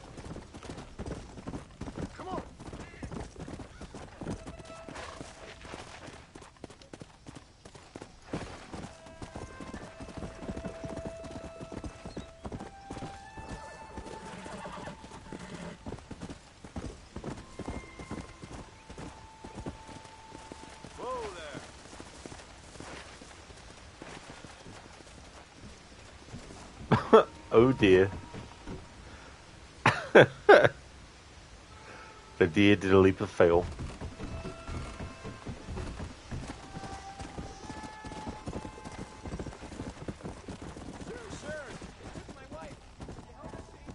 Sorry, not right now. In the middle of doing a thing.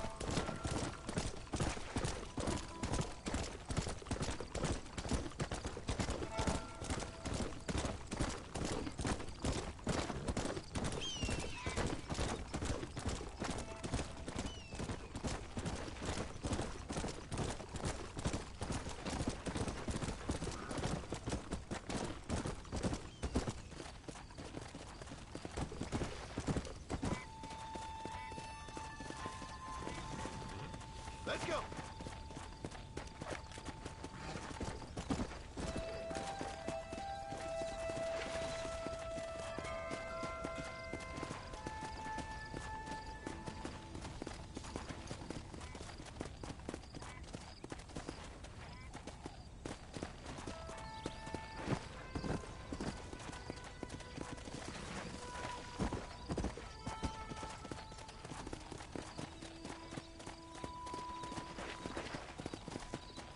Come. Easy.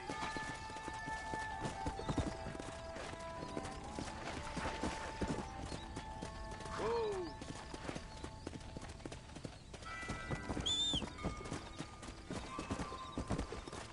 Yeah.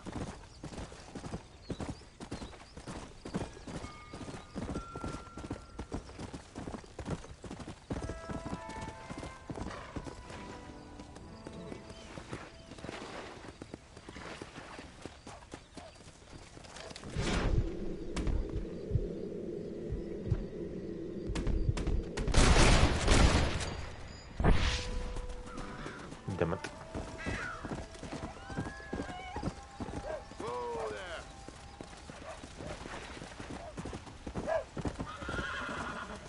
Hey. Whoa, whoa.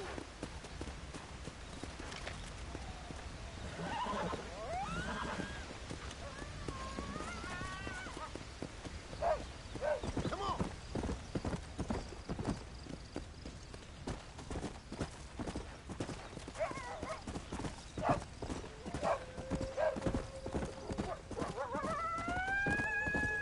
Slow down. Slow it up now.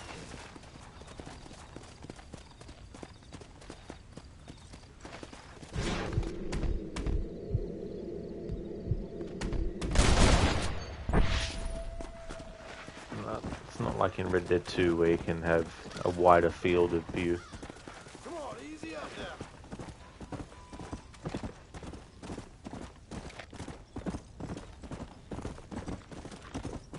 Thanks for redeeming the rest in peace, Marston.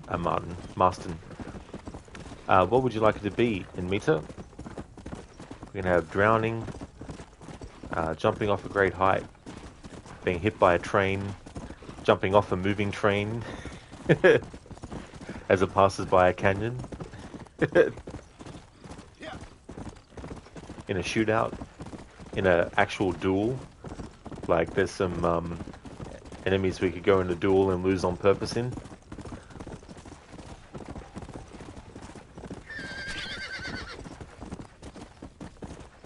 Wild animal kill.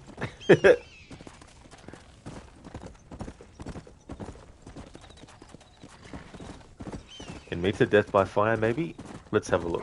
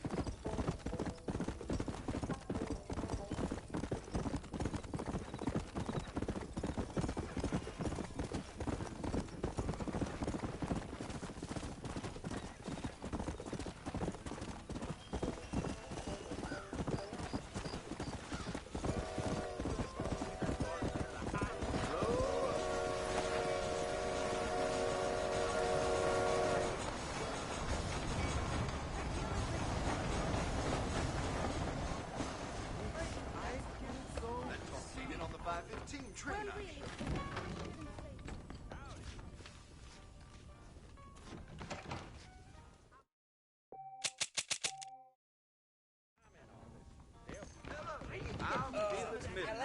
You need someone like me. Mister.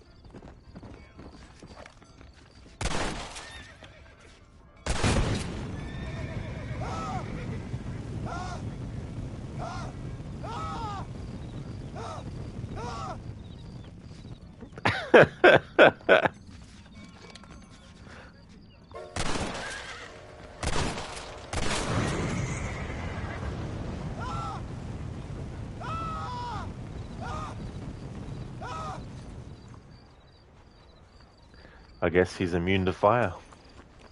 As in, like, dying from it. What the fuck?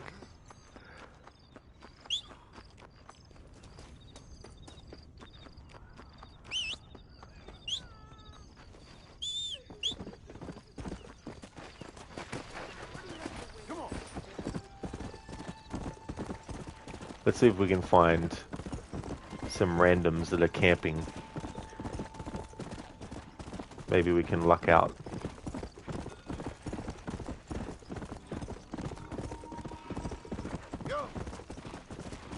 And me to damn, is he made of dragon scales? He must be, man. Like, I mean, I'm sure if I had, because we haven't got to that point yet, but I'm sure if I had fire bottles, we'd be able to do that quicker, much quicker. Maybe the amount of damage that those particular things do with the fire isn't as much. And by the time the fire has run its course, it's probably, Master's probably healed back a little bit more.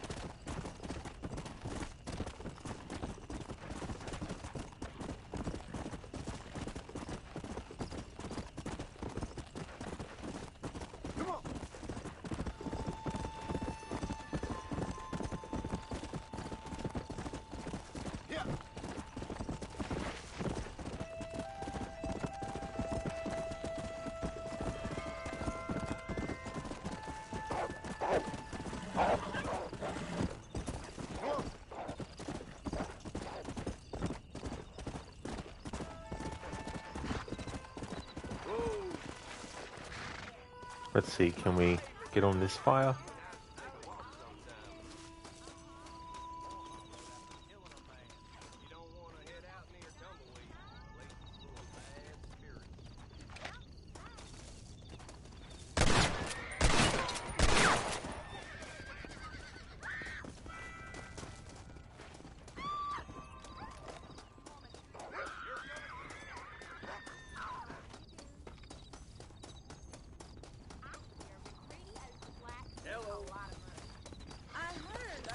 not your day, is it? Trying to shoot.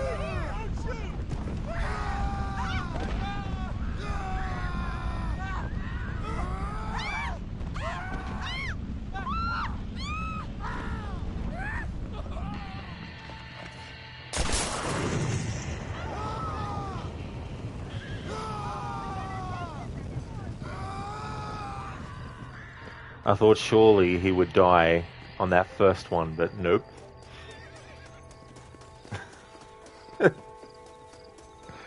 Wouldn't credit that.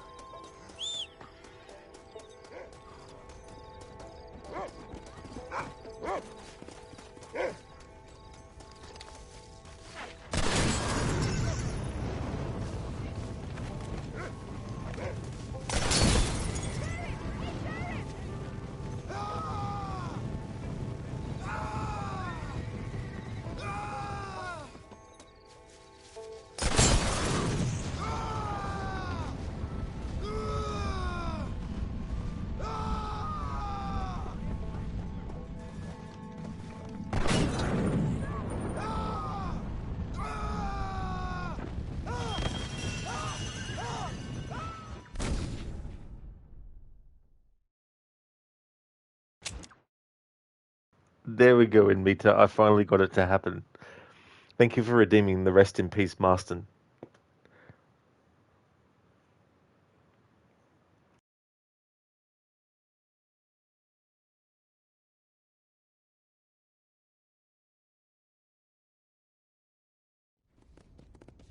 I saw my boss kiss a man.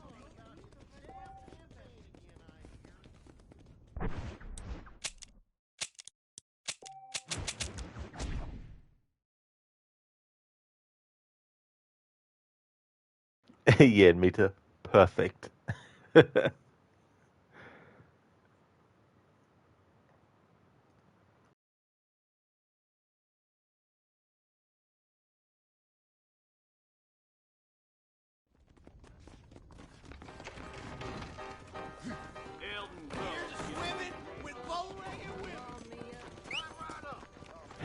He's just swimming with bow-legged women. I think there's a sea shanty with lyrics like that in in Assassin's Creed Black Flag.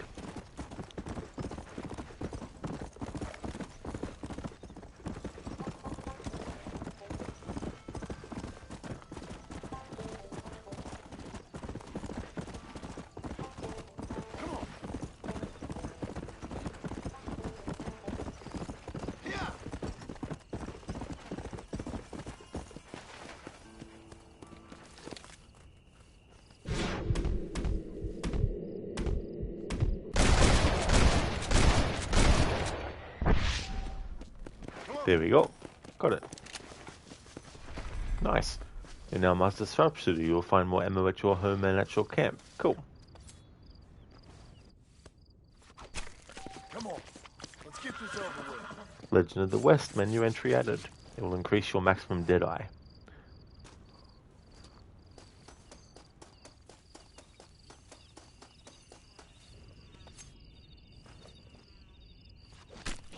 You stink.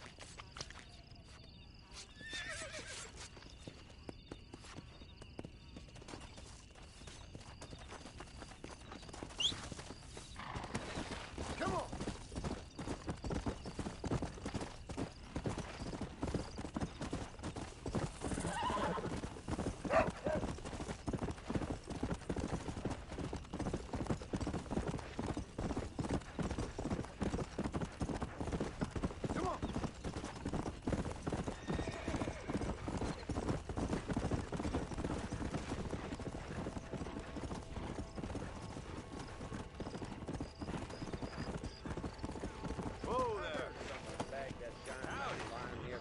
Not so fast, partner.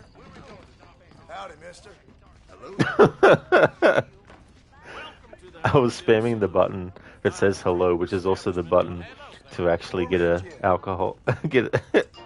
I think Marston's earned it after being burnt to death and coming back to life. Apostle Legend of the West hasn't even met Irish yet. That is true. We haven't got to that point in the story yet. Saloon's a great place to get to know everyone. You won't forget this Excuse me, mister. Don't know. Fucking the hell. Why don't you Seems leave them them a little? damn wall boys is getting bigger and badder. Just stretching the blade.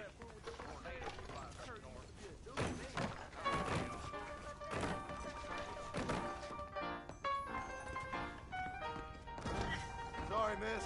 My fault. Now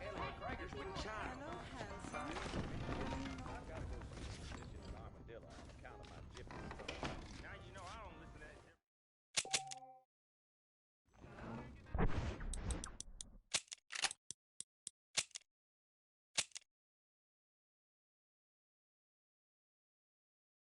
that. Okay, so we've gotten 5 out of 10 in the sharpshooter rank.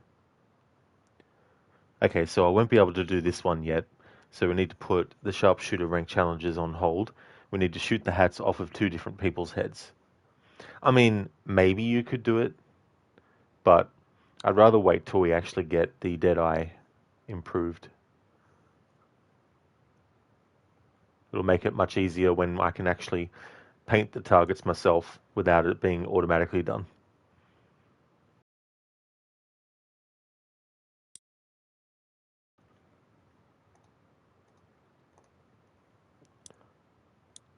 Okay, Master Hunter rank 5. Kill 2 cougars with your melee knife and skin them.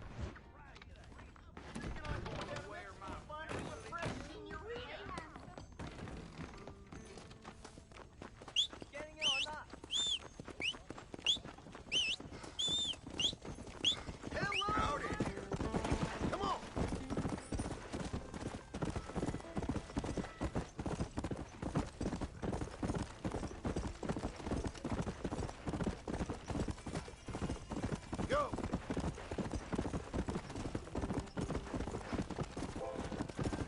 Come on.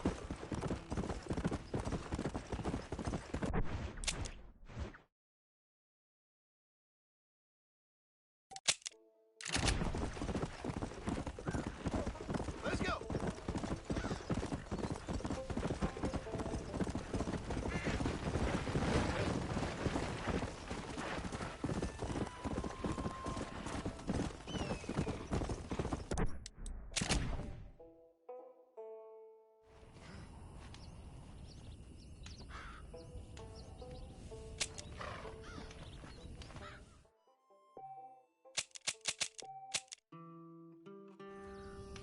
It's been a while since I actually saved on my second save file, which I'm leaving for a different phase. Once we get to the second last mission for John Marston, I'll make sure that the second save doesn't get saved over while I'm doing the stranger missions on save file 1.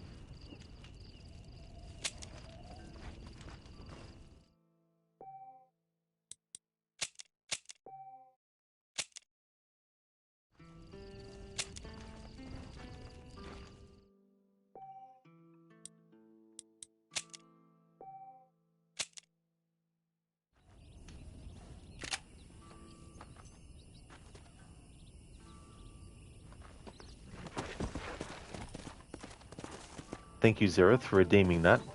So Armadillo, cool.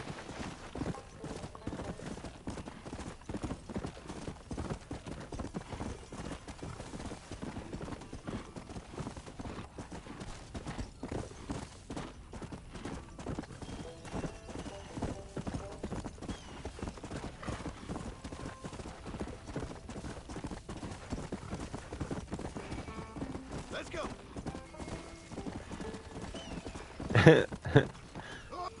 Zereth, Marston goes to town and buys a lot of paint. It'll be a long and arduous painting job.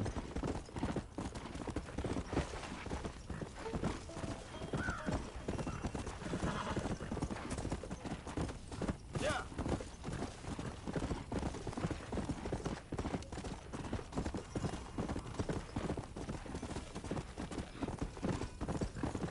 Come on.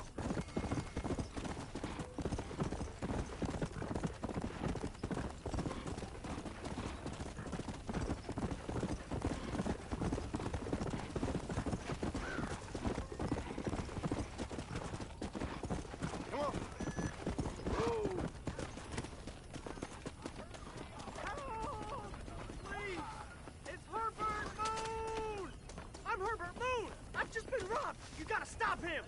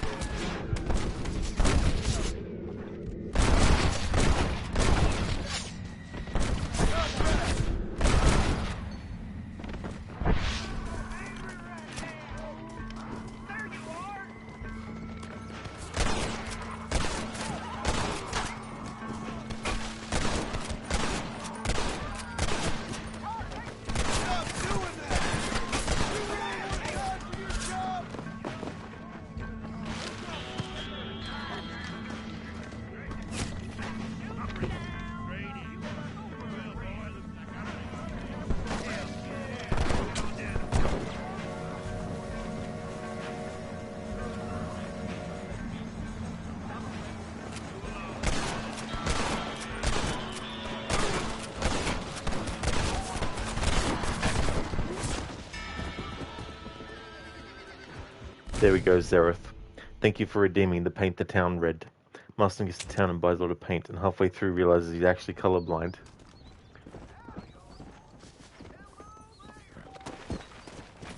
Is red a color that can't be seen?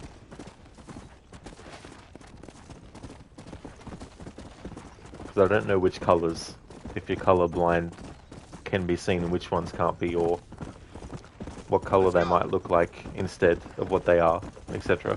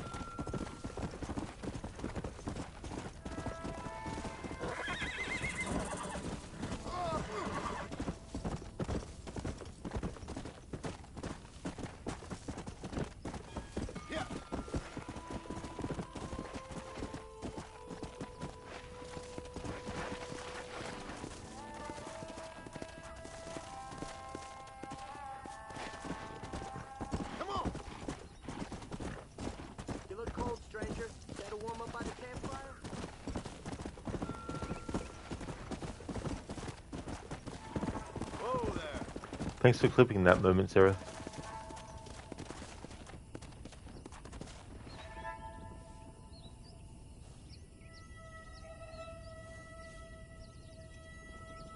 Nice name for it.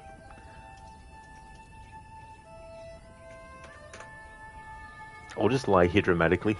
Yeah, as you do. Were you here, Zareth, when I did my parkour route with this?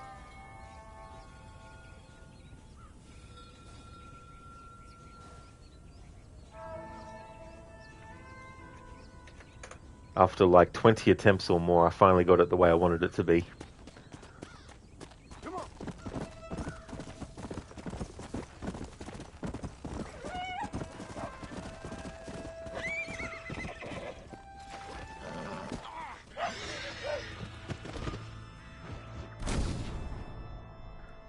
That as he died.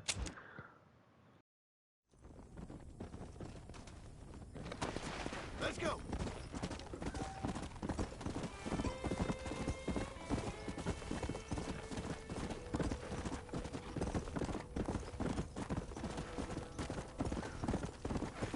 Come on.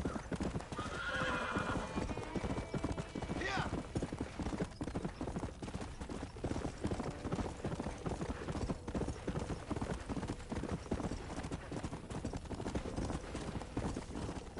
Come.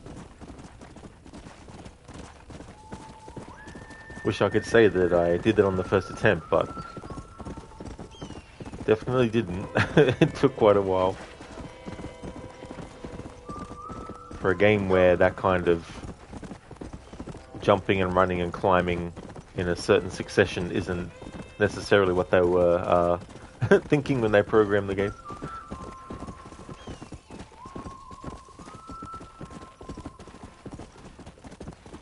Yeah.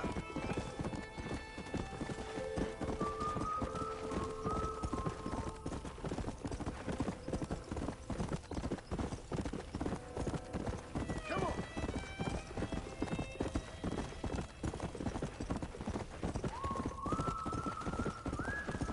Come on.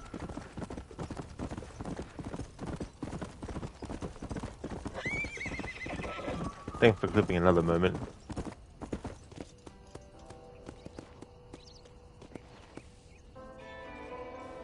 I think the horse went through him there. Hello. Very well could have done it.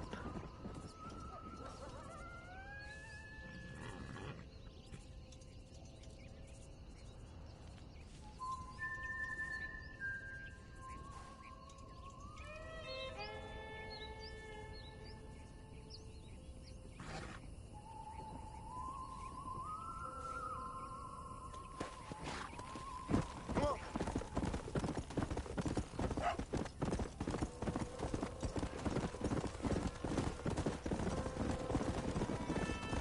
Let's go.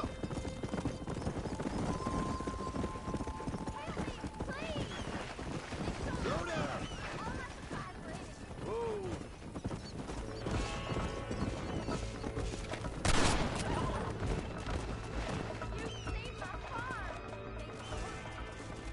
With pleasure, ma'am.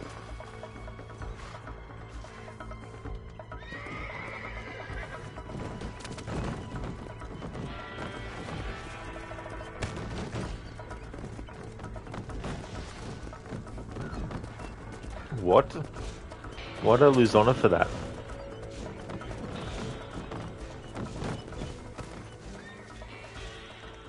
What, did it consider it not giving it back in time? That's probably what it was.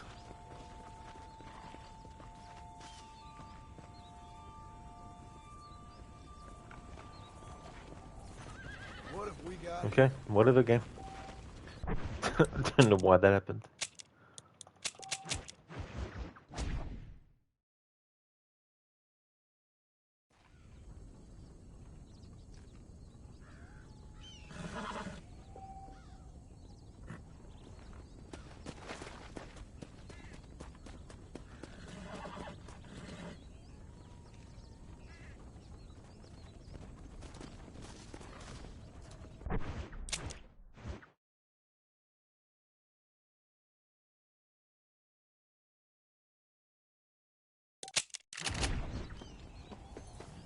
Let's go.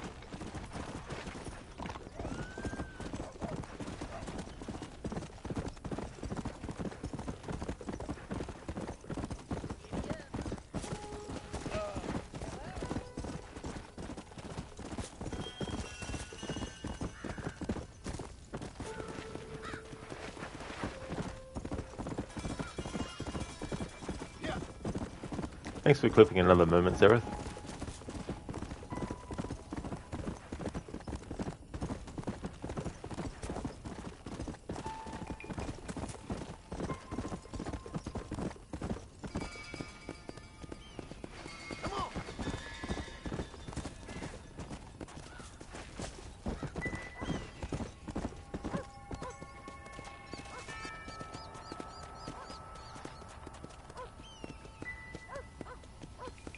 Diss that honor.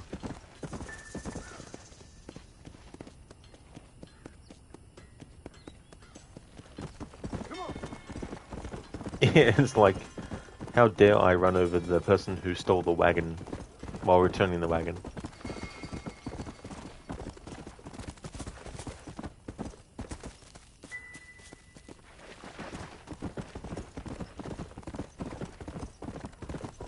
Let's go.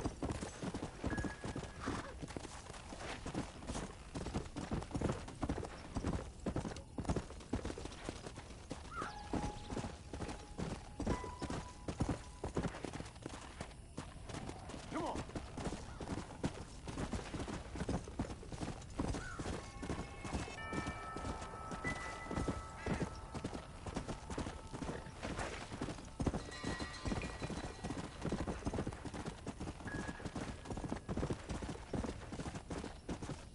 Here.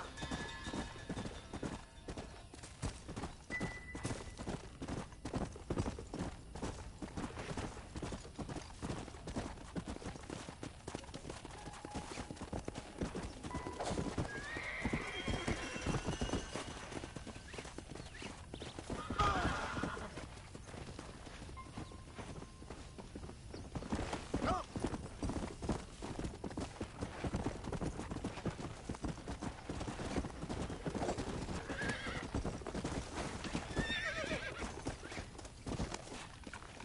Whoa there. Come on. Come on. Nearly got it.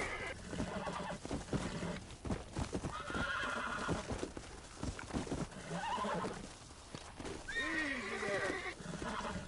I got you now.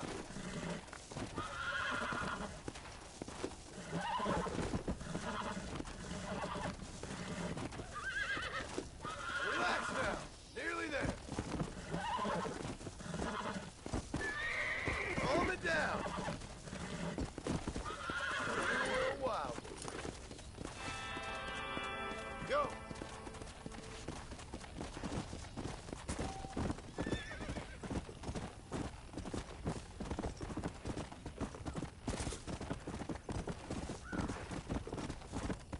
You're welcome to stay in just a while.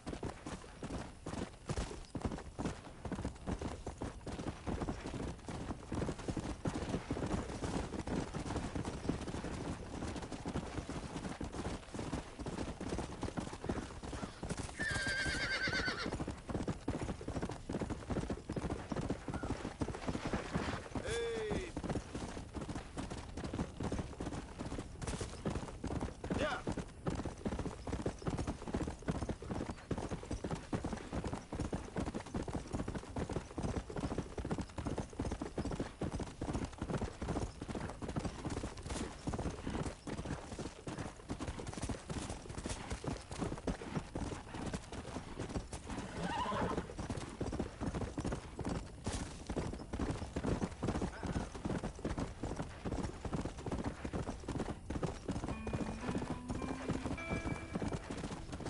Come on.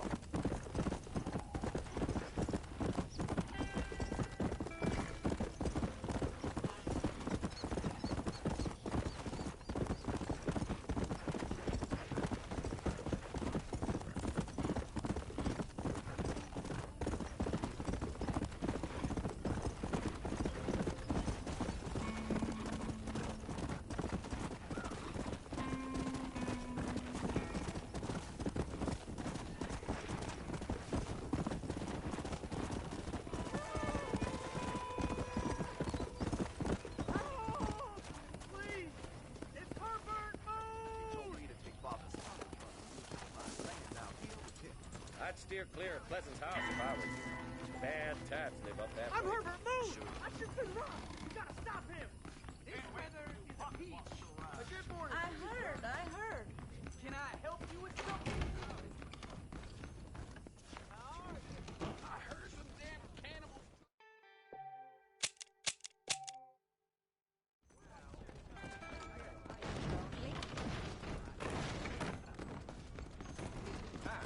Ain't you a sight for sore eyes? Aboard. Don't take all day. Come on.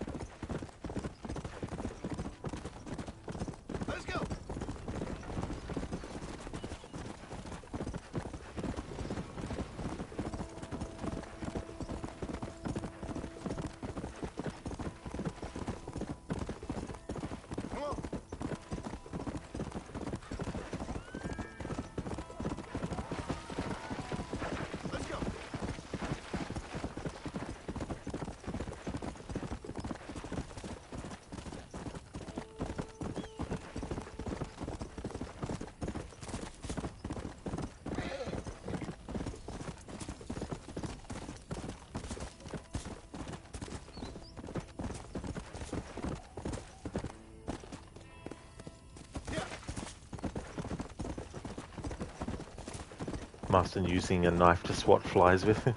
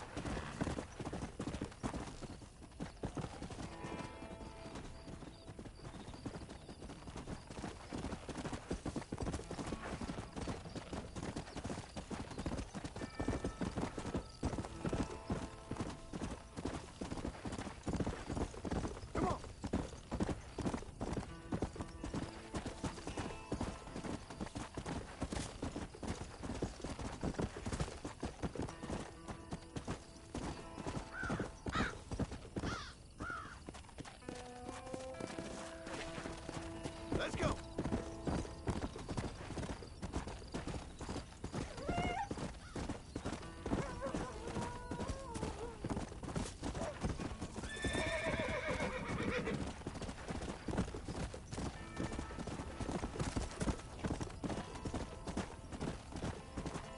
Easy.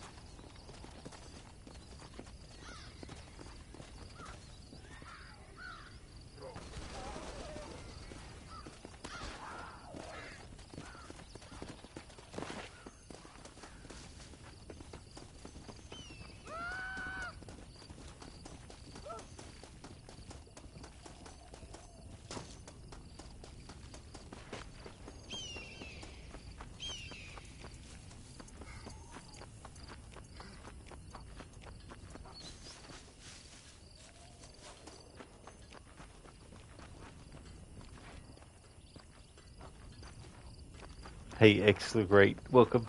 What's going on here? Currently need to kill 2 cougars with a knife. How's things?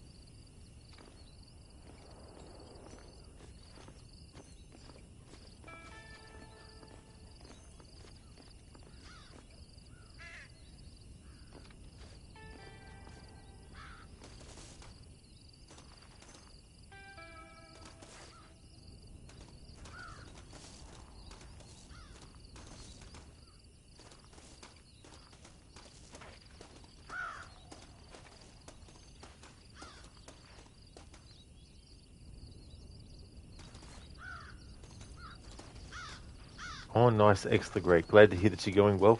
That's awesome. While you were just on rock slashing with a knife floor. Yeah, I heard a cougar, and then they were attacking someone, but by the time I got down to where they were, the cougar had disappeared. But yeah, I was trying to get Marston to do a little bit of a dance. I was hoping to get the angle where the camera's facing his face while he was doing it.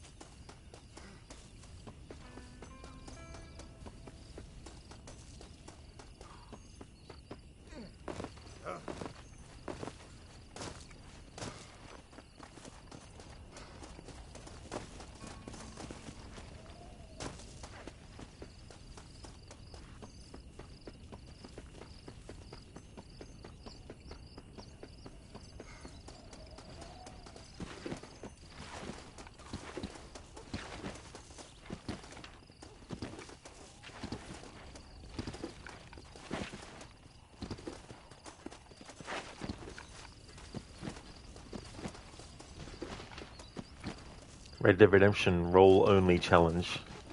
Well, not roll only, but when you're going places when there's no sort of like expected time you need to keep.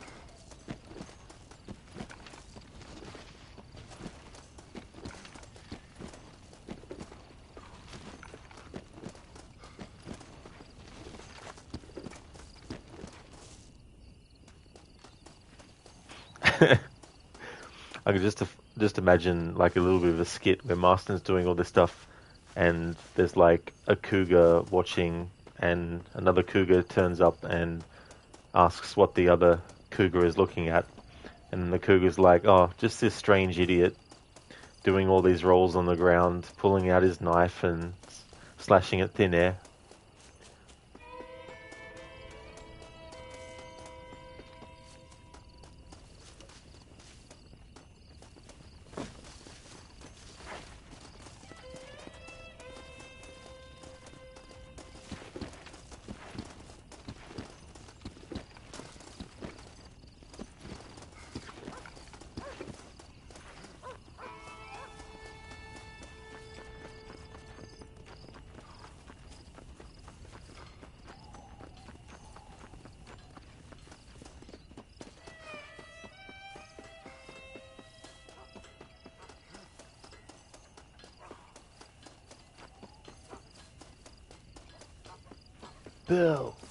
Bill Williamson, get your ass out here now.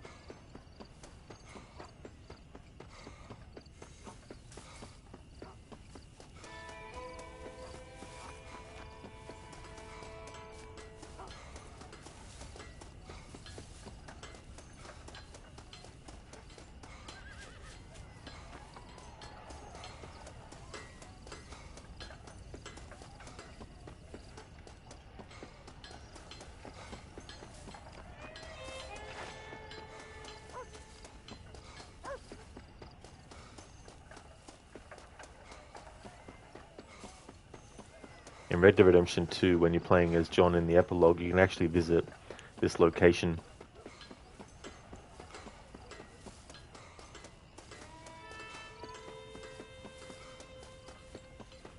Which makes it ironic then if you actually do that, because in this game, Jake has to take John Marston up to Fort Mercer. Now, I guess you could just basically say that that Jake was hired by the government agents to make sure that Marston actually went to Fort Mercer.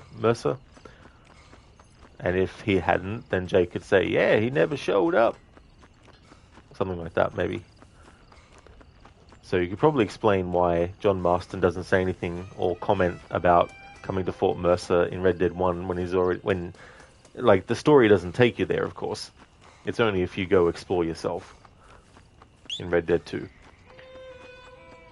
The story never takes you to that location.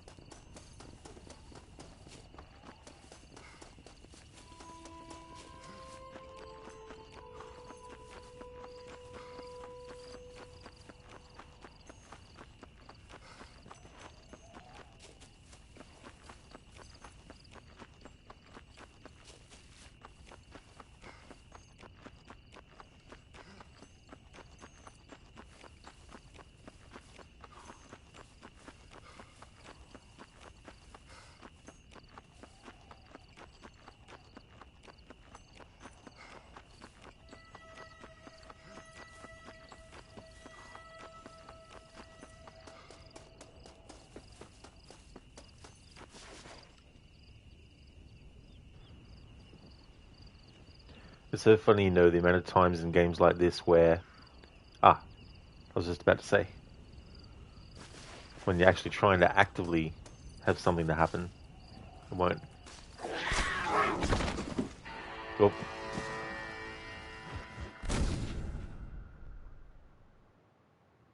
As soon as I slashed it the first time, I pressed the button to go into the menu to heal, but the game didn't let me.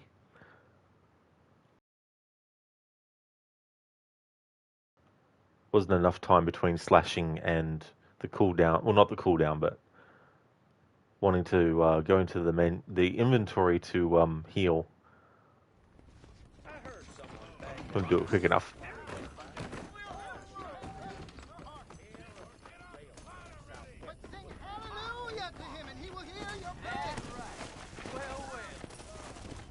Let's go.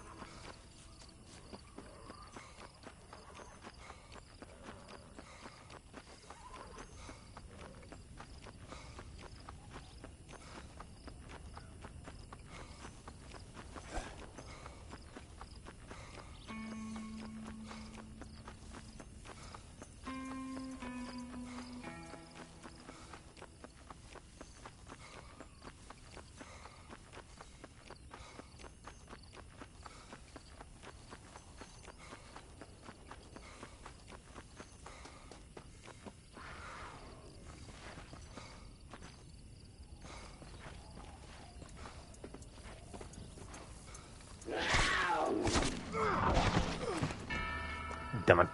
I thought this time I'll do a dodge roll out of the way.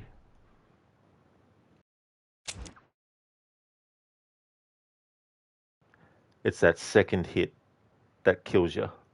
That first hit, and then it follows it immediately with another hit, and then you're dead.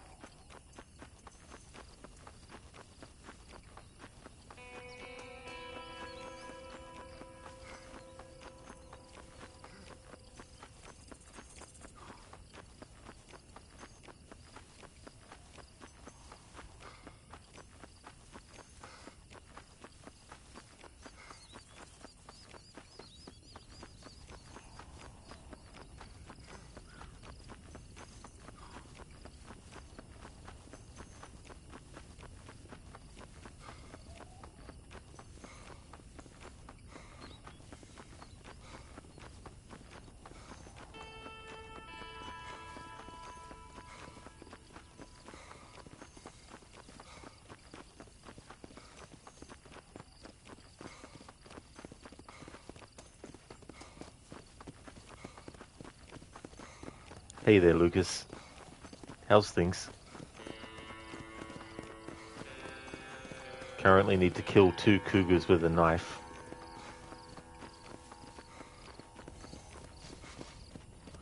And I've been attacked and killed by the 2 cougars that we've encountered.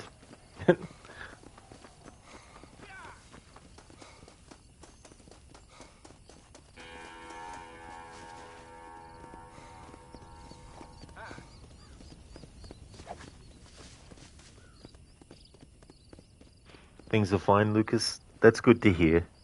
And that's true. He's getting his cardio. I had him doing like a little dance before and doing rolls and barrel rolls and everything.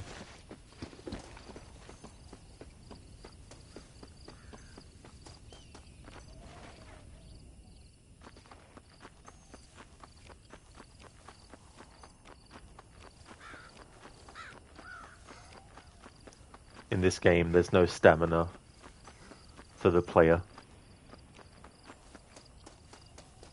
Except when you're on a horse, of course.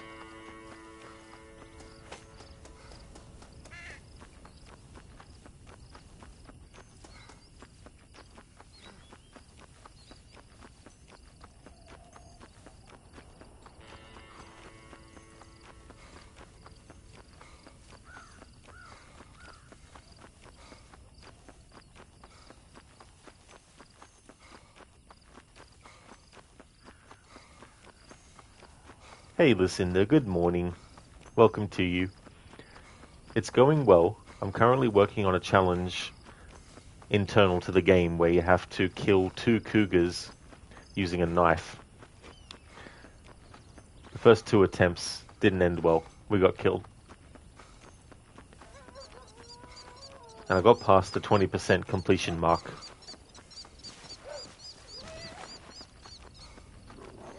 This is how people get hurt. I hate these things.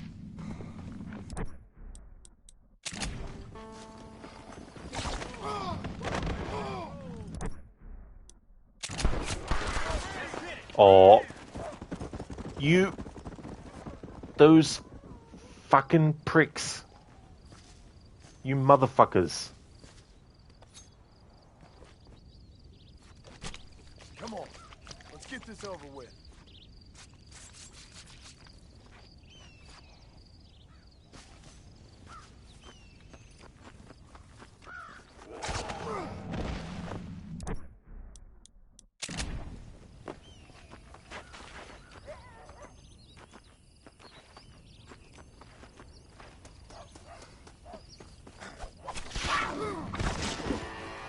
Nah, killed me because it did a fucking double swipe.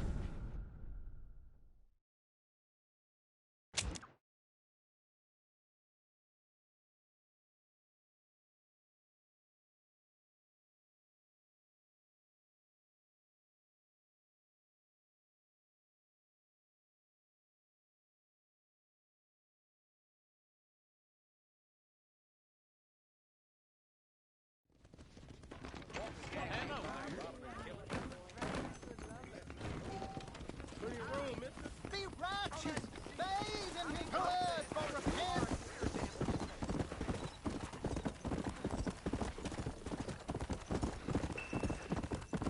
Listen, does this game do the thing where after you die to an animal, it respawns somewhere else, or does the animal come right back where it was? I think it's depending on randomness, I think. Like, there's a general area you can return to, but there's no guarantee that it will be in the exact spot again. Yeah, that was so annoying. You bastard stole my kill. So friggin' annoying when that happens. Like, they just randomly appeared out of nowhere, too. Do you have to do all damage with a knife, or can you whittle it down? I don't actually know, to be honest. You might be able to, but I don't want to risk it. I don't want to shoot it, then kill it with a knife to find out it doesn't count. Hey there, Barnes. How's it going? They did kill Kenny. Oh my god. Hey there, Maxie. How's it going?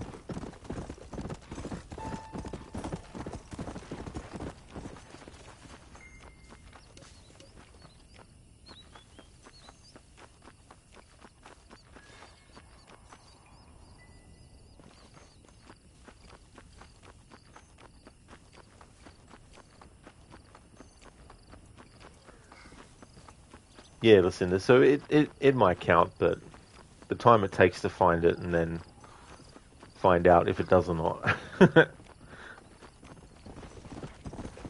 It's been a long time since I did 100%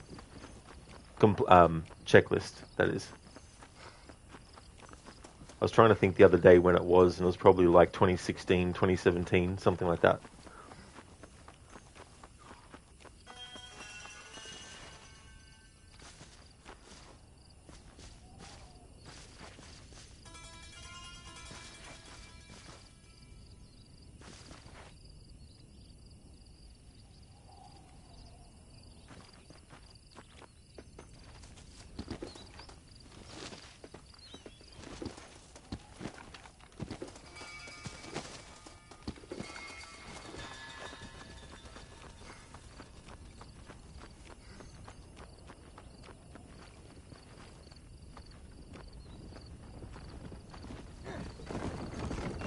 Oh yeah, Maxi, I'm doing good, thanks, dude.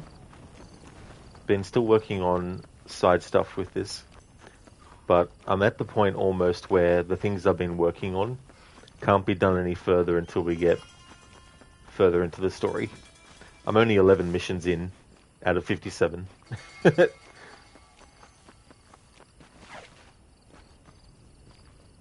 Listen, as for you, your mouse is driving you crazy. You just ordered a replacement for it, but in the meantime you want to smash it Office Space style. Never actually saw that, Office Space. But that would be damn annoying. It's like when you want something, of course, if you can't find it locally, you have to wait. Hello. My name is Mr. Burns. I believe you have a message for me. Okay, Mr. Burns, and what's your first name? I don't know.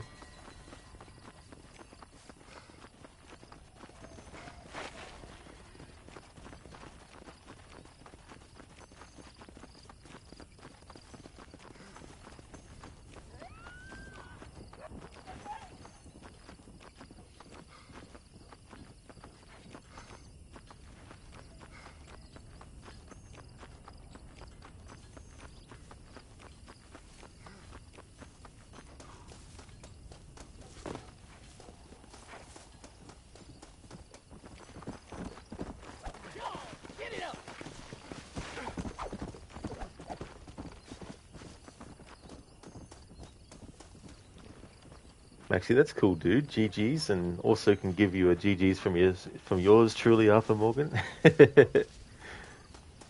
Thank you very, very much. That's a cool emote. Nice, Maxi. I like that. That's a really good Arthur emote.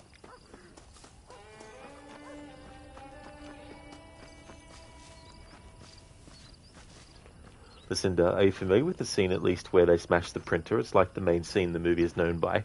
You're going to have seen it in the Wild Wild West internet. I don't think I've seen that, but I saw the meme about if you could such and such, that'd be great, or whatever it is.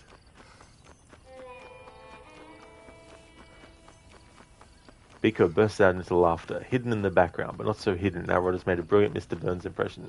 I was trying to do a Homer impression, doing an impression of Mr. Burns. But yeah, that's one of the early Simpsons episodes that I always remember. Just so funny, because Bart writes a letter to Mr. Burns, insulting him, and while Homer initially is with Bart in sending him the letter, I can't remember the context for why he changes his mind, but anyway, they have to try and get the letter back. And so that's one of his attempts, is to go to the post office and try to pretend to be Mr. Burns, but because he doesn't know Mr. Burns' first name, when the clerk asks him his first name, Homer doesn't know. But it's just so funny too, because the whole time, Homer isn't blinking, he's just staring straight into space as he's being asked the question. That also makes it funny too.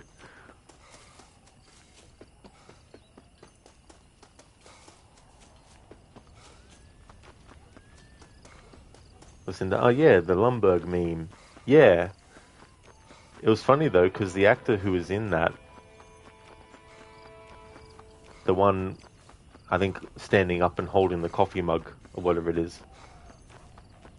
There was a horror show that I haven't looked up on YouTube to see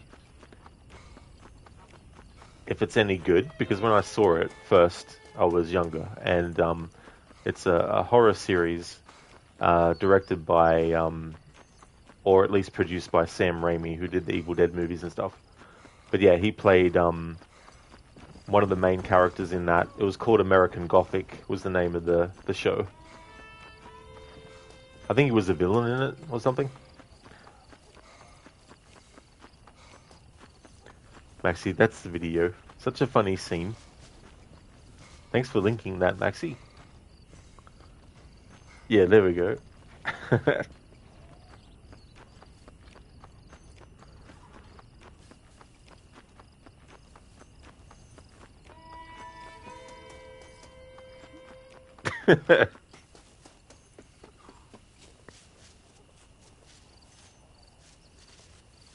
Oh yeah, Lucinda, Gary Cole.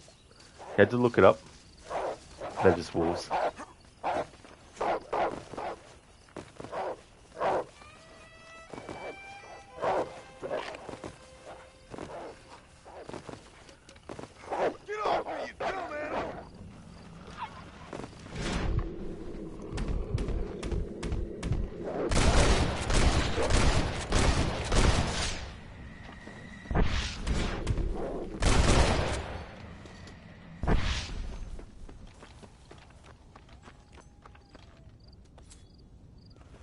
Gary Cole. Had to look it up. He's also in Talladega Nights with Will Ferrell. Oh, cool.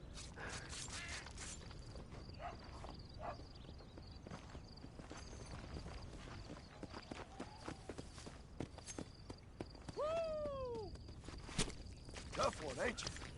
He sounds happy.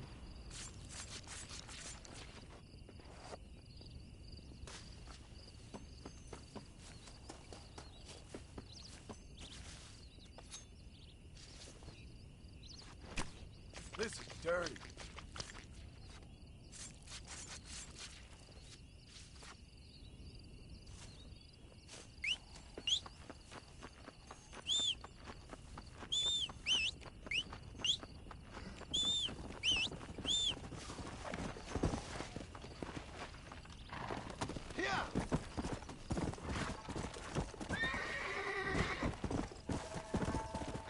Hello there, Ogoki.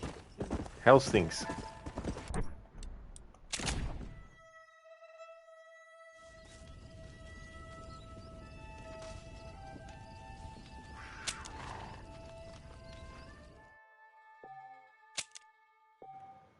Oh, nice, Ogoki. That's good. Glad to hear that you're going great. It was funny earlier, in Me to Redeem Rest in Peace Marston, and it was decided that he wanted me to have Marston get burnt alive. Probably, what was it, 6 attempts later, because every time I would shoot the lantern that catches on fire and just stand there as he was burning, going, ah, and all this kind of stuff. Eventually the fire would go out and he'd still be alive. Next one, same thing, still alive. Next one, same thing, still alive. Eventually, I got to a point where what I had to do was I had to shoot one and have him start to catch on fire, then shoot another one while he was still on fire to then get more fire added on top. Which, when I got to that point of attempts, it still didn't kill him. But then I finally managed to get even quicker from one to the next, and he finally died. It probably took like, I don't know, it felt like 5 to 10 minutes worth of attempts. The Marston just would not die from the fire. Listen, you put the link to the YouTube clip that shows the Office Space printer scene in the Discord so you can imagine later what you want to do to your mouse. Thank you, Lucinda. The mouse won't know what hit it. But yeah, it was just so funny. Marston's like, this isn't where I die.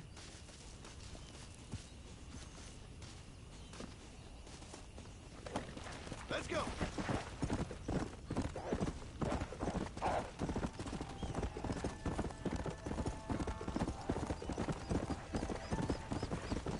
Hello, Octavius.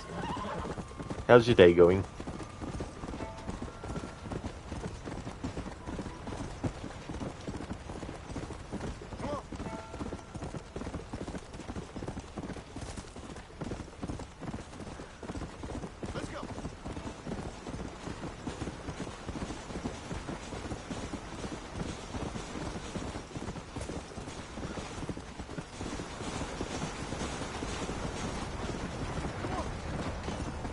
Oh, nice, Octavius. I hope you had a good sleep.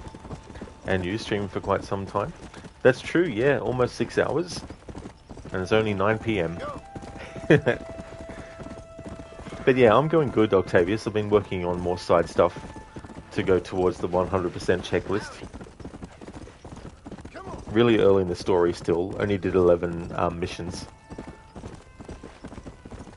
But I always like to have a ratio where there's less side stuff to do than there is main stuff.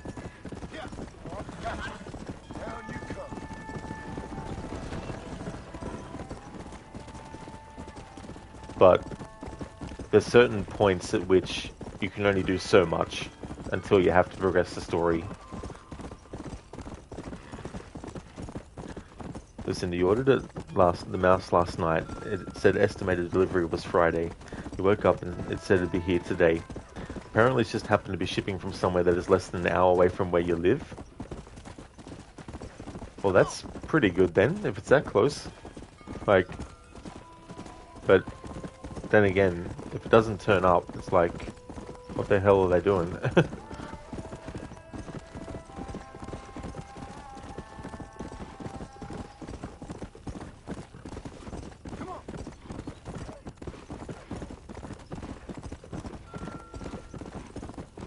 Yeah, it's like, come on. I remember one time I ordered something online and they had to send it to the post office that was the furthest away from where I was, when there was one that was much closer, and I'm like, of course. Well, that's good, Ogorki. I hope you had a good sleep too.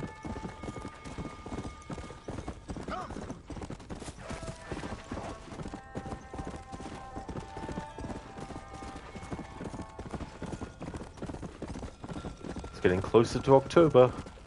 I re-downloaded Alan Wake Remastered. I was thinking about what version I wanted to play for the October horror month, and so I decided on the remastered version.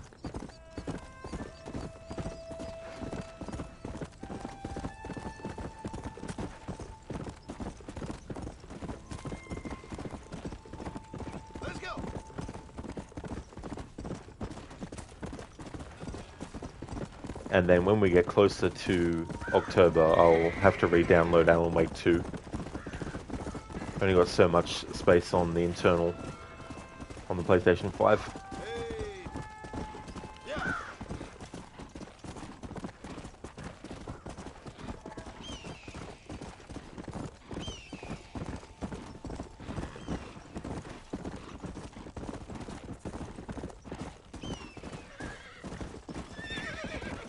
Listen, it'll be interesting to see what you do with Alan Wake 2 this year.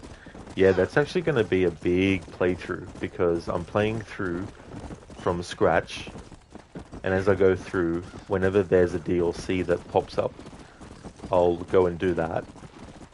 And I'll do that for all the DLC because the way that they plot it, it actually appears at certain points during the main story. So if you want to, you can go off on those tangents and do those. So I'll do that as I go through from scratch. However, after that's done, go through with New Game Plus to get all the different changes in the story that happen and also the true ending. So yeah, it's going to be a long playthrough.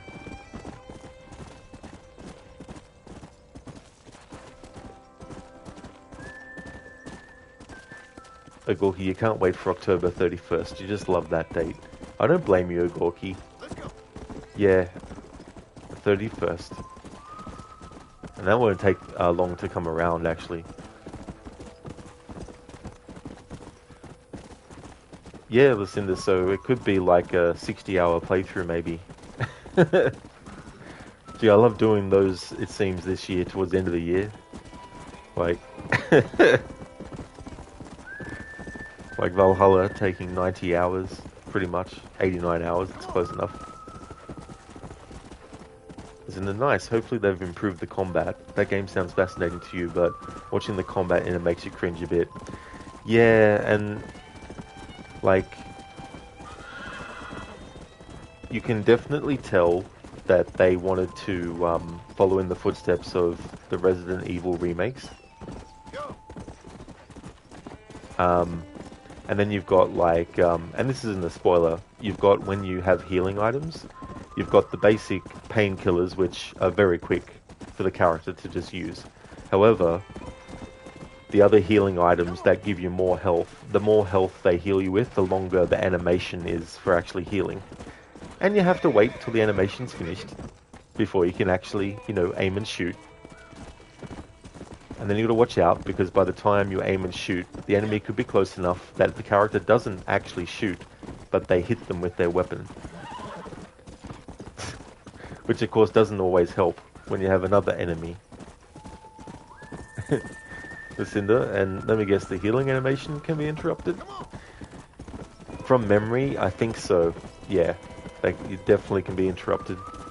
I don't know, though, if there's a certain point at which your actual health will be filled up before the animation finishes. But yeah, you can't just cancel out of that animation to then aim. And the other thing is too, the torch, the way that they do the flashlight system. In Alan Wake 2, the battery is just like ammo in a gun. And of course, the character will automatically reload the battery when it's completely drained. And that could happen right in the middle of being attacked by 3 enemies. And then you get enemies that friggin' knock you down to the ground, and then by the time you get back up off the ground, another enemy could shoot shit at you and knock you back down again and again. And it's just like, oh. Plus when your character quote-unquote sprints, they're just jogging. Like, it's... the irony is you can actually sprint faster in Alan Wake 1 than the speed at which you quote-unquote sprint in Alan Wake 2.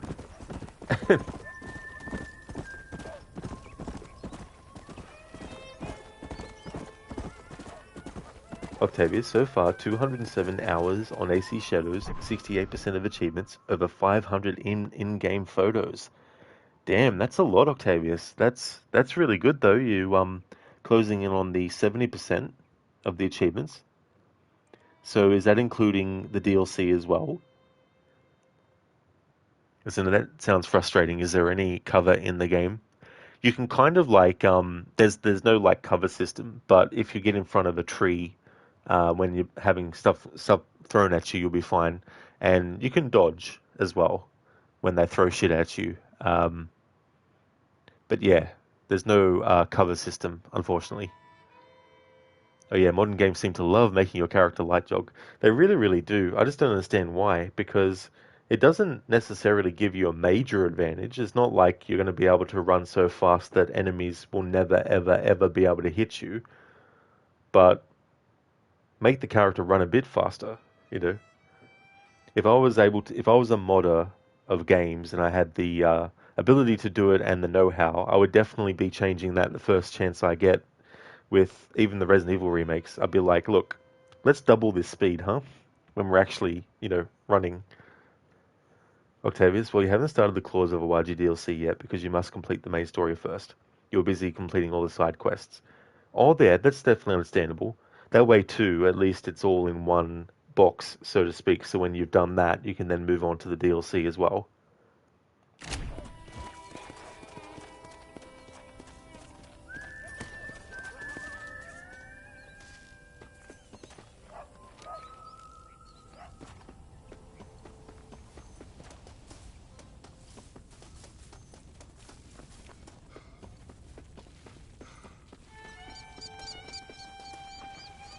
Buns, you downloaded the AC Shadows DLC, but they want an extra $40 for fuck's sake?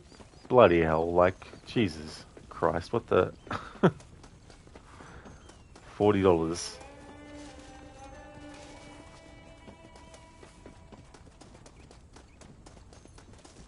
Octavius, a lot of bugs, etc. things you do not like, but what you can do. That is true, yeah. You know, it can also depend on what threshold you have for bugs and glitches.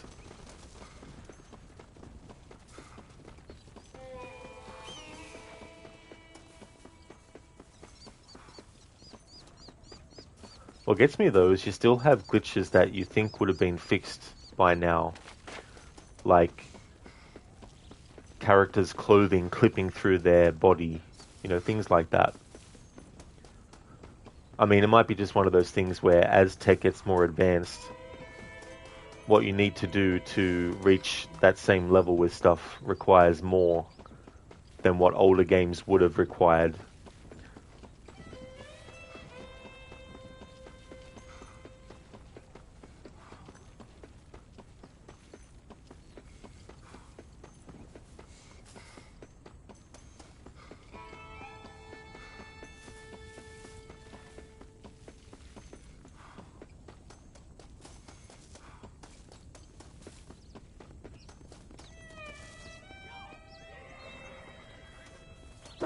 Get off me, you damn mutt!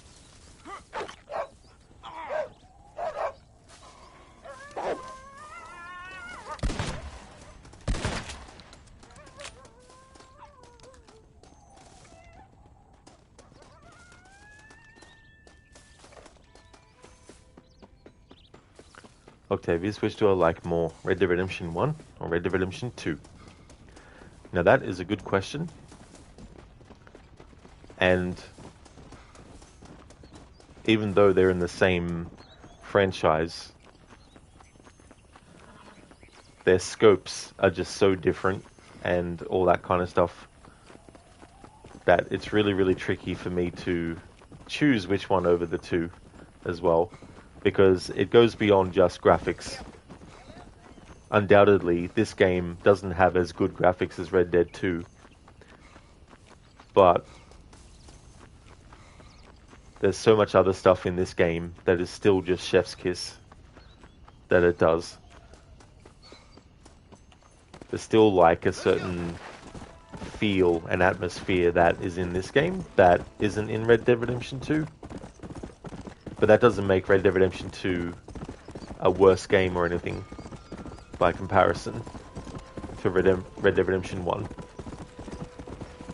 In some ways too, it's very different approaches where you might have... Well, if you look at westerns, you've got westerns that are more epic and sort of like adventure-like. And then you've got some westerns that are very somber and serious and brutal and violent and graphic, you know. And it's like, if you don't like things that are that, then that's fine, you know. So you would probably go for the other, and vice versa. Let's go. But you can still say, yeah, they're both great if you like both of those things. So you understand, Octavius? Yeah, yeah. There's also movies that are like that for me too, when it's comparing the first and the second movie to each other.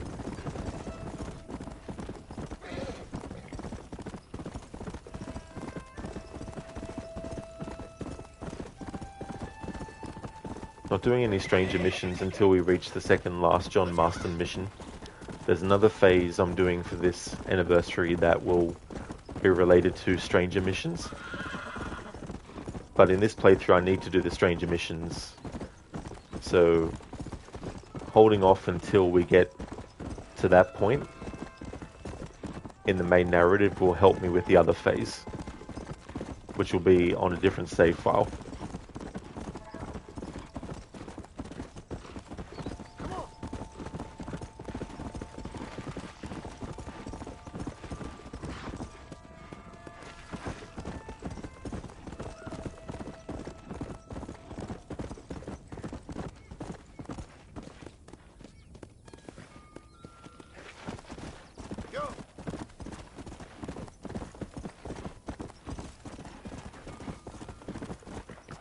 Okay, I'm going to try a different spot where cougars might appear.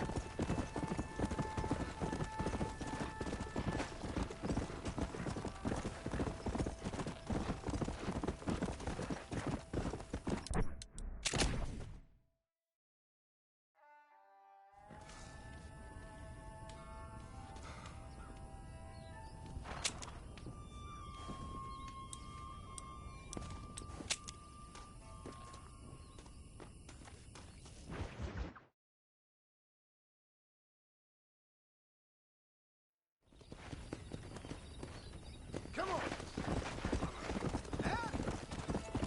Howdy. Hello there.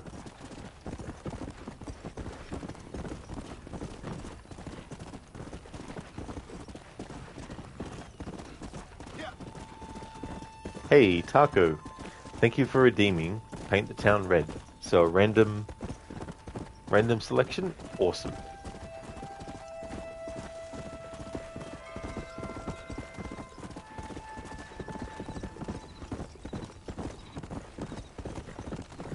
Come on. We'll go to Thieves Landing.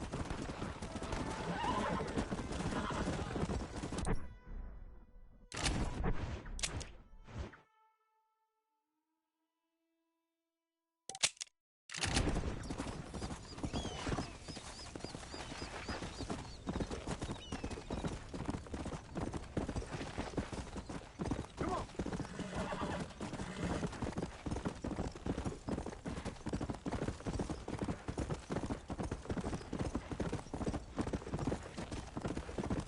Hello.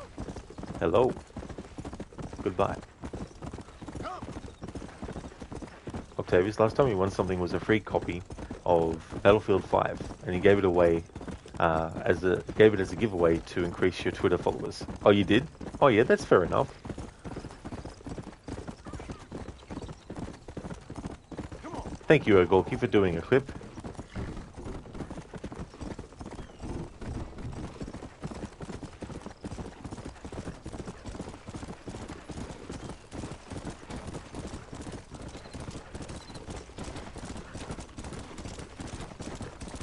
Let's go.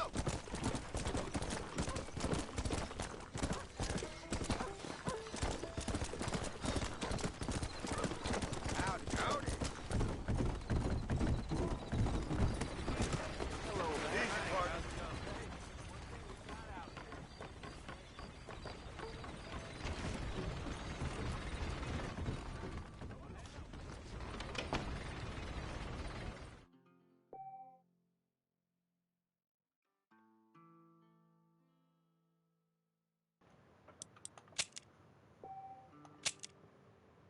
Time to paint Thieves Landing red.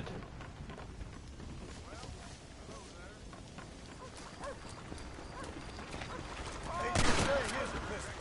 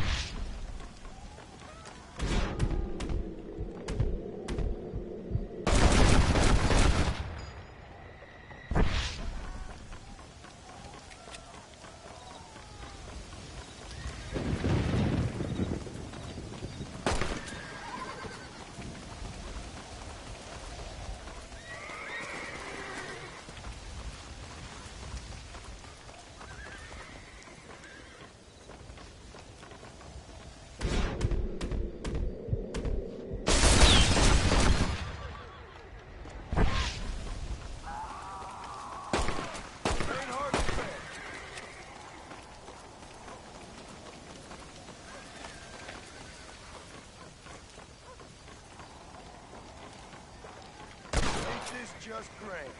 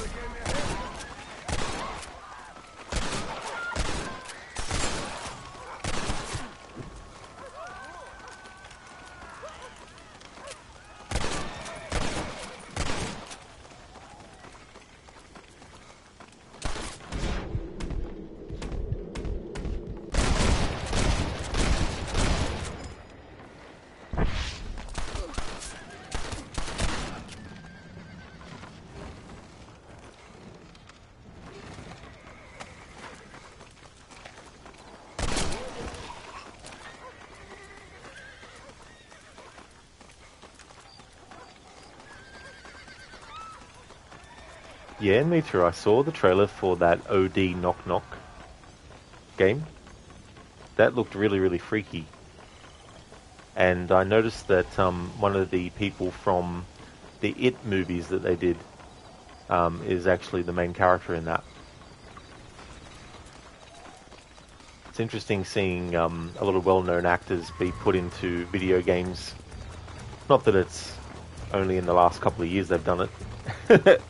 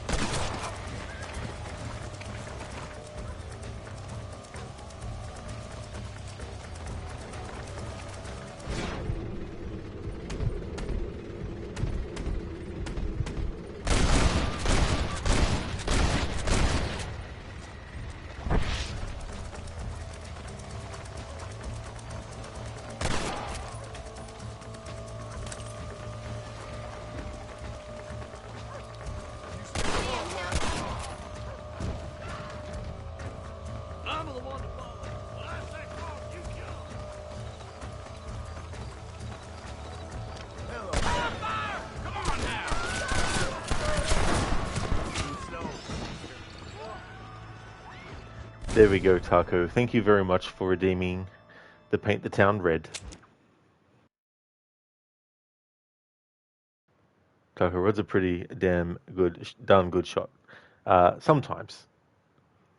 Auto aim helps. Same with Deadeye. But on hardcore mode, if you play this game, then you can't have auto aim at all. It's all manual aim.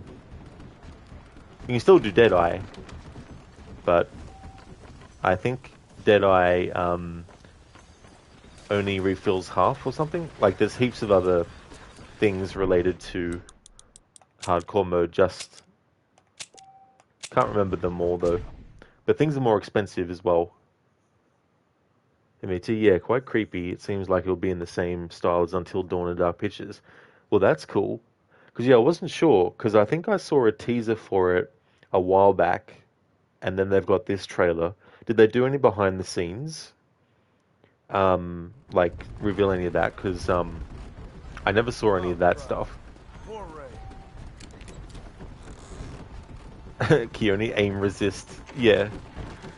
Yeah, I did a playthrough of Red Dead Redemption 2 where I wasn't allowed to use Deadeye unless it was forced by the game, and I couldn't actually exit out of it.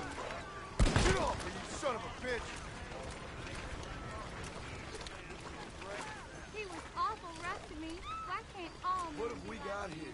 Glad to be of service to the oldest profession. Media saw an interview of Kojima and he said that it will be like an interactive movie. Oh, cool. Yeah, that's the thing about that style of game is that, like, and this is totally understandable when people write those off as just, you may as well just watch a movie, why even bother pressing anything? Which is a fair criticism and stuff.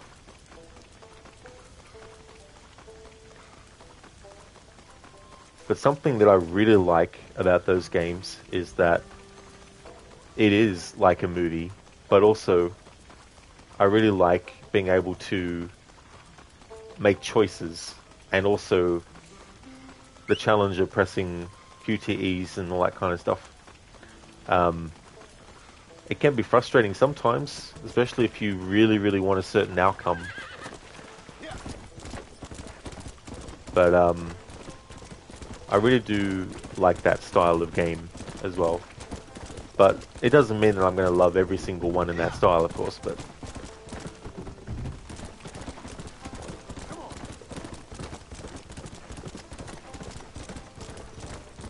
And then there's also the thing of, you know, with these actors who are more higher profile, who have been more known for movie work or series work, etc., about how they potentially are taking roles away from actors who aren't acting in movies and series and are primarily just acting in video games as well, which I can understand as a, you know, like a concern and things like that. I can't remember, I don't know what the situation was, but the game Quantum Break, the actor who was shown in, like, I don't know what footage it was, but in some of the really early stuff wasn't Shawn Ashmore. But later on, it was him that was the main character. But I don't know if that was just a placeholder thing. Maybe they had the other actor play the role just for promotional stuff and things like that. Or maybe they were wanting to get Shawn Ashmore for the role, but they might have had to wait or something like that. I didn't really know what went on with that, but I can't remember the actor's name. But he ended up being a character in Quantum Break, and he's also Dylan Faden in Control as well.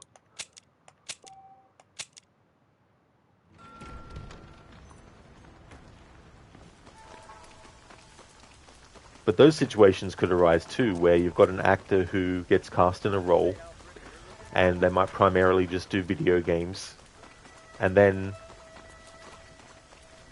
an actor who is really high profile, who does movies and series might become available and they might offer it to them, you know, like, which that would be very difficult thing to have to accept if it's something that is out of, you know, their control and stuff like that. Because, I mean, I don't know what recourse you would have if that was the situation where you were getting replaced by a higher profile actor simply just because they were higher profile. Like, you might have nailed your audition, they might have loved what you were doing, they might have said, right, you're the character. But being just like a financial decision, it's like,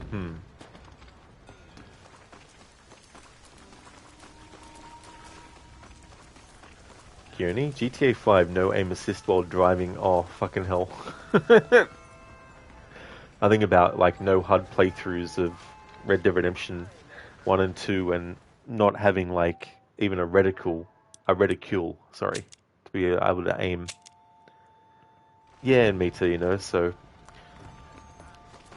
On one hand, it is cool to see these actors from movies and stuff be in video games, but on the other hand, it could be like others might be missing out purely based nothing on their talent level or anything. They might just be just as skilled, but the money side of things where it's just like, nope, we can get this actor. They might cost more money, but they might get us more money in the long run.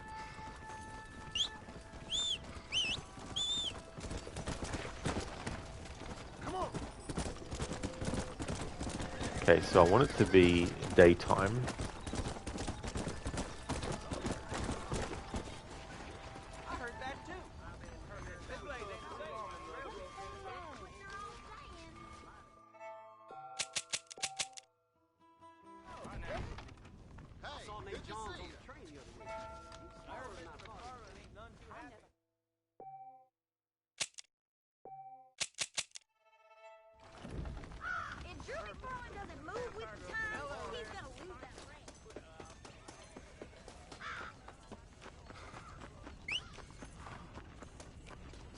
It's so funny how that dialogue from that NPC was, if Drew McFarlane does such and such, he's going to lose that ranch.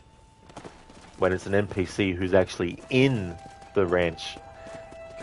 So you would think they would say this ranch, because they're actually on the ranch. But maybe that's just because that NPC can be in other parts of the game world as well. So they would rather use the word that instead of this, just to cover their bases for when the player hears it in a different part of the game world.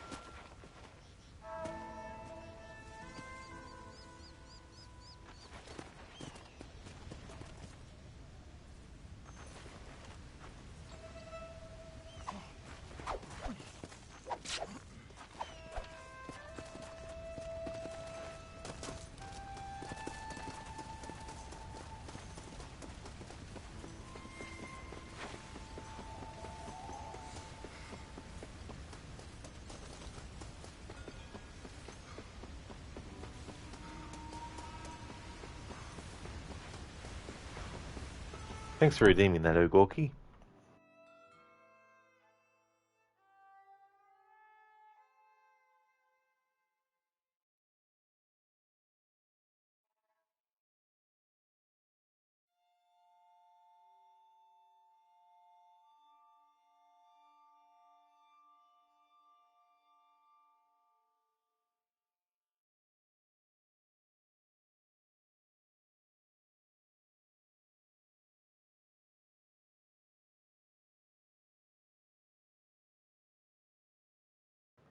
Alright, so I've got one. Where are you? Who do you want? I see you. Get away from me. Right here. Where's that machine gun, Irish? Ah, Mr. Marston, I found you one. Found us one, Irish. We're in this together. You, me, and an assault on Fort Mercer. I'm the guy that saved you from getting killed back there and who you owe your life to, remember? Not really. Happens to me all the time. You don't want it to happen to you again, do you, Irish? No, friend. I wants to buy you a drink. I wants to tell you how much you means to me, how special you is. And I want to tell you that if you don't produce a Gatling gun within the hour, you'll wish you'd been killed back there. It's the whiskey, sir. It gives me the memory of a newborn babe, as innocent as can be, and it makes me violently angry. Shall we go look for that gun, sir? Yes, let's do that. I know my voicing of it is all over the place, but I just wanted to make them sound different enough to each other. Thank you, Agorki, for redeeming that from Red Dead 1. That's a mission with Irish, a character that we haven't met yet in this playthrough, but thanks for redeeming that.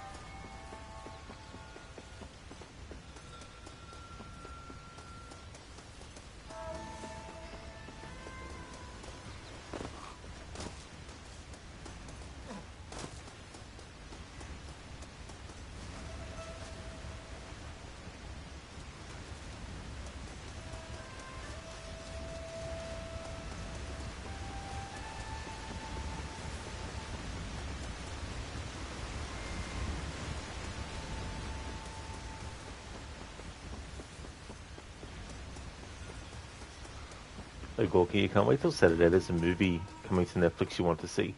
Oh, that's cool. What movie is it?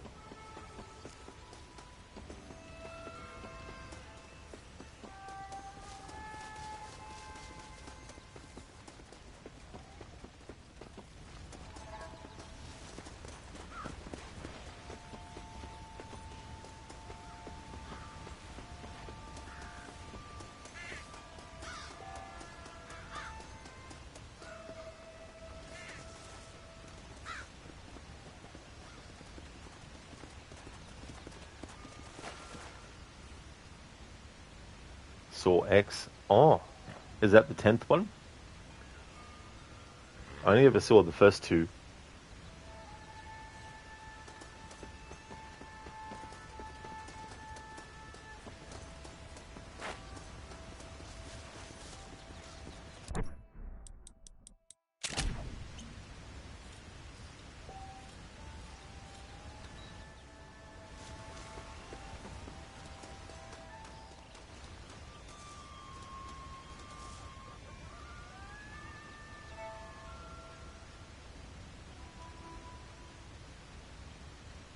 Some random.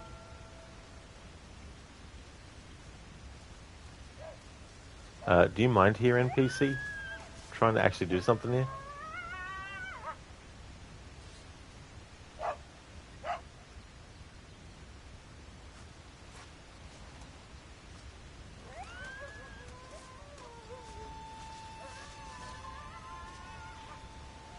Oh, cool, Gorky. Yeah, the horror genre, that's my favorite one of movies.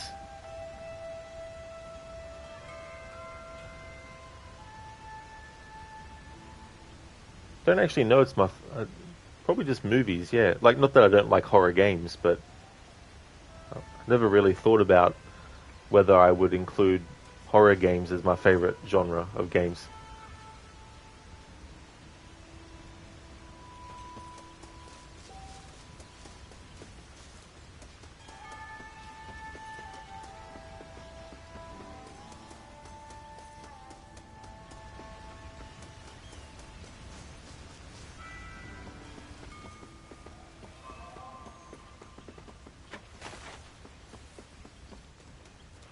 The horror movie that really set me on the path to be a fan of horror was the original Nightmare on Elm Street. Saw it when I was about 11 or 12.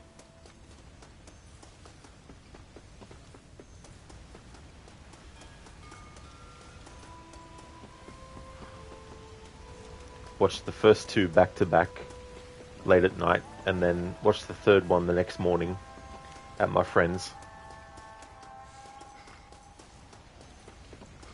And then, like, for a month or two, maybe 3, after watching... Whenever I would think about what I had seen in those movies, I would get sick to the stomach.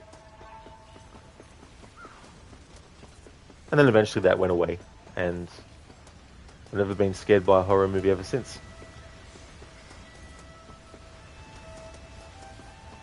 They can be freaky and creepy for sure, but being creeped out is very different to being scared. Like, because creeped out can just simply be acknowledging that there's something really, really eerie going on. You're not necessarily afraid of it.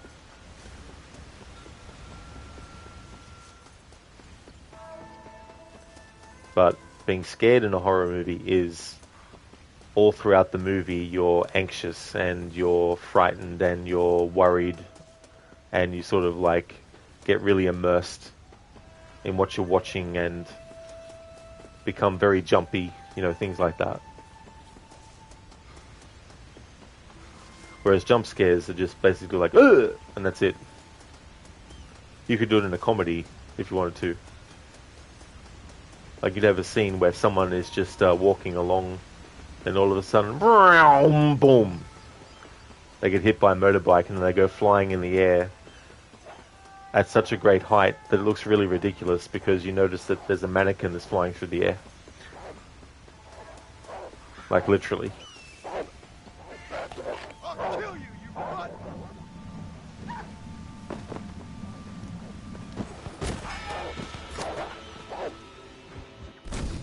Listen to the suspicion is definitely different.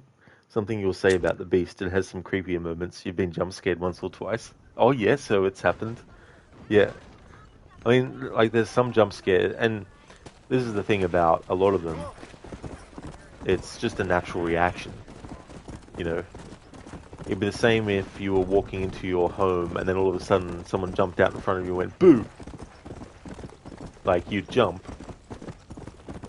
I mean, some people would also just, punch or kick instinctually as well. So if you were a significant other or a friend pulling that shit on someone, you might get a slap to the face or a punch to the gut or something. Just something.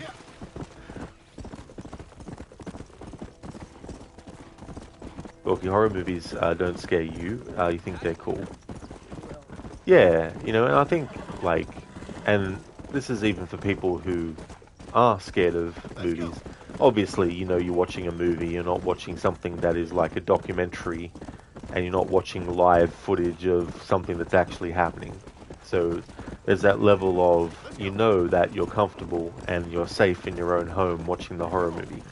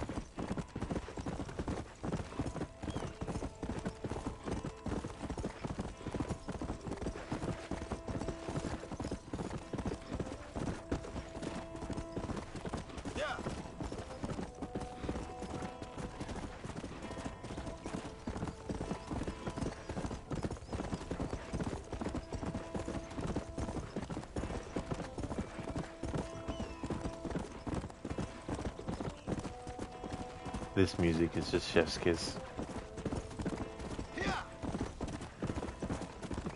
And a new variation of it is used in Red Dead 2 when you get revenge against Micah for Arthur.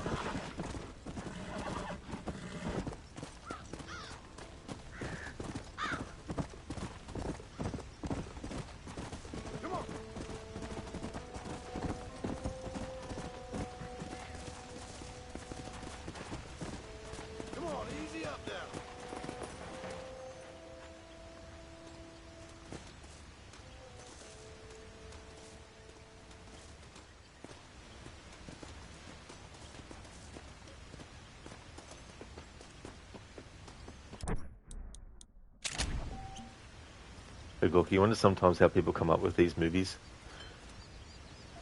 Yeah, I think too, like, I mean, ideas for any kind of thing can come out of so many different things as well, and it's not always, I guess, something too that actually matches each other either. You know, like, you could watch a sci-fi movie, and it might inspire you to come up with a comedy, you know, even though the movie that you were watching didn't have anything funny about it. But you might think to yourself, what if, instead of that scenario being serious, what happened if we added some humor to it, you know?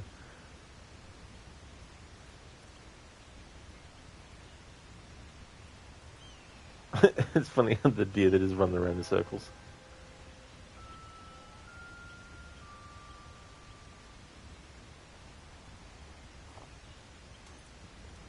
Like, there's also things like there's true events or events that, you know, are purported to be true, and whether it is or not, you know, who knows, but then you've got other things too, where it might be based on human behavior or human sort of like evolution.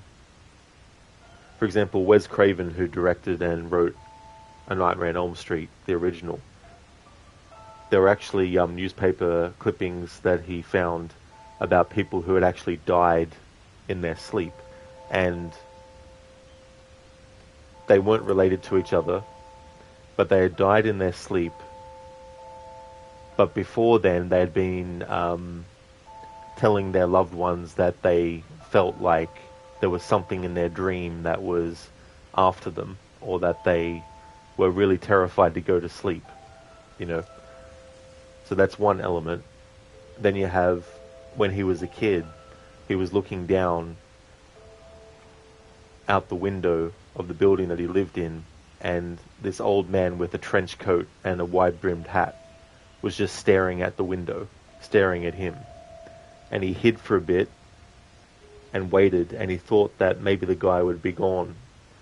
But then he looked back up and the guy was still staring at him. When he was a kid, he was bullied by someone named Freddy.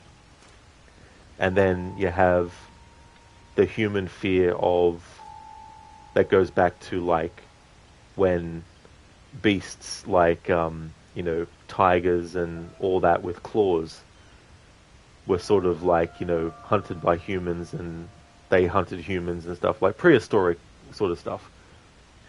And so combine all those, what do you get? You get a villain named Freddy, who doesn't wear a trench coat in the original A Nightmare on Elm Street movie, but he does have the wide-brimmed hat and everything, and he's got the glove with knives for fingers, and he can kill people in their dreams, So Wes Craven took all these different things, and individually, they're just separate things, but when you put them together, it really creates this sort of like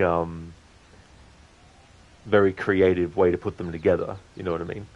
Like, instead of doing the main villain as a creature who has a claw, do something that evokes that, but is still very human.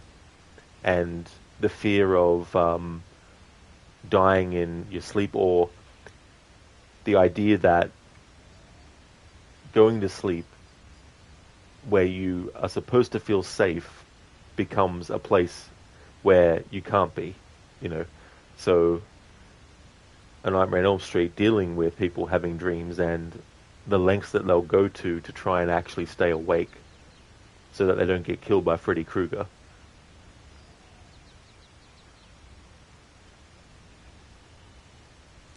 You never knew that, Ogorhi? Yeah, it's really cool behind the scenes stuff. And that there's a really good documentary called Never Sleep Again. It's been a while now since they did it, and I don't know, it probably is available streaming somewhere. 2010, there we go, that's when it came out. Never Sleep Again. It's a 4-hour documentary. Never Sleep Again, The Elm Street Legacy.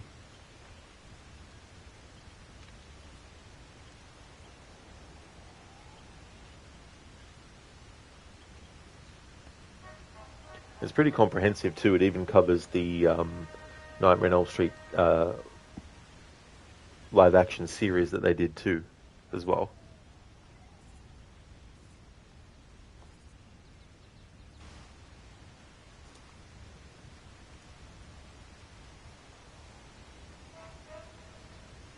Something else too that was a little bit of a factor when I first saw A Nightmare on Elm Street at the age that I was that one of the characters who gets killed is actually named Rod. So if a character in a horror movie has the same name as you, and you watch it, at a certain point in your life early on, then there could be some, psychological fear element there.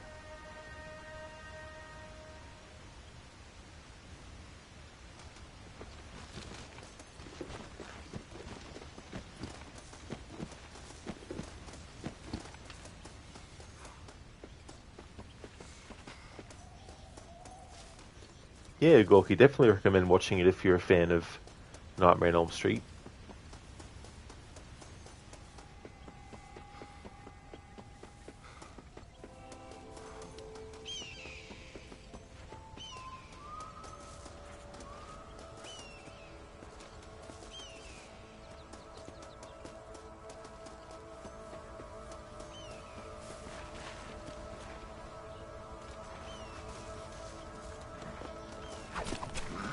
I don't know why I am not.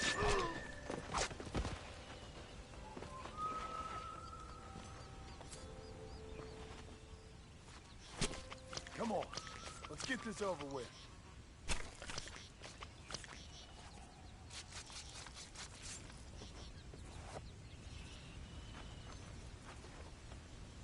What have we got here?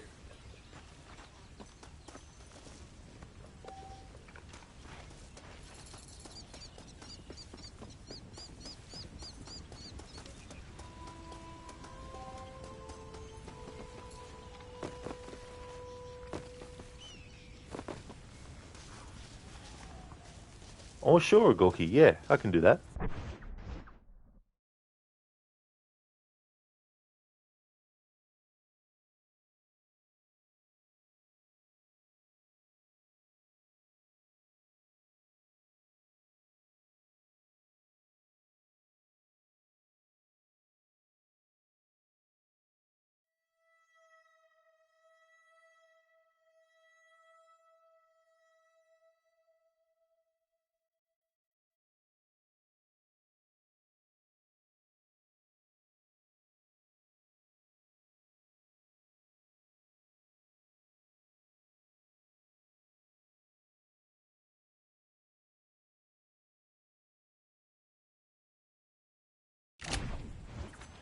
That's all good. No worries at all.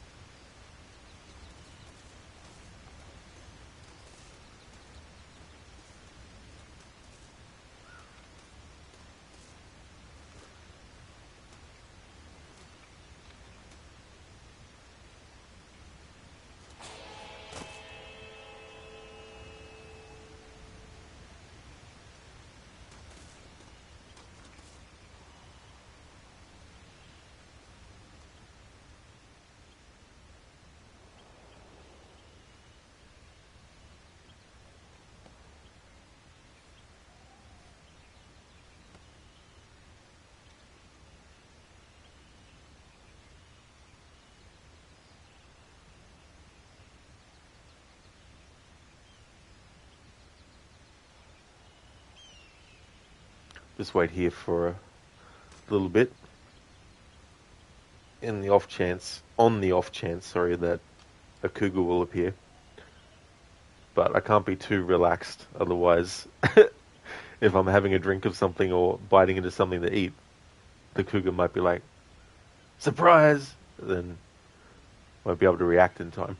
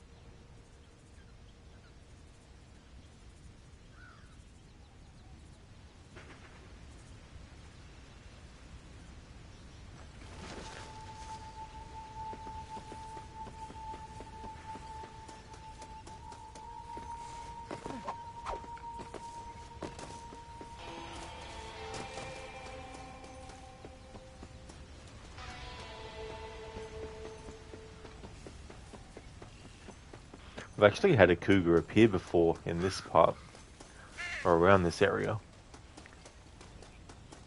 But of course, when you actively want something to spawn in, it won't.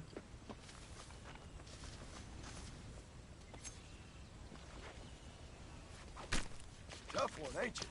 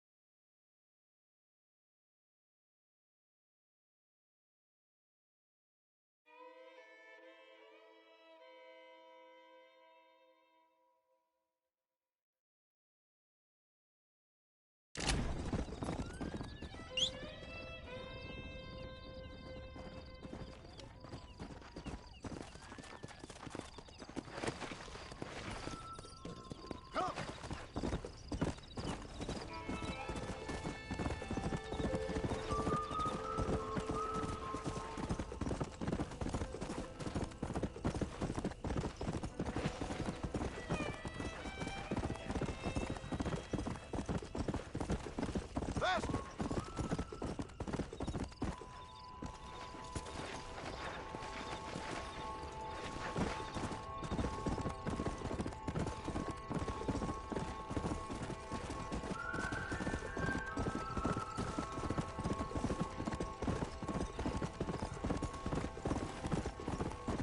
Come on!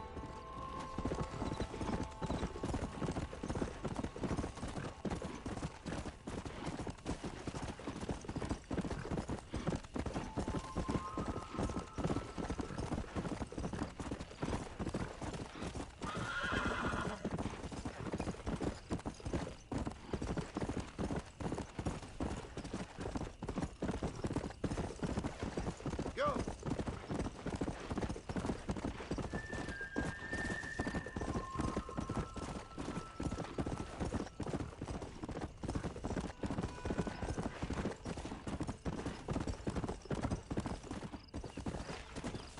Come on!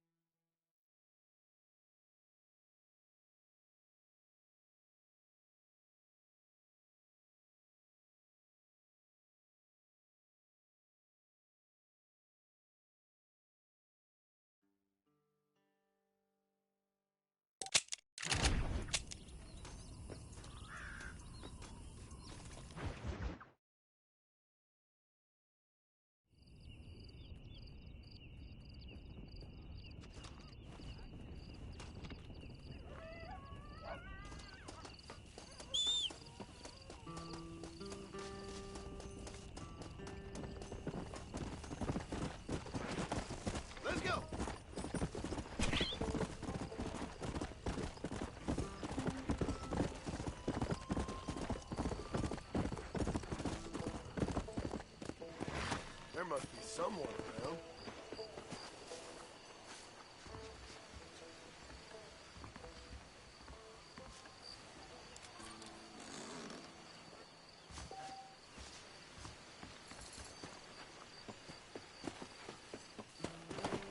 Yeah.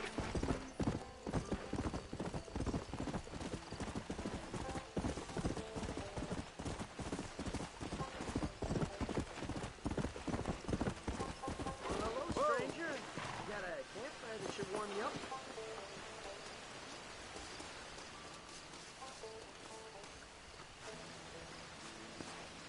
Once, this whole area was a part of an Indian burial ground.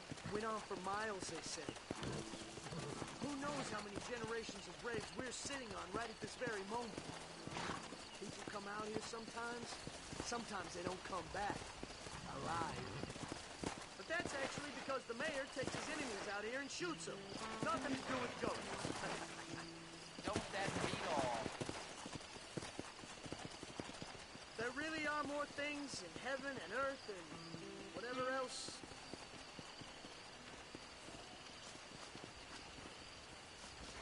That's quite some story, Trent. So long.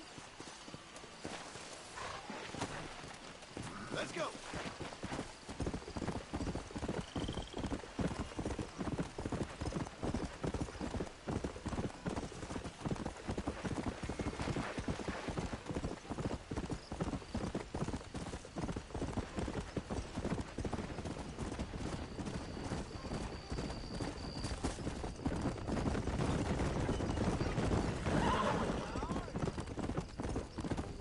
Let's go. Please! They stole my wagon. All my supplies were in it.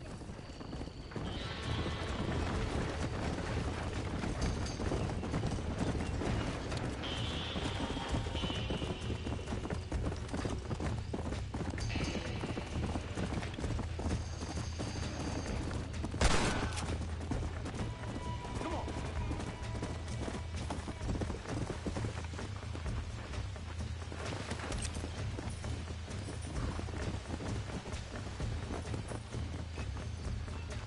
Forgive me, friend.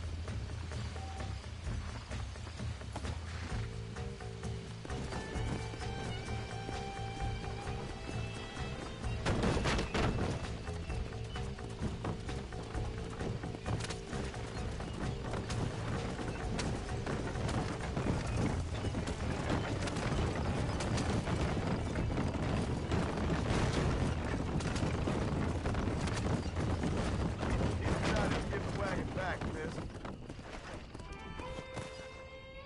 You saved my farm. May the Lord bless you. My pleasure, ma'am.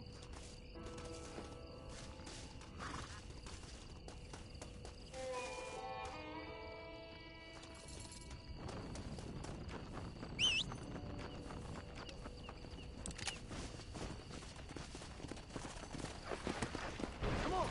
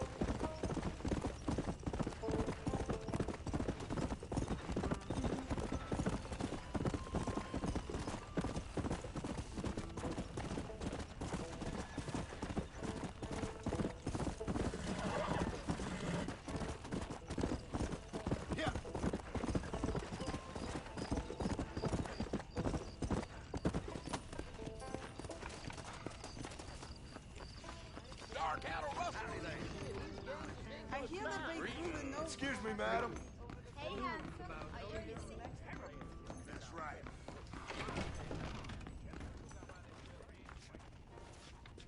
Nobody saw.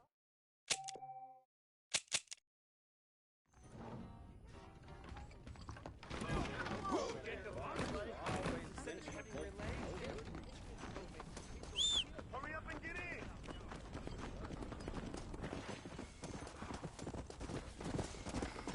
Let's go.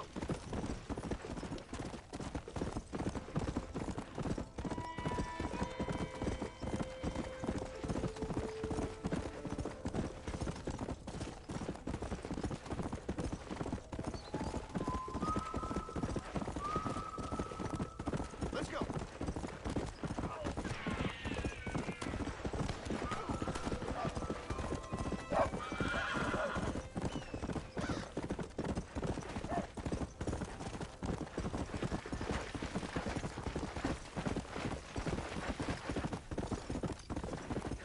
Come on.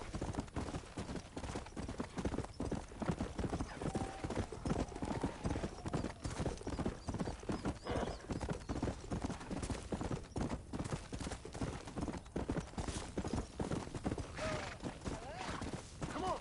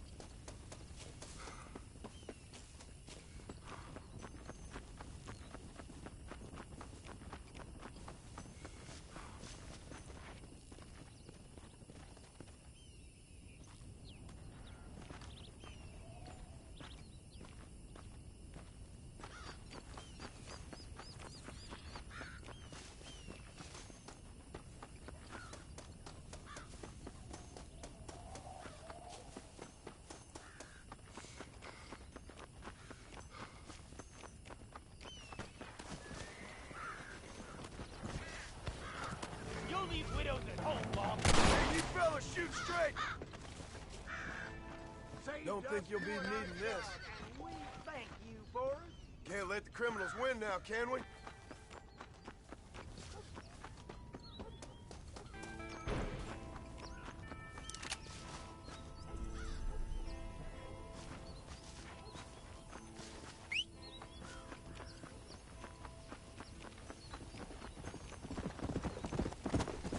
Come on.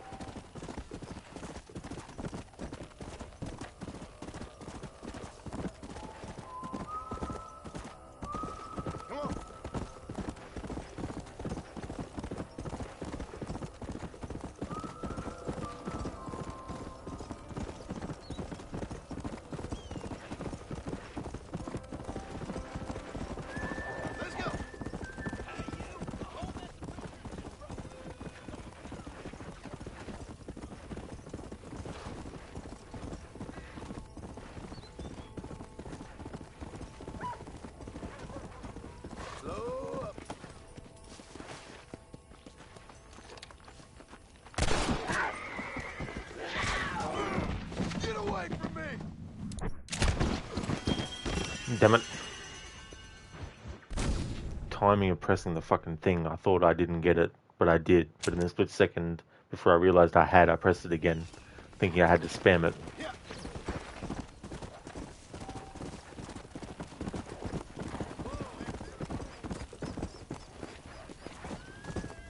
Thought I'd try this time to just shoot it first to get its health down and then finish it off with a knife and see if that counts.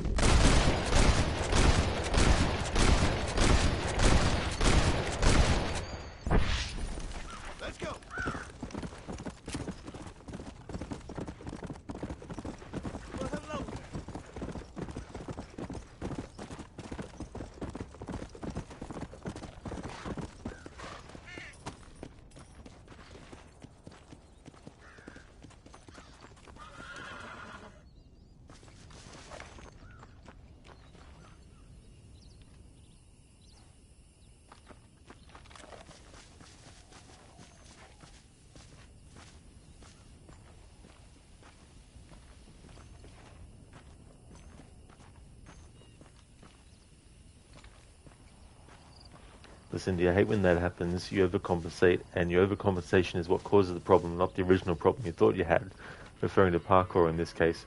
Oh yeah, you know, it's like in games where when you jump across a gap and you have to actually press a button to make the character grab.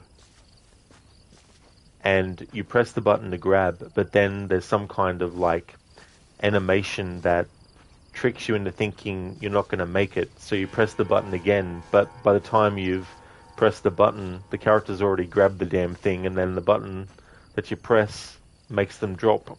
I've had that happen before in games where the same button does that. Did this game have QTEs for the animals? It didn't, no.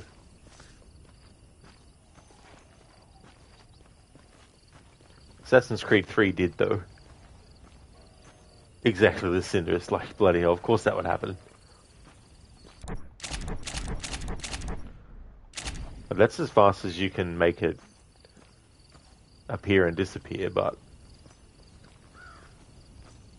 getting your thumb there to press it in the moment that the cougar is actually about to hit you versus you're trying to figure out if you can actually get a hit in.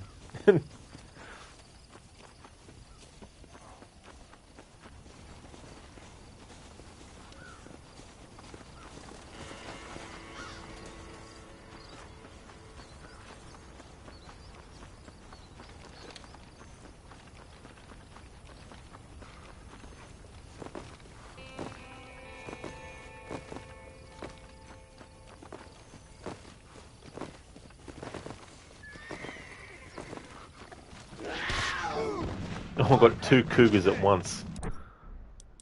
Bastards. Oh.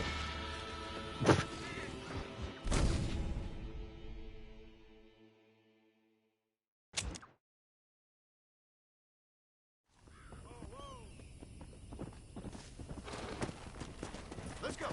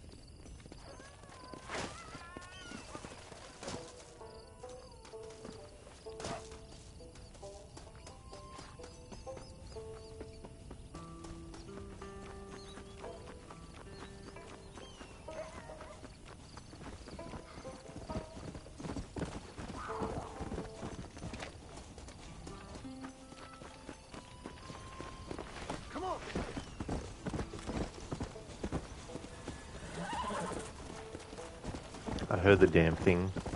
Where the fuck is it?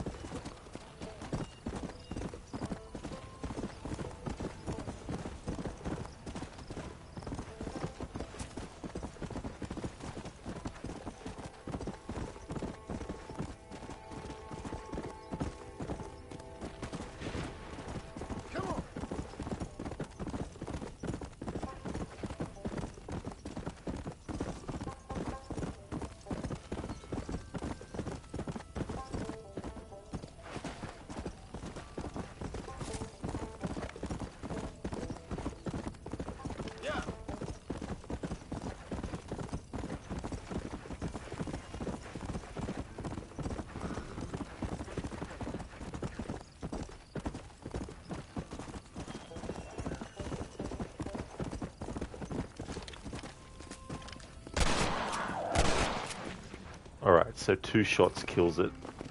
2 shots to the head kills it.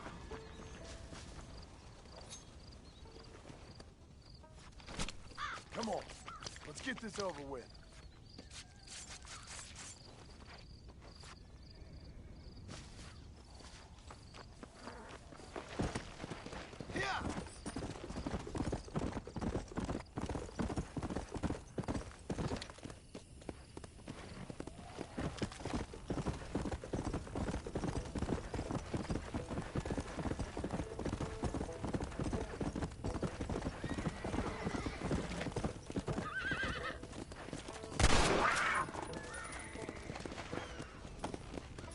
Oh great, this is the second one.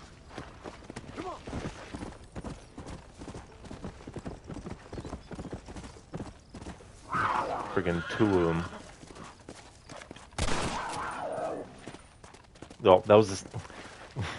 Of course. What are the chances that the one that I shot would end up being the other one that I thought I hadn't shot yet? Tough one, ain't you?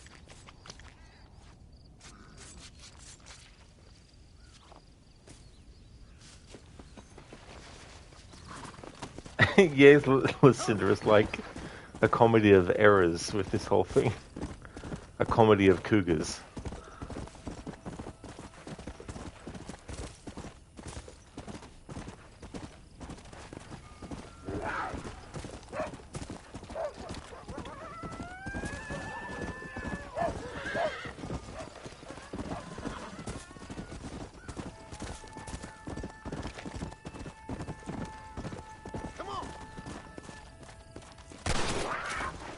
Okay, so that was the other one that was that I'd shot before.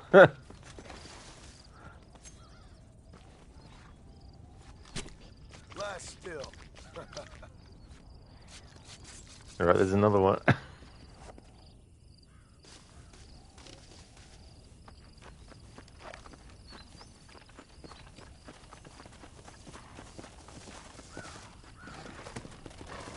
Go.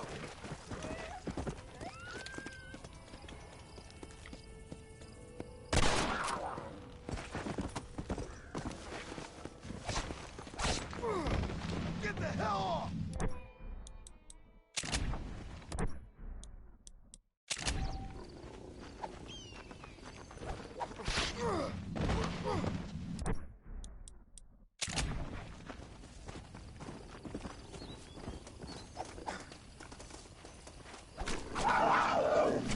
Finally, got one.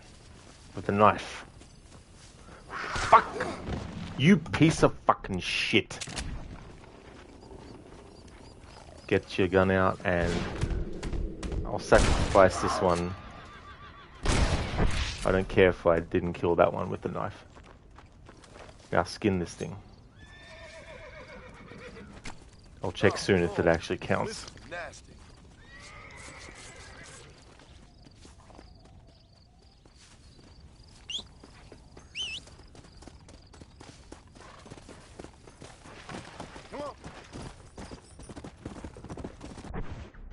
Alright. Journal. Challenges. Master Hunter. Info. Yes. Okay, so you can take its damage down a little bit by shooting it first, but as long as you finish it off with the knife and then skin it with the knife. Well, I mean, obviously you skin it with the knife, but... I'm not going to rest on my laurels. I'm going to actually save.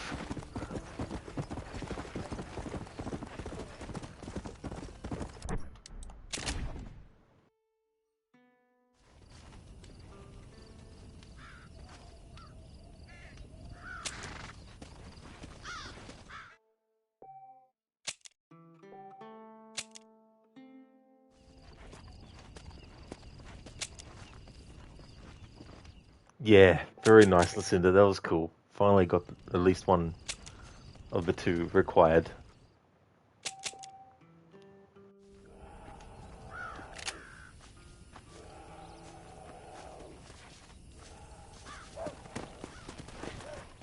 Let's go.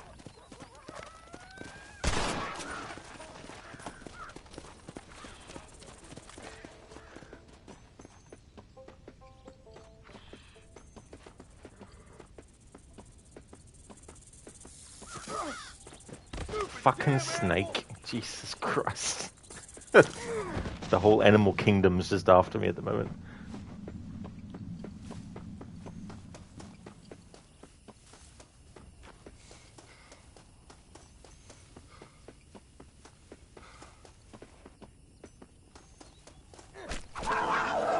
Yes.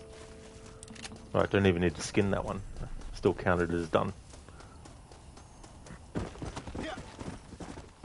I'm not gonna risk skinning that one to then just killed by one, because you can actually get attacked in the middle of stuff like that. Now, Master Hunter, the buffalo rifle is now available to purchase. I'm gonna get the words out.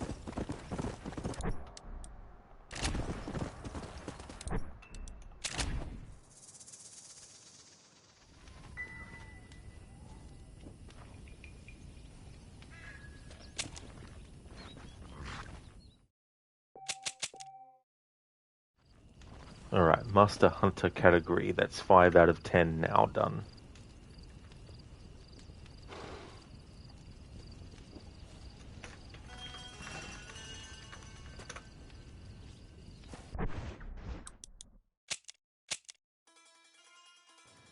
Alright, so the next Master Hunter rank 6, we need to skin 5 raccoons, sorry Lucinda, 5 skunks and 5 foxes.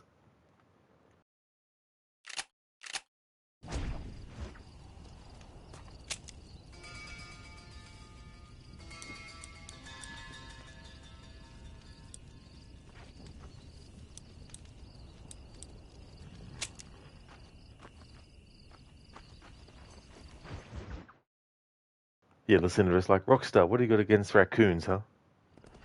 What is this?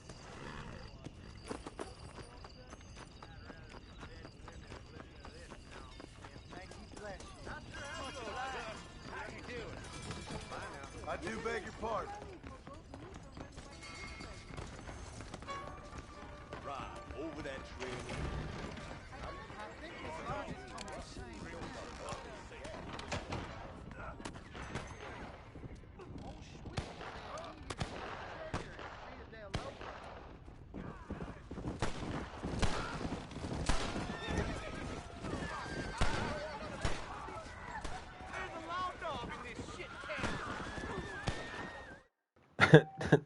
Marston's is like, fuck all this shit, I just want to go to sleep.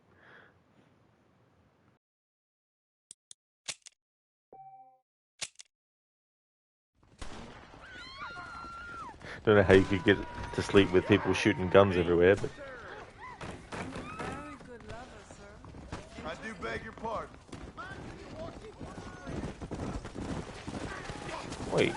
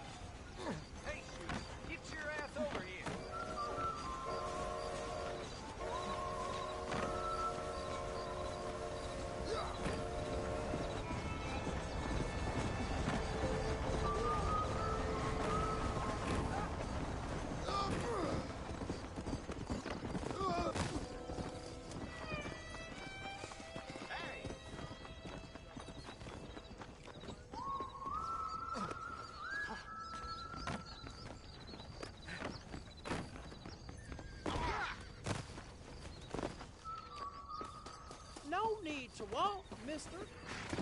I know. That's why we're running.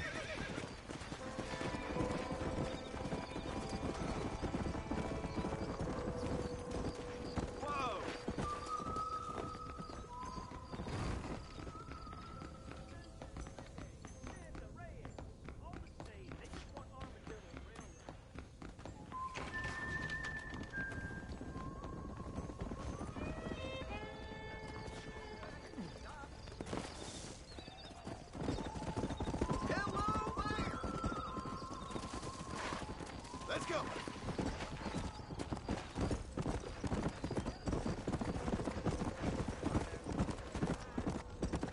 Hey. Yeah.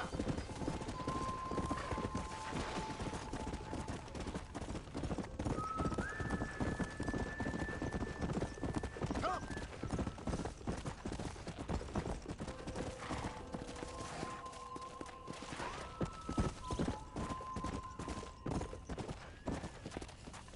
Yeah.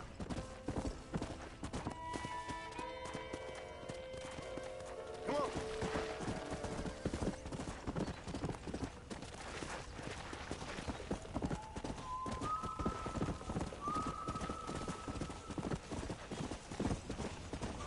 Come on, come on.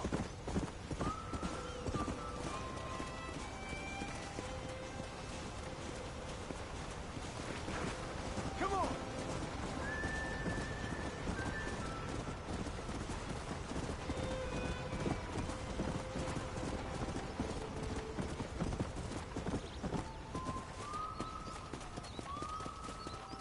Yeah.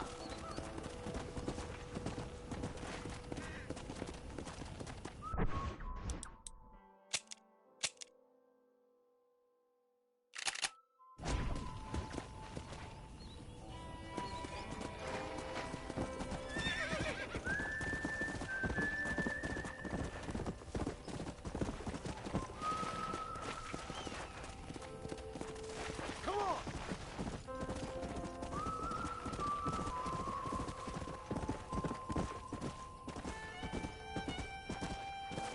Faster.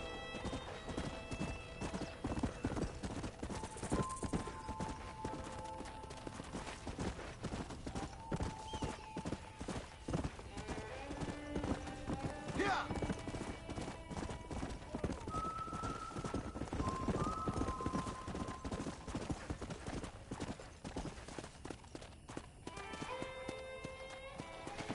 Yeah.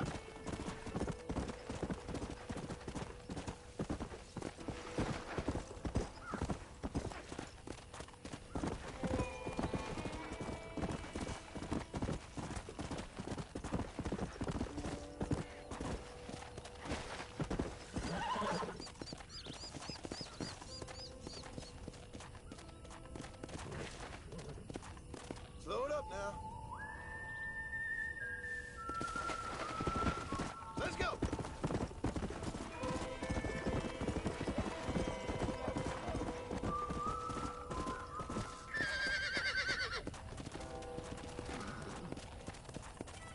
Let's go.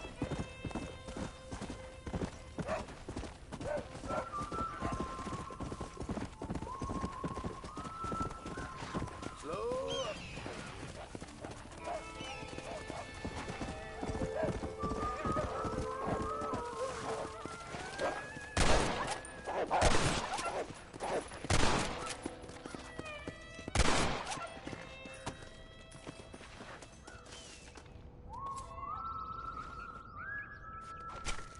Oh, what were you eating?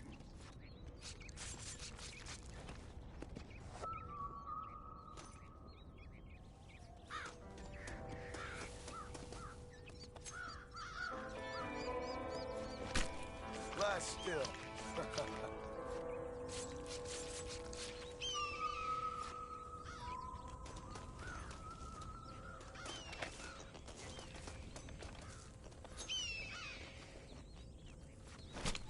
Let's make this quick.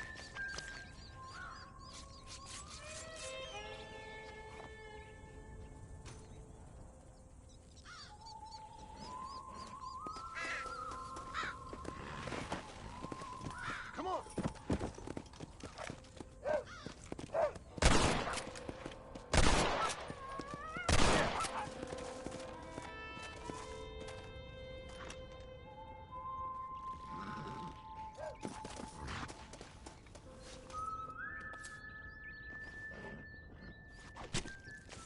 dirty.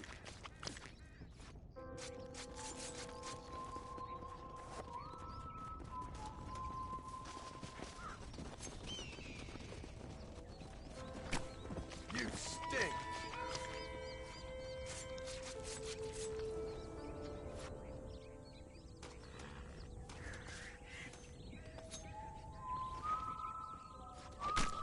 Tough one, ain't you?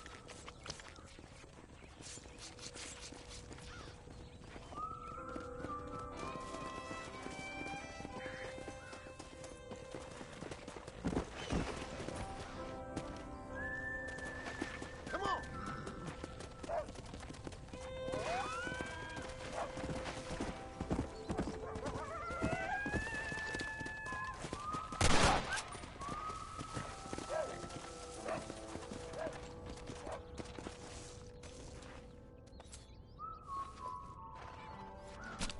This is a messy one.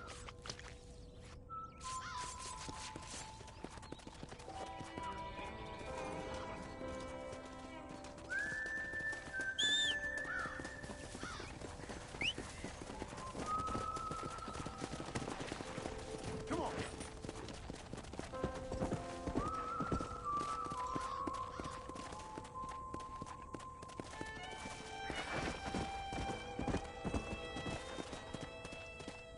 Go. Come on.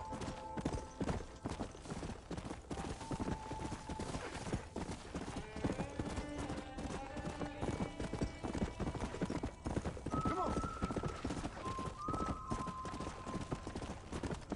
Let's go.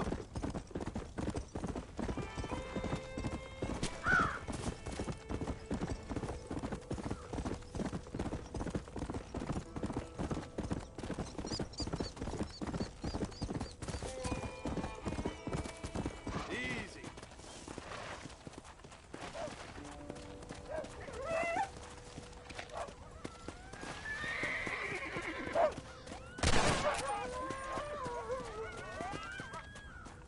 That makes you mine.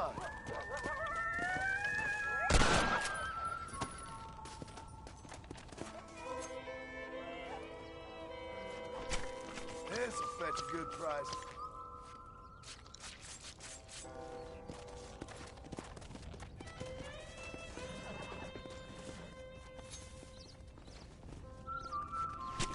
Come on, let's get this over with.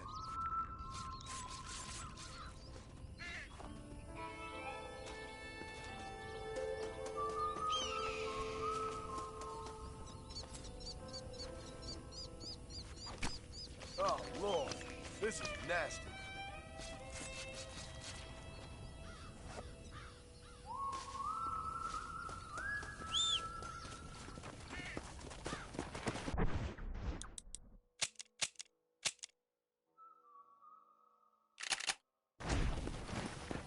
Yeah.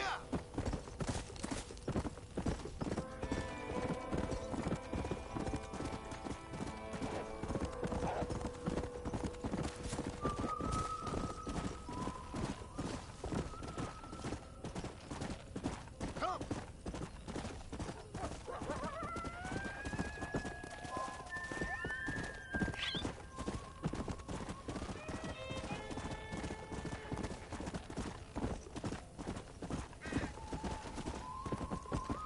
Whoa, whoa.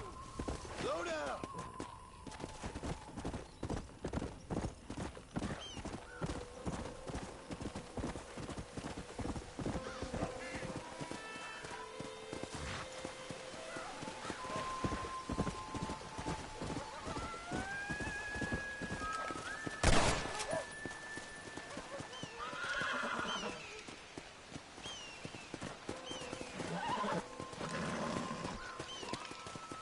Afraid you're mine.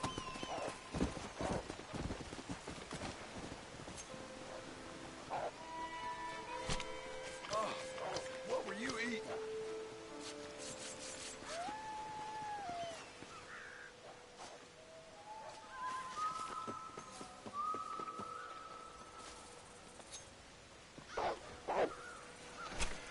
Lie still.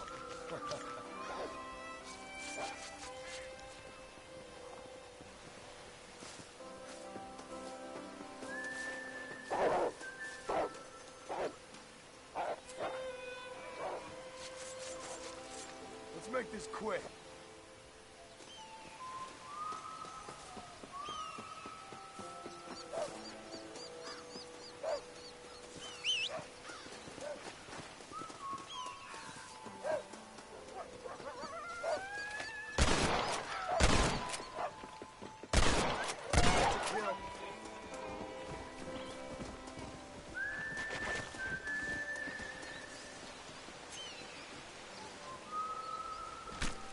This is dirty.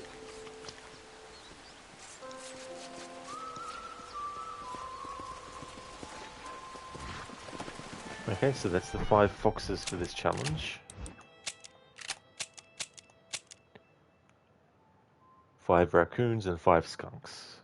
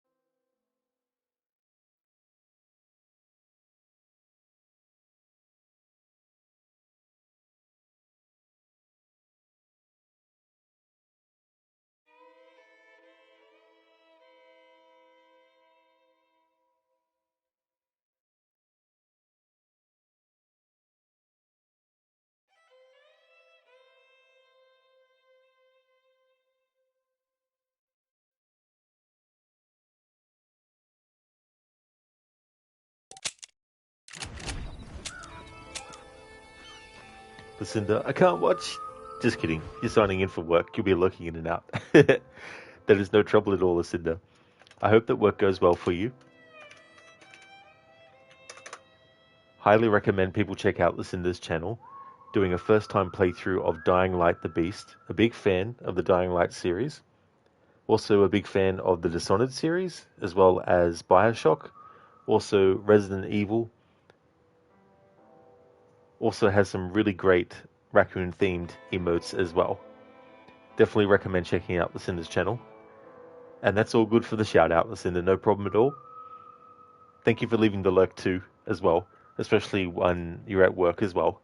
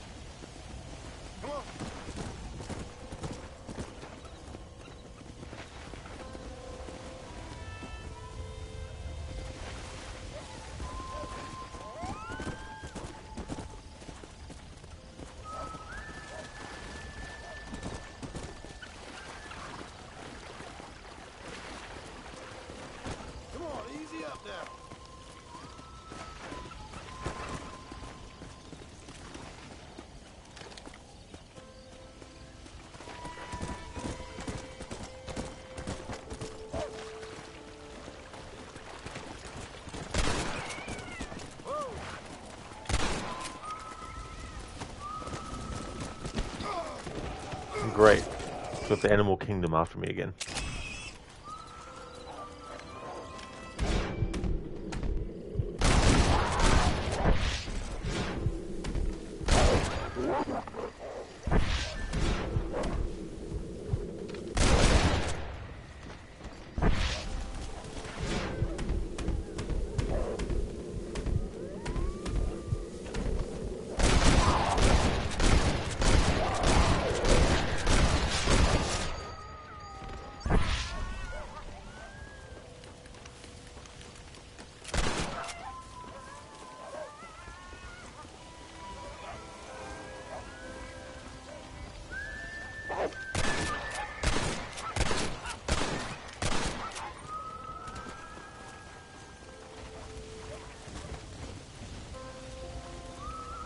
Come on, prompt for skinning the animal. Jeez, I don't know sometimes.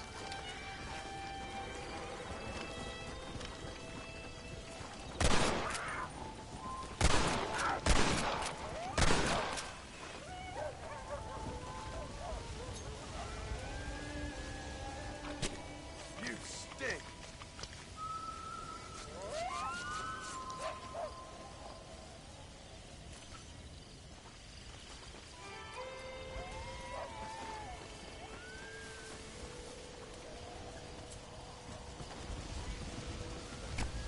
Tough one, ain't you?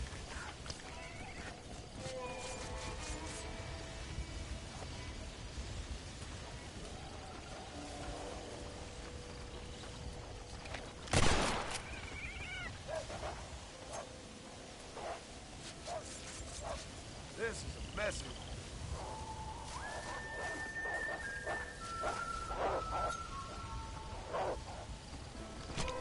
This'll fetch a good price.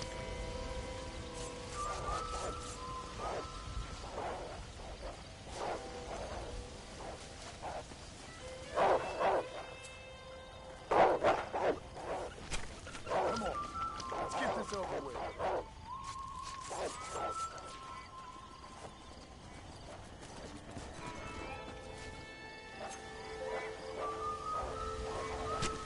Oh, Lord, this is nasty.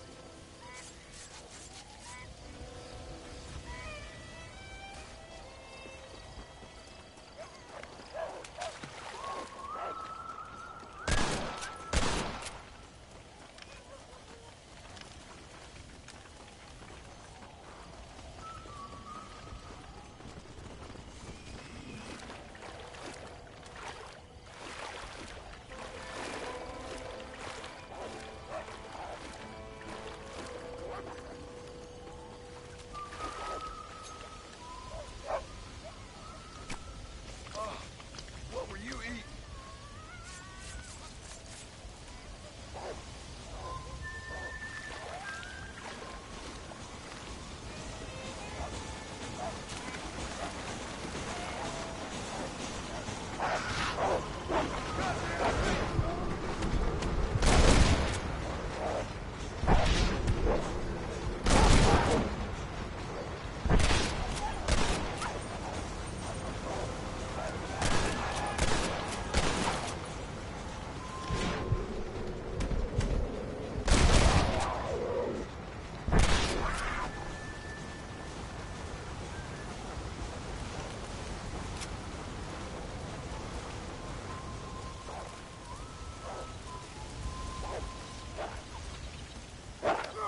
Alright, I don't know what animals I'm leaving where, but I'm not going to push my luck. Got fucking animals everywhere.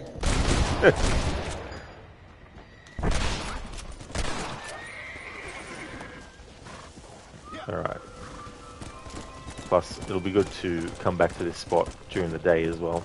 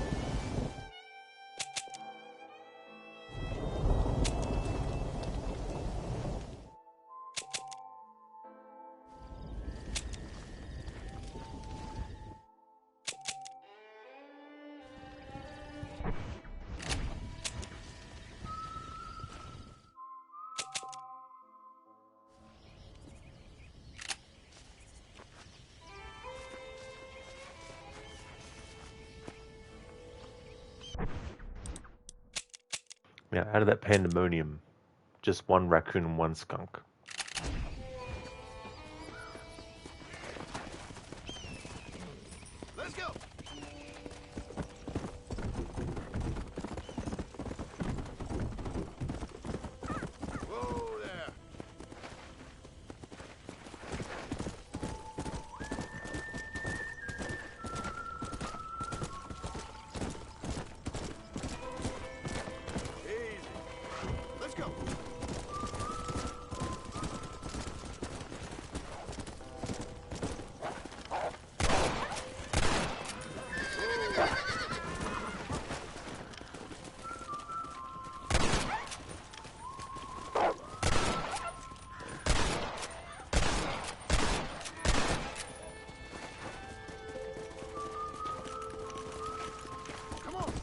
Hey, Dr. Darling.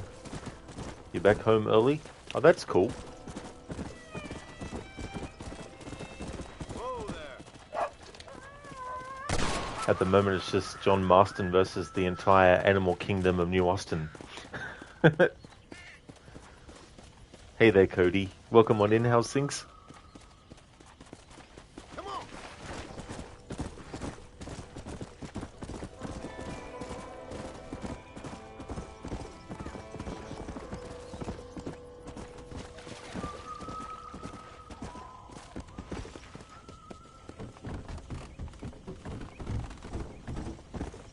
Slow it up now.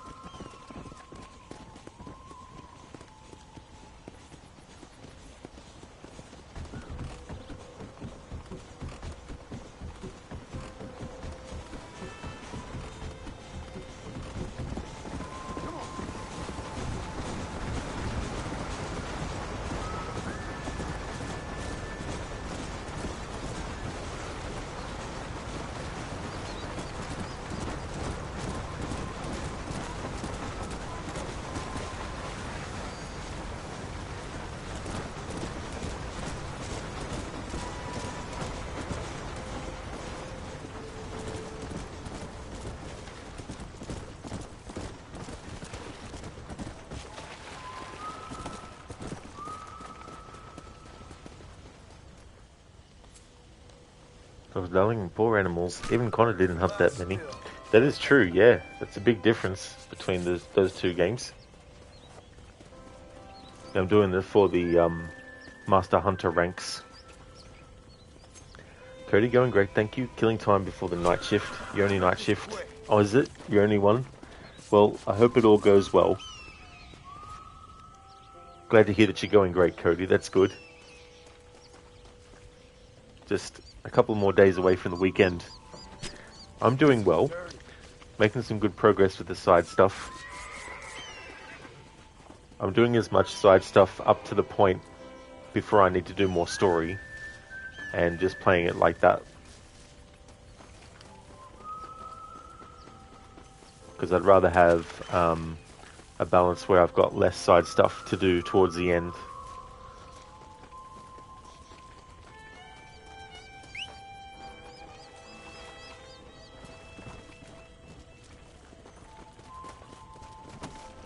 Go.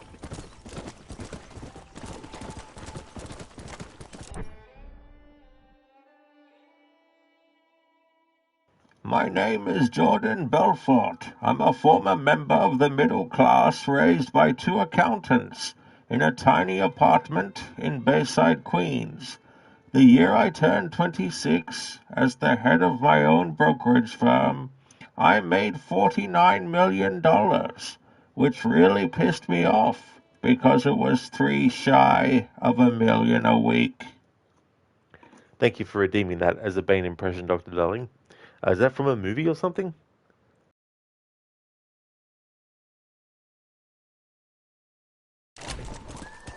Cheers, Cody. Thank you, dude. Can't believe there's another game that, as of this year, came out 15 years ago.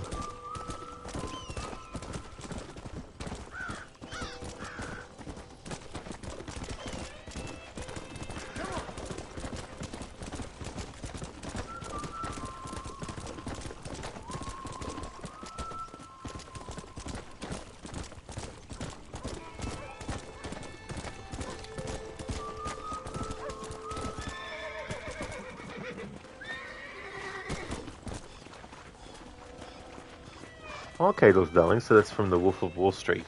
Gotcha.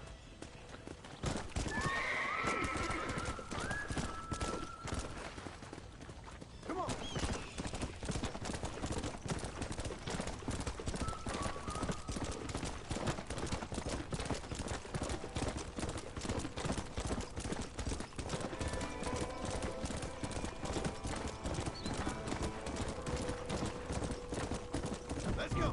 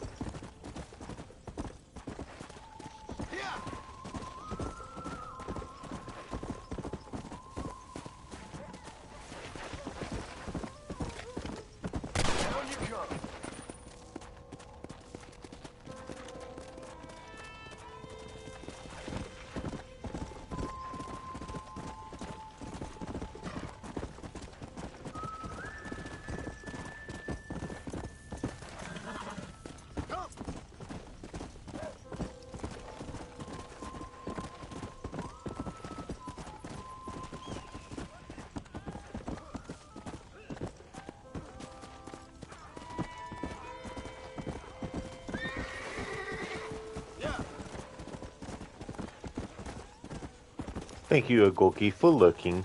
Thank you very, very much. I hope that things go well. Catch you next time.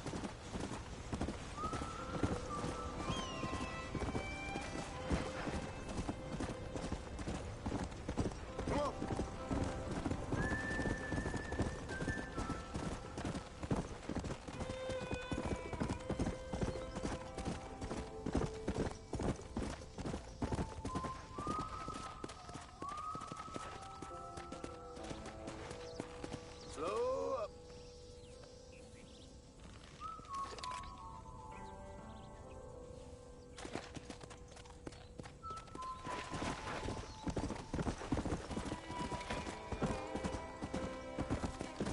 Yeah.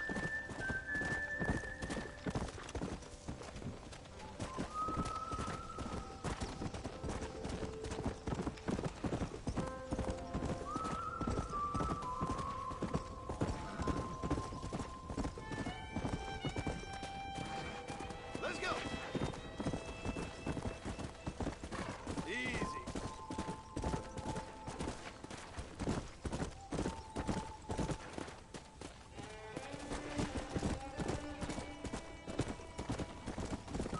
Whoa, whoa.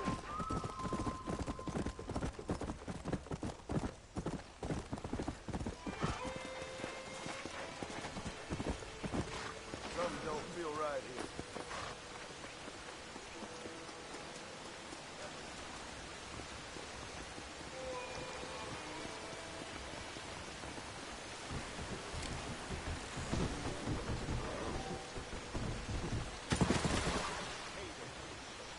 Horse? What the fuck?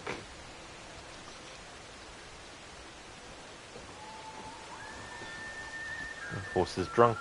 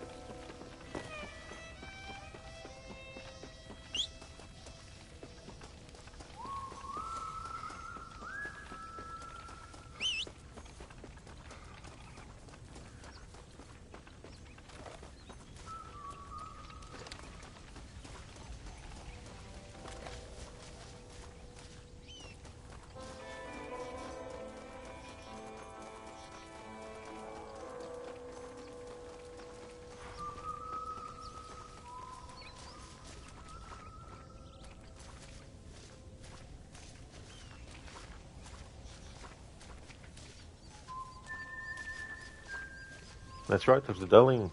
Requiescat in Pace. Horse 24-9-2025 to 24-9-2025.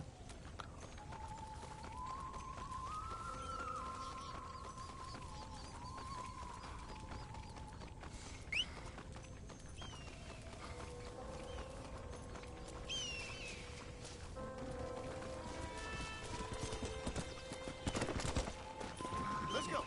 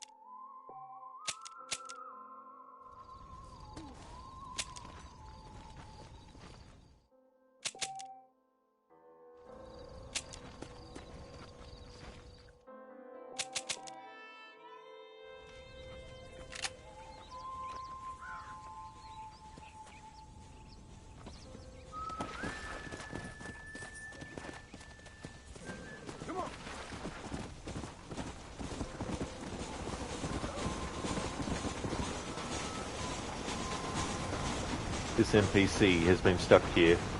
I don't know how long.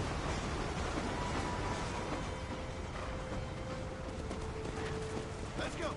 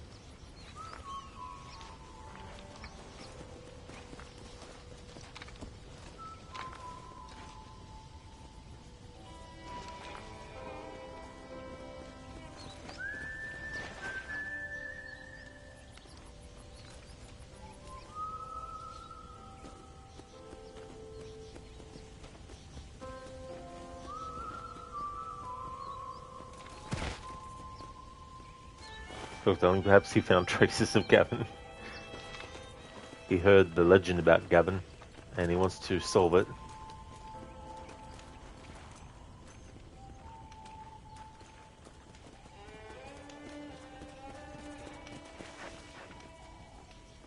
Just wanted to test this.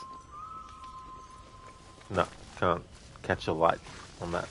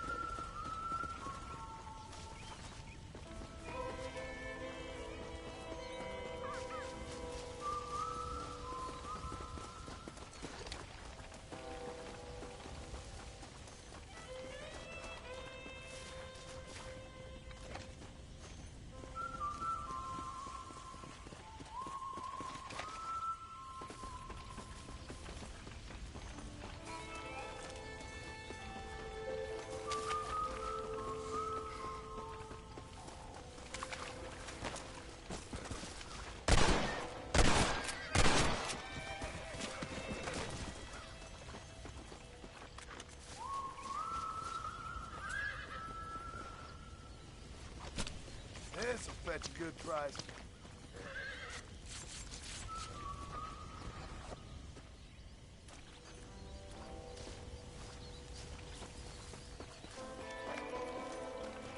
Dr. Darling, I reinstalled my copy of Alan Wake Remastered in preparation for the 1st of October.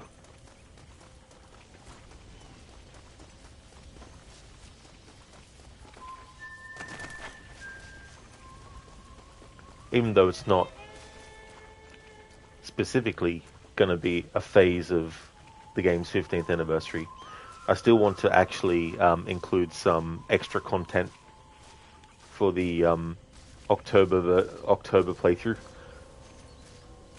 So the remastered came with not only the original game's audio commentary, but also the video commentary that was new for the remaster.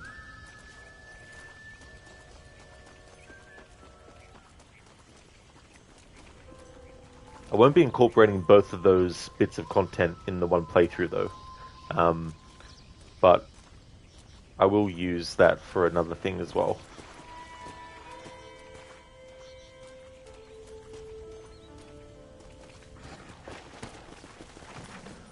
Cody, it's kind of funny, Rod, you came off your holidays Friday just gone. You were meant to be off until the 25th, but your company, being the dicks they are, made you pay for 2 bank holidays off.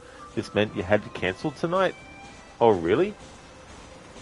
That's a bit bloody strange. Plus frustrating and annoying, too. I bet they wouldn't have liked to have to do the same thing.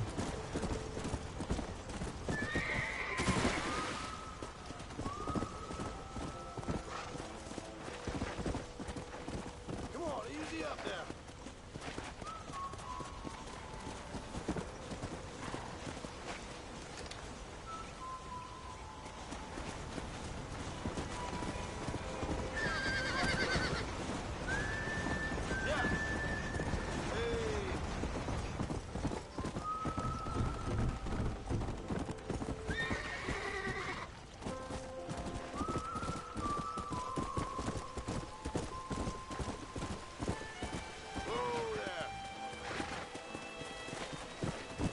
Cody, it is. So now you have to go in tonight. It's one night, so not a biggie. Yeah, that's a good way to look at it too. Not being more than one night. Like, it's not like it's a whole amount of nights in a row. But still, at the same time, it'd be so annoying.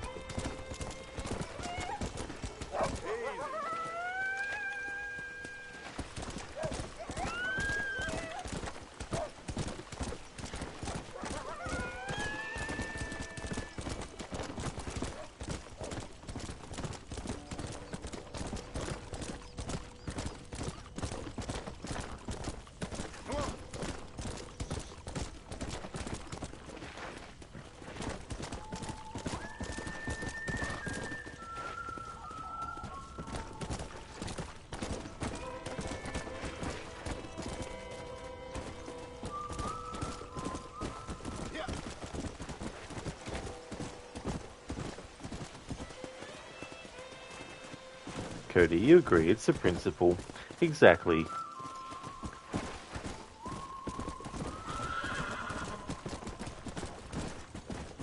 Let's go. Just hopefully it doesn't happen again. On a good note, Silent Hill F is amazing. Oh, that's good that you've been enjoying it. I read a couple of reviews on it because I was curious about it.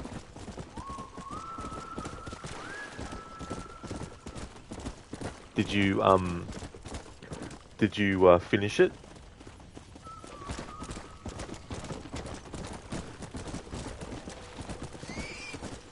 Slow up.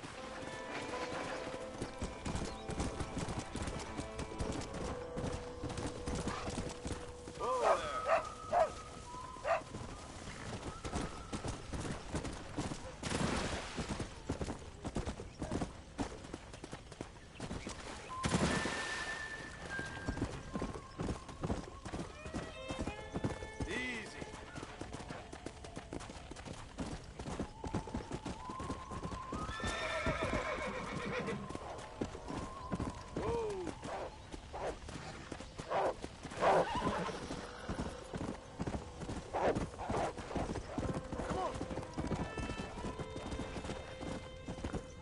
Cody, you're about a third in, if that low. Oh, yeah. Oh, that's good, though, that you're enjoying it. Definitely has a very different kind of, like, look and feel to a lot of the other Silent Hill games.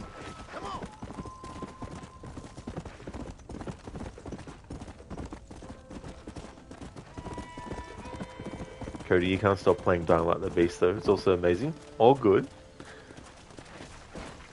Because I imagine, too, like, a lot of fans of the first game who really liked Crane as a character were probably looking forward to having another game with him as well.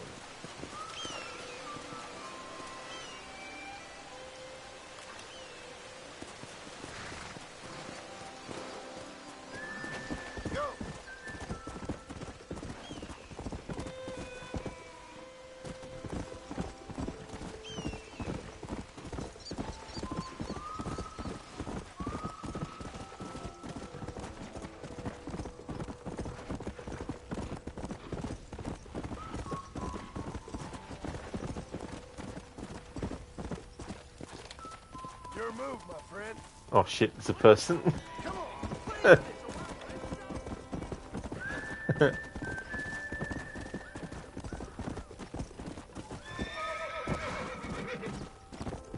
From that distance, that person, it looked like it was like an animal or something on the ground. Because there's a little bit of a hill.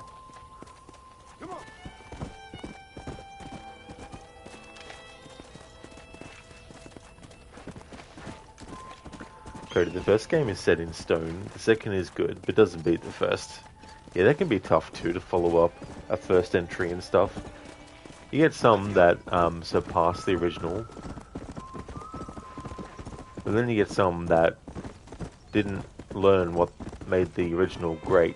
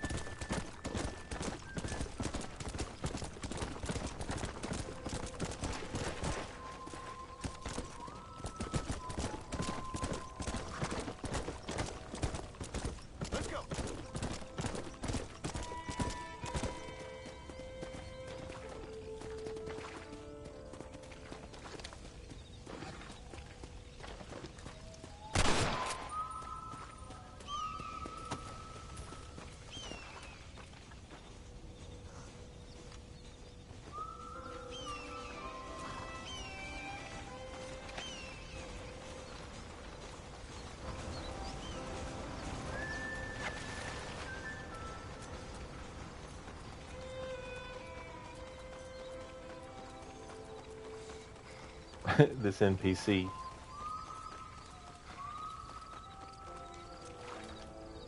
It's the same one.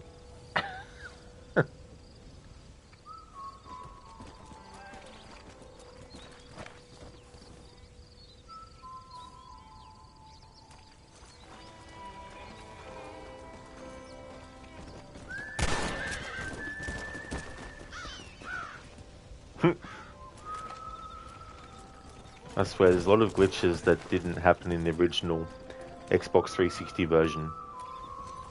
I don't know if these are glitches that carried over from the PlayStation 3 version, because I'm playing the PS4 version on a PS5. Some games for backwards compatibility, because they're emulated, can introduce new glitches that weren't in the original.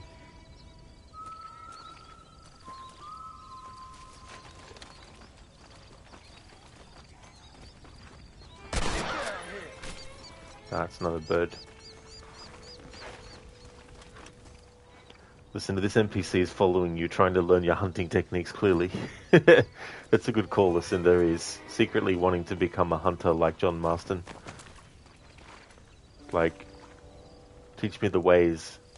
And Marston's like, no.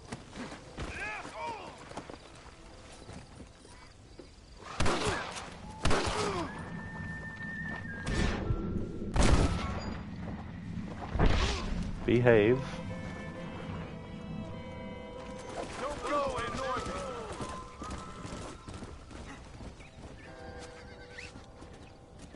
There we go. Now you think about what you did.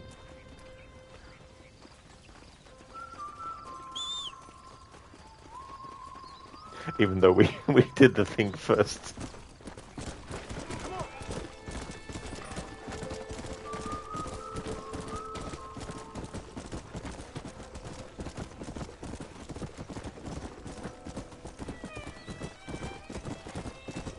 Yeah, the Cinder's like, no. Cody, it would be cool if they did a Predator DLC. Oh, yeah.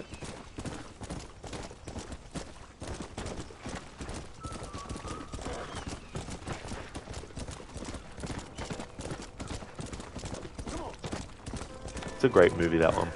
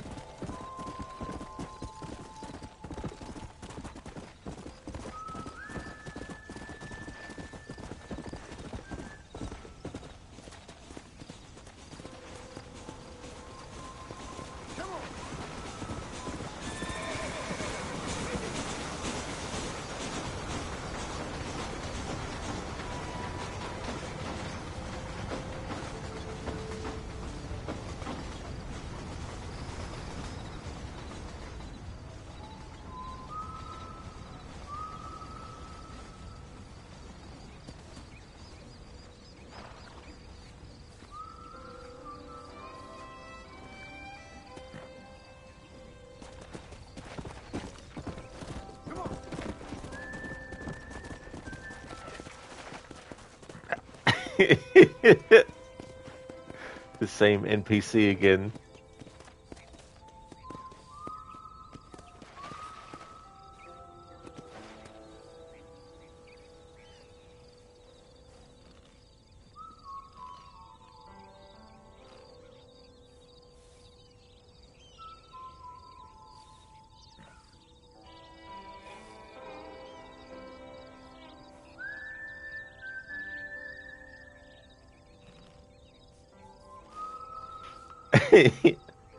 What are the chances, Lucinda? It's so funny. Amita here is taking in the sights. He definitely is. He looks a bit shifty-eyed, though.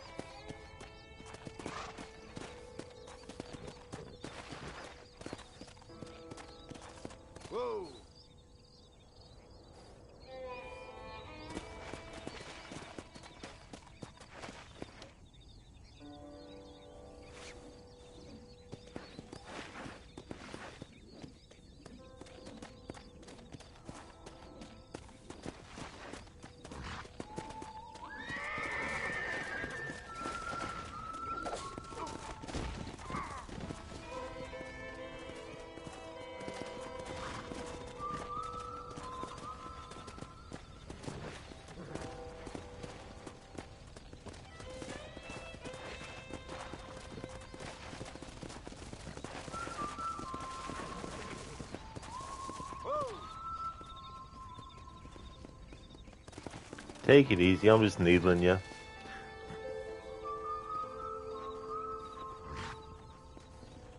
Okay, catch you later then. Let's go.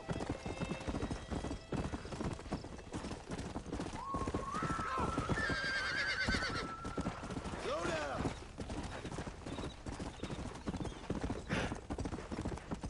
Yeah, Lucinda's like, let's try this. Let's lasso him. Whoa there. Thanks, Ogorki, for redeeming the Paint the Town Red. Armadillo, absolutely. We can definitely do that.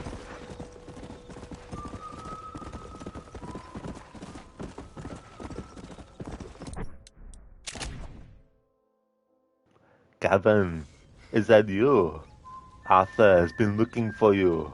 It has been 12 years. That is true.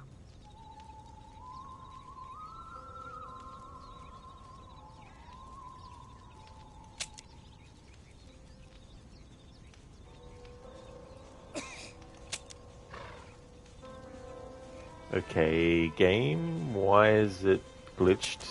I'm pressing the button to travel to destination and nothing's happening.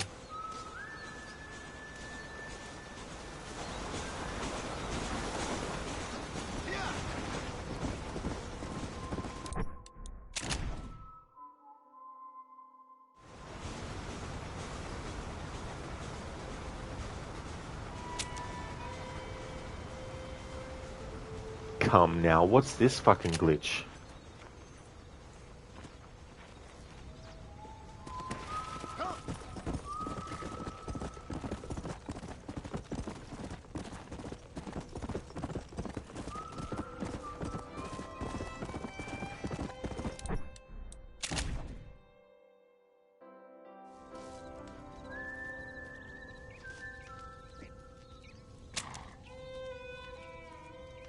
No, I don't know what's caused this glitch. It's not letting me fast travel. Oh well, we just ride there.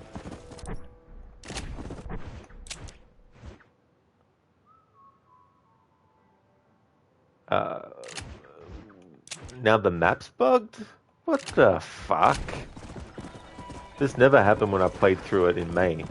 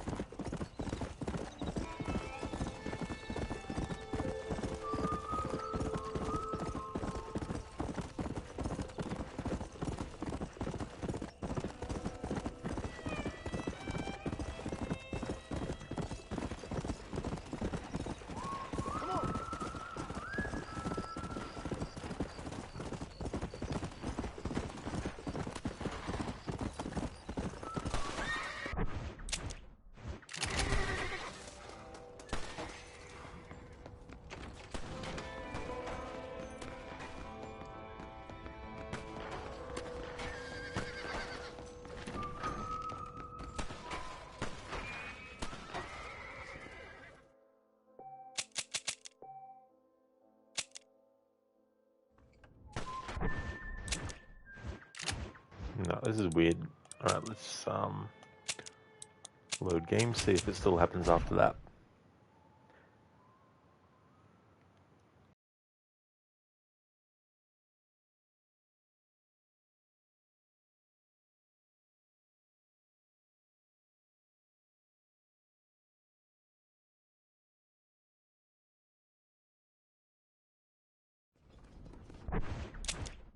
Good, okay, I'm glad that fixed it.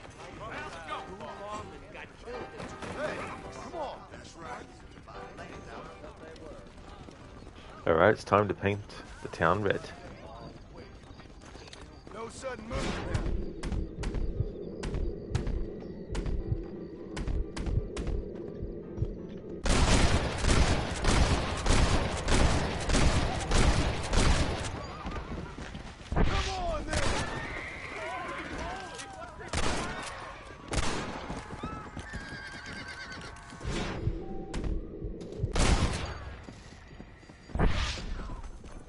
Ain't your life worth living?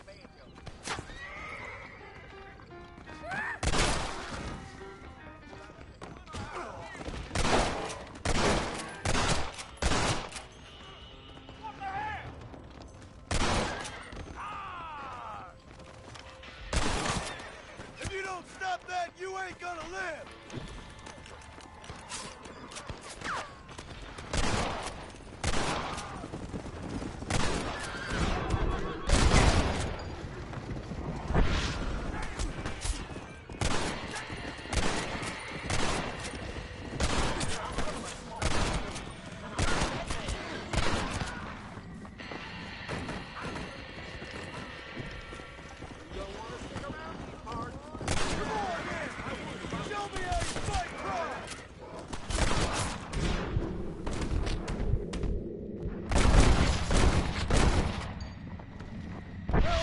Next one!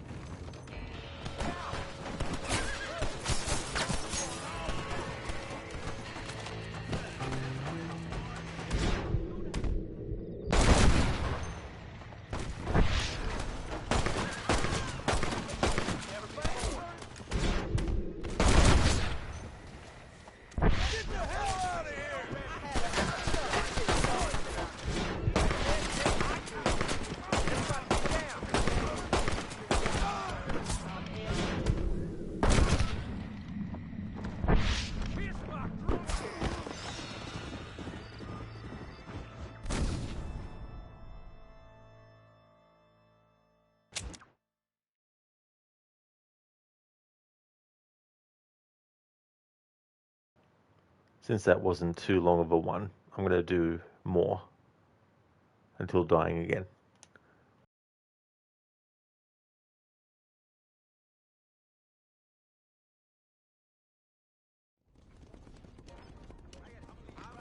For the perfect intersection of song and cheat. Help me out! Every day. I ain't got no time for nonsense!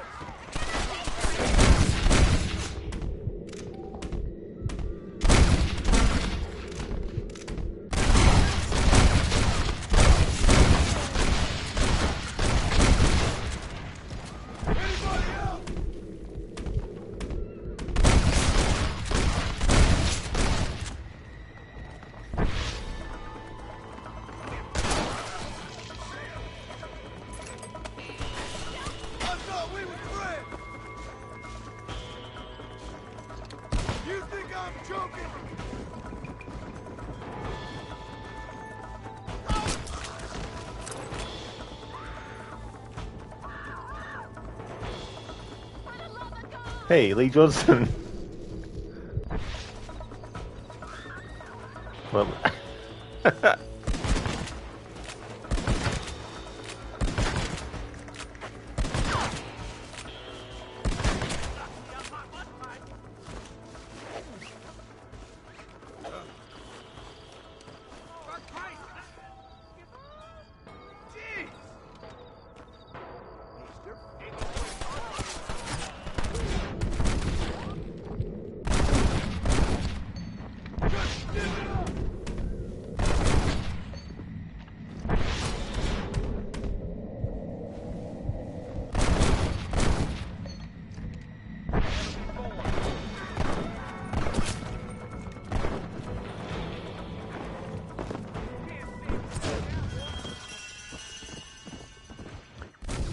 There we go, Gorky. Thank you so very much for redeeming Paint the Town Red, Armadillo.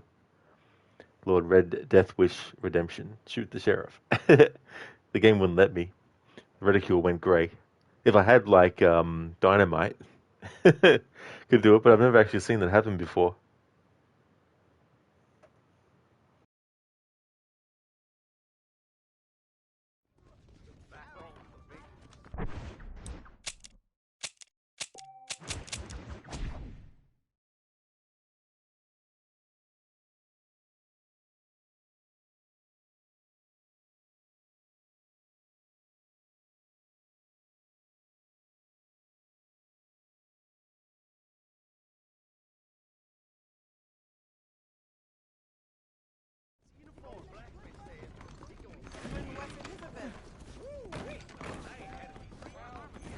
Women on average 3 minutes late this season.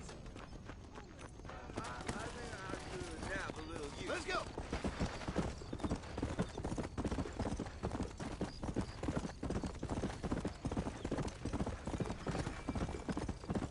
Ah, Dr. Darling, thank you for redeeming the Rest in Peace Marston. Well, I can't blow him up because we don't have any dynamite yet.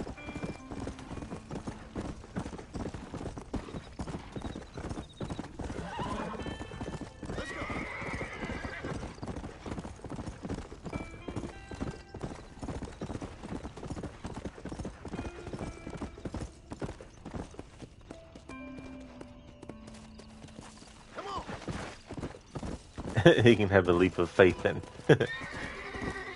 Coming right up.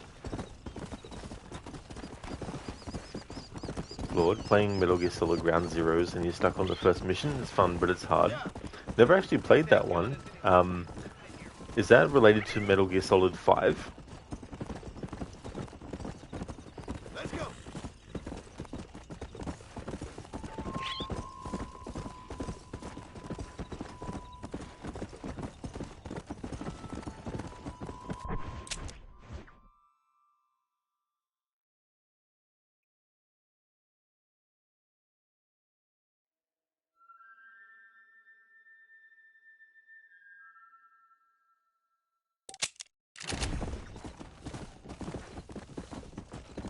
Go. Come on.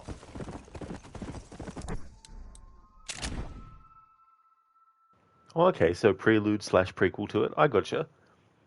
So if you wanted like the full story, you need to play it, or it's just basically like a little bit of backstory.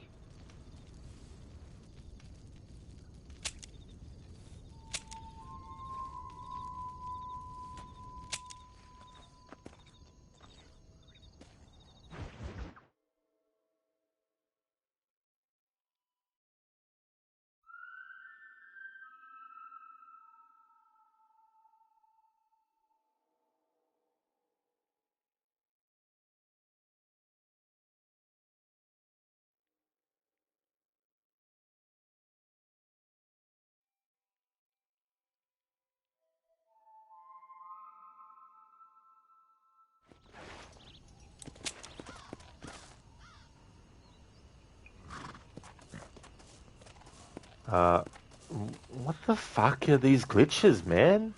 Like, seriously, I can't move him? Ah, these fucking glitches. Bloody fucking hell. Don't know what this bullshit is.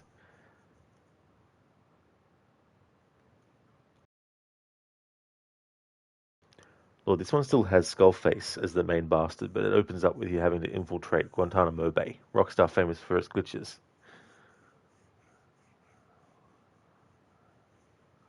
I don't know, I thought Ubisoft and that were more glitches. Like, I played this game, this version of this game back in May, and didn't have these glitches. The only glitch that we did have was when you are in camp and you fast travel, and then before it goes to the loading screen, Marston will just stand there before it transitions.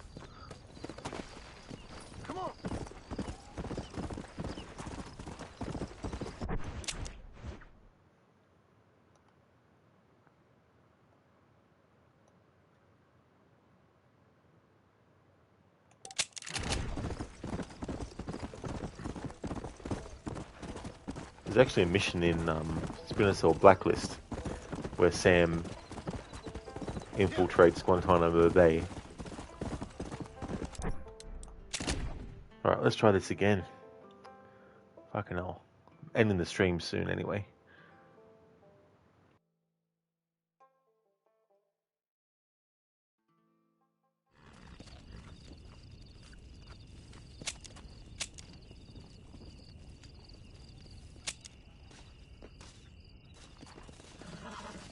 Lord, like HSB mission, sneak into the girls' changing room and get 10 pairs of panties. You spend an hour trying again and again to get it right, and the unders aren't even there, so you're no longer by Rockstar. Oh, okay, yeah, I never played that game before. It seems like a weird mission, though, for a game set in that setting.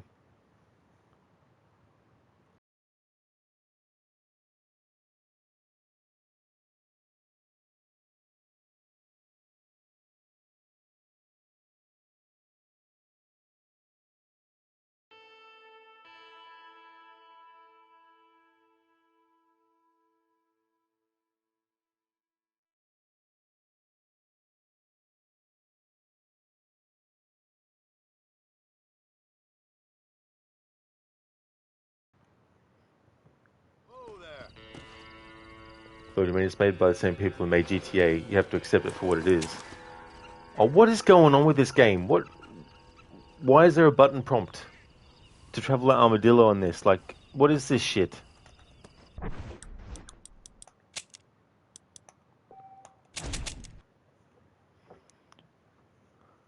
I guess the big difference is that GTA is not set in a high school.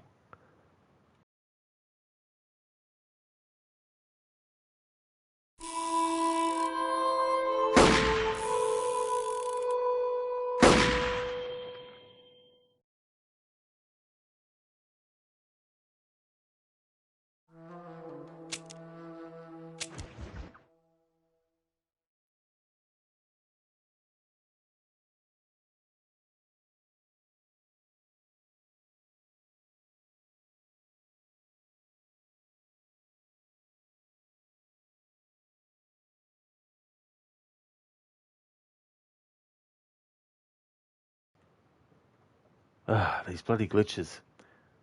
Sorry, Dr. Darling. Get to this redemption eventually. That's it, come on. I'll dance all over your behind. You ain't cute as hell. I'm a heap scared. Keep your eyes open, mister. Go.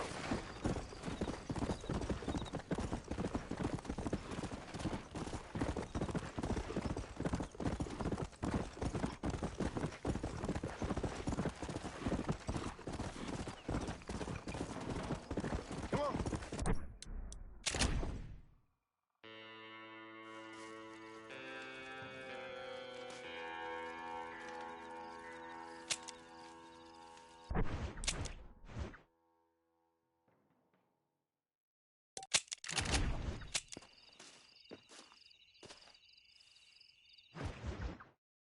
Whatever floats people's boats, I guess, Lord. But yeah, I never played that game. It's not on my list to play anyway.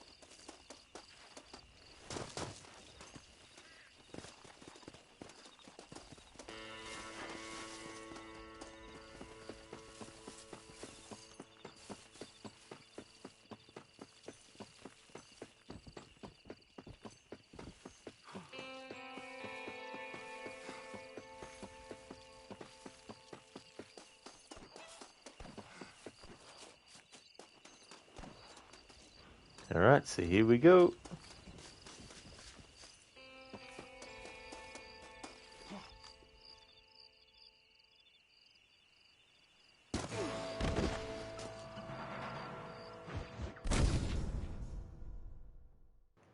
There we go, Dr. Darling. Thank you very much for doing that. No, the game didn't freeze for me.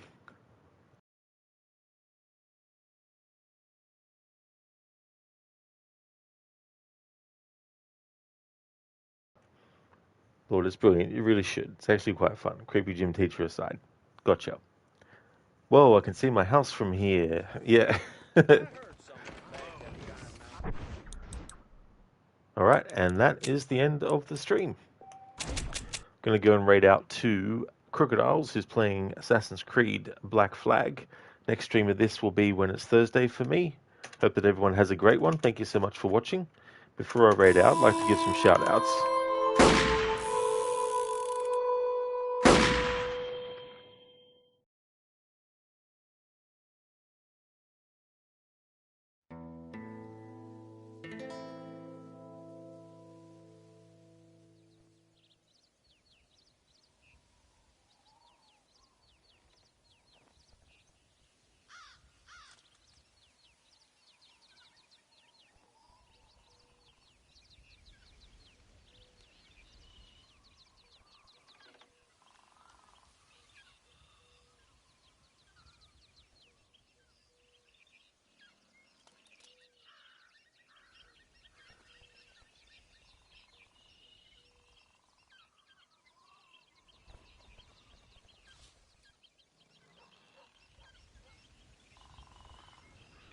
Would like to highly recommend people check out AC, who's doing GTA 5, Caught Red-Handed, who is doing Sip Fisher, and Mita, who's doing Assassin's Creed Origins, GS Barnes, who's doing Agatha Christie, Hercule Poirot, The London Case, Lethargic, who is doing Batman Arkham City, Lucinda is doing Dying Light the Beast, Perma Gamer has been doing Apex Legends, Shilalock did, or is going to be doing, a playthrough of the Dark Pictures anthology Little Hope, and Zamaxi is doing a playthrough of Death Stranding Director's Cut.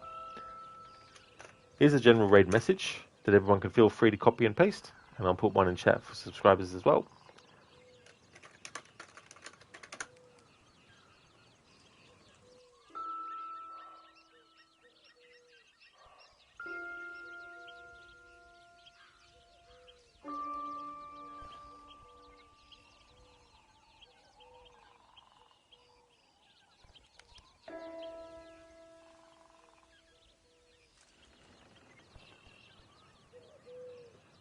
Lord, now mate, you still have 30 seconds?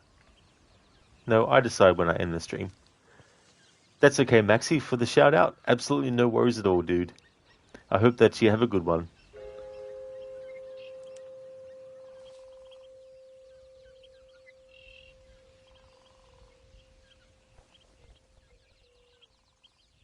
What's up, Maxi? I got a plan, John. This is a good one.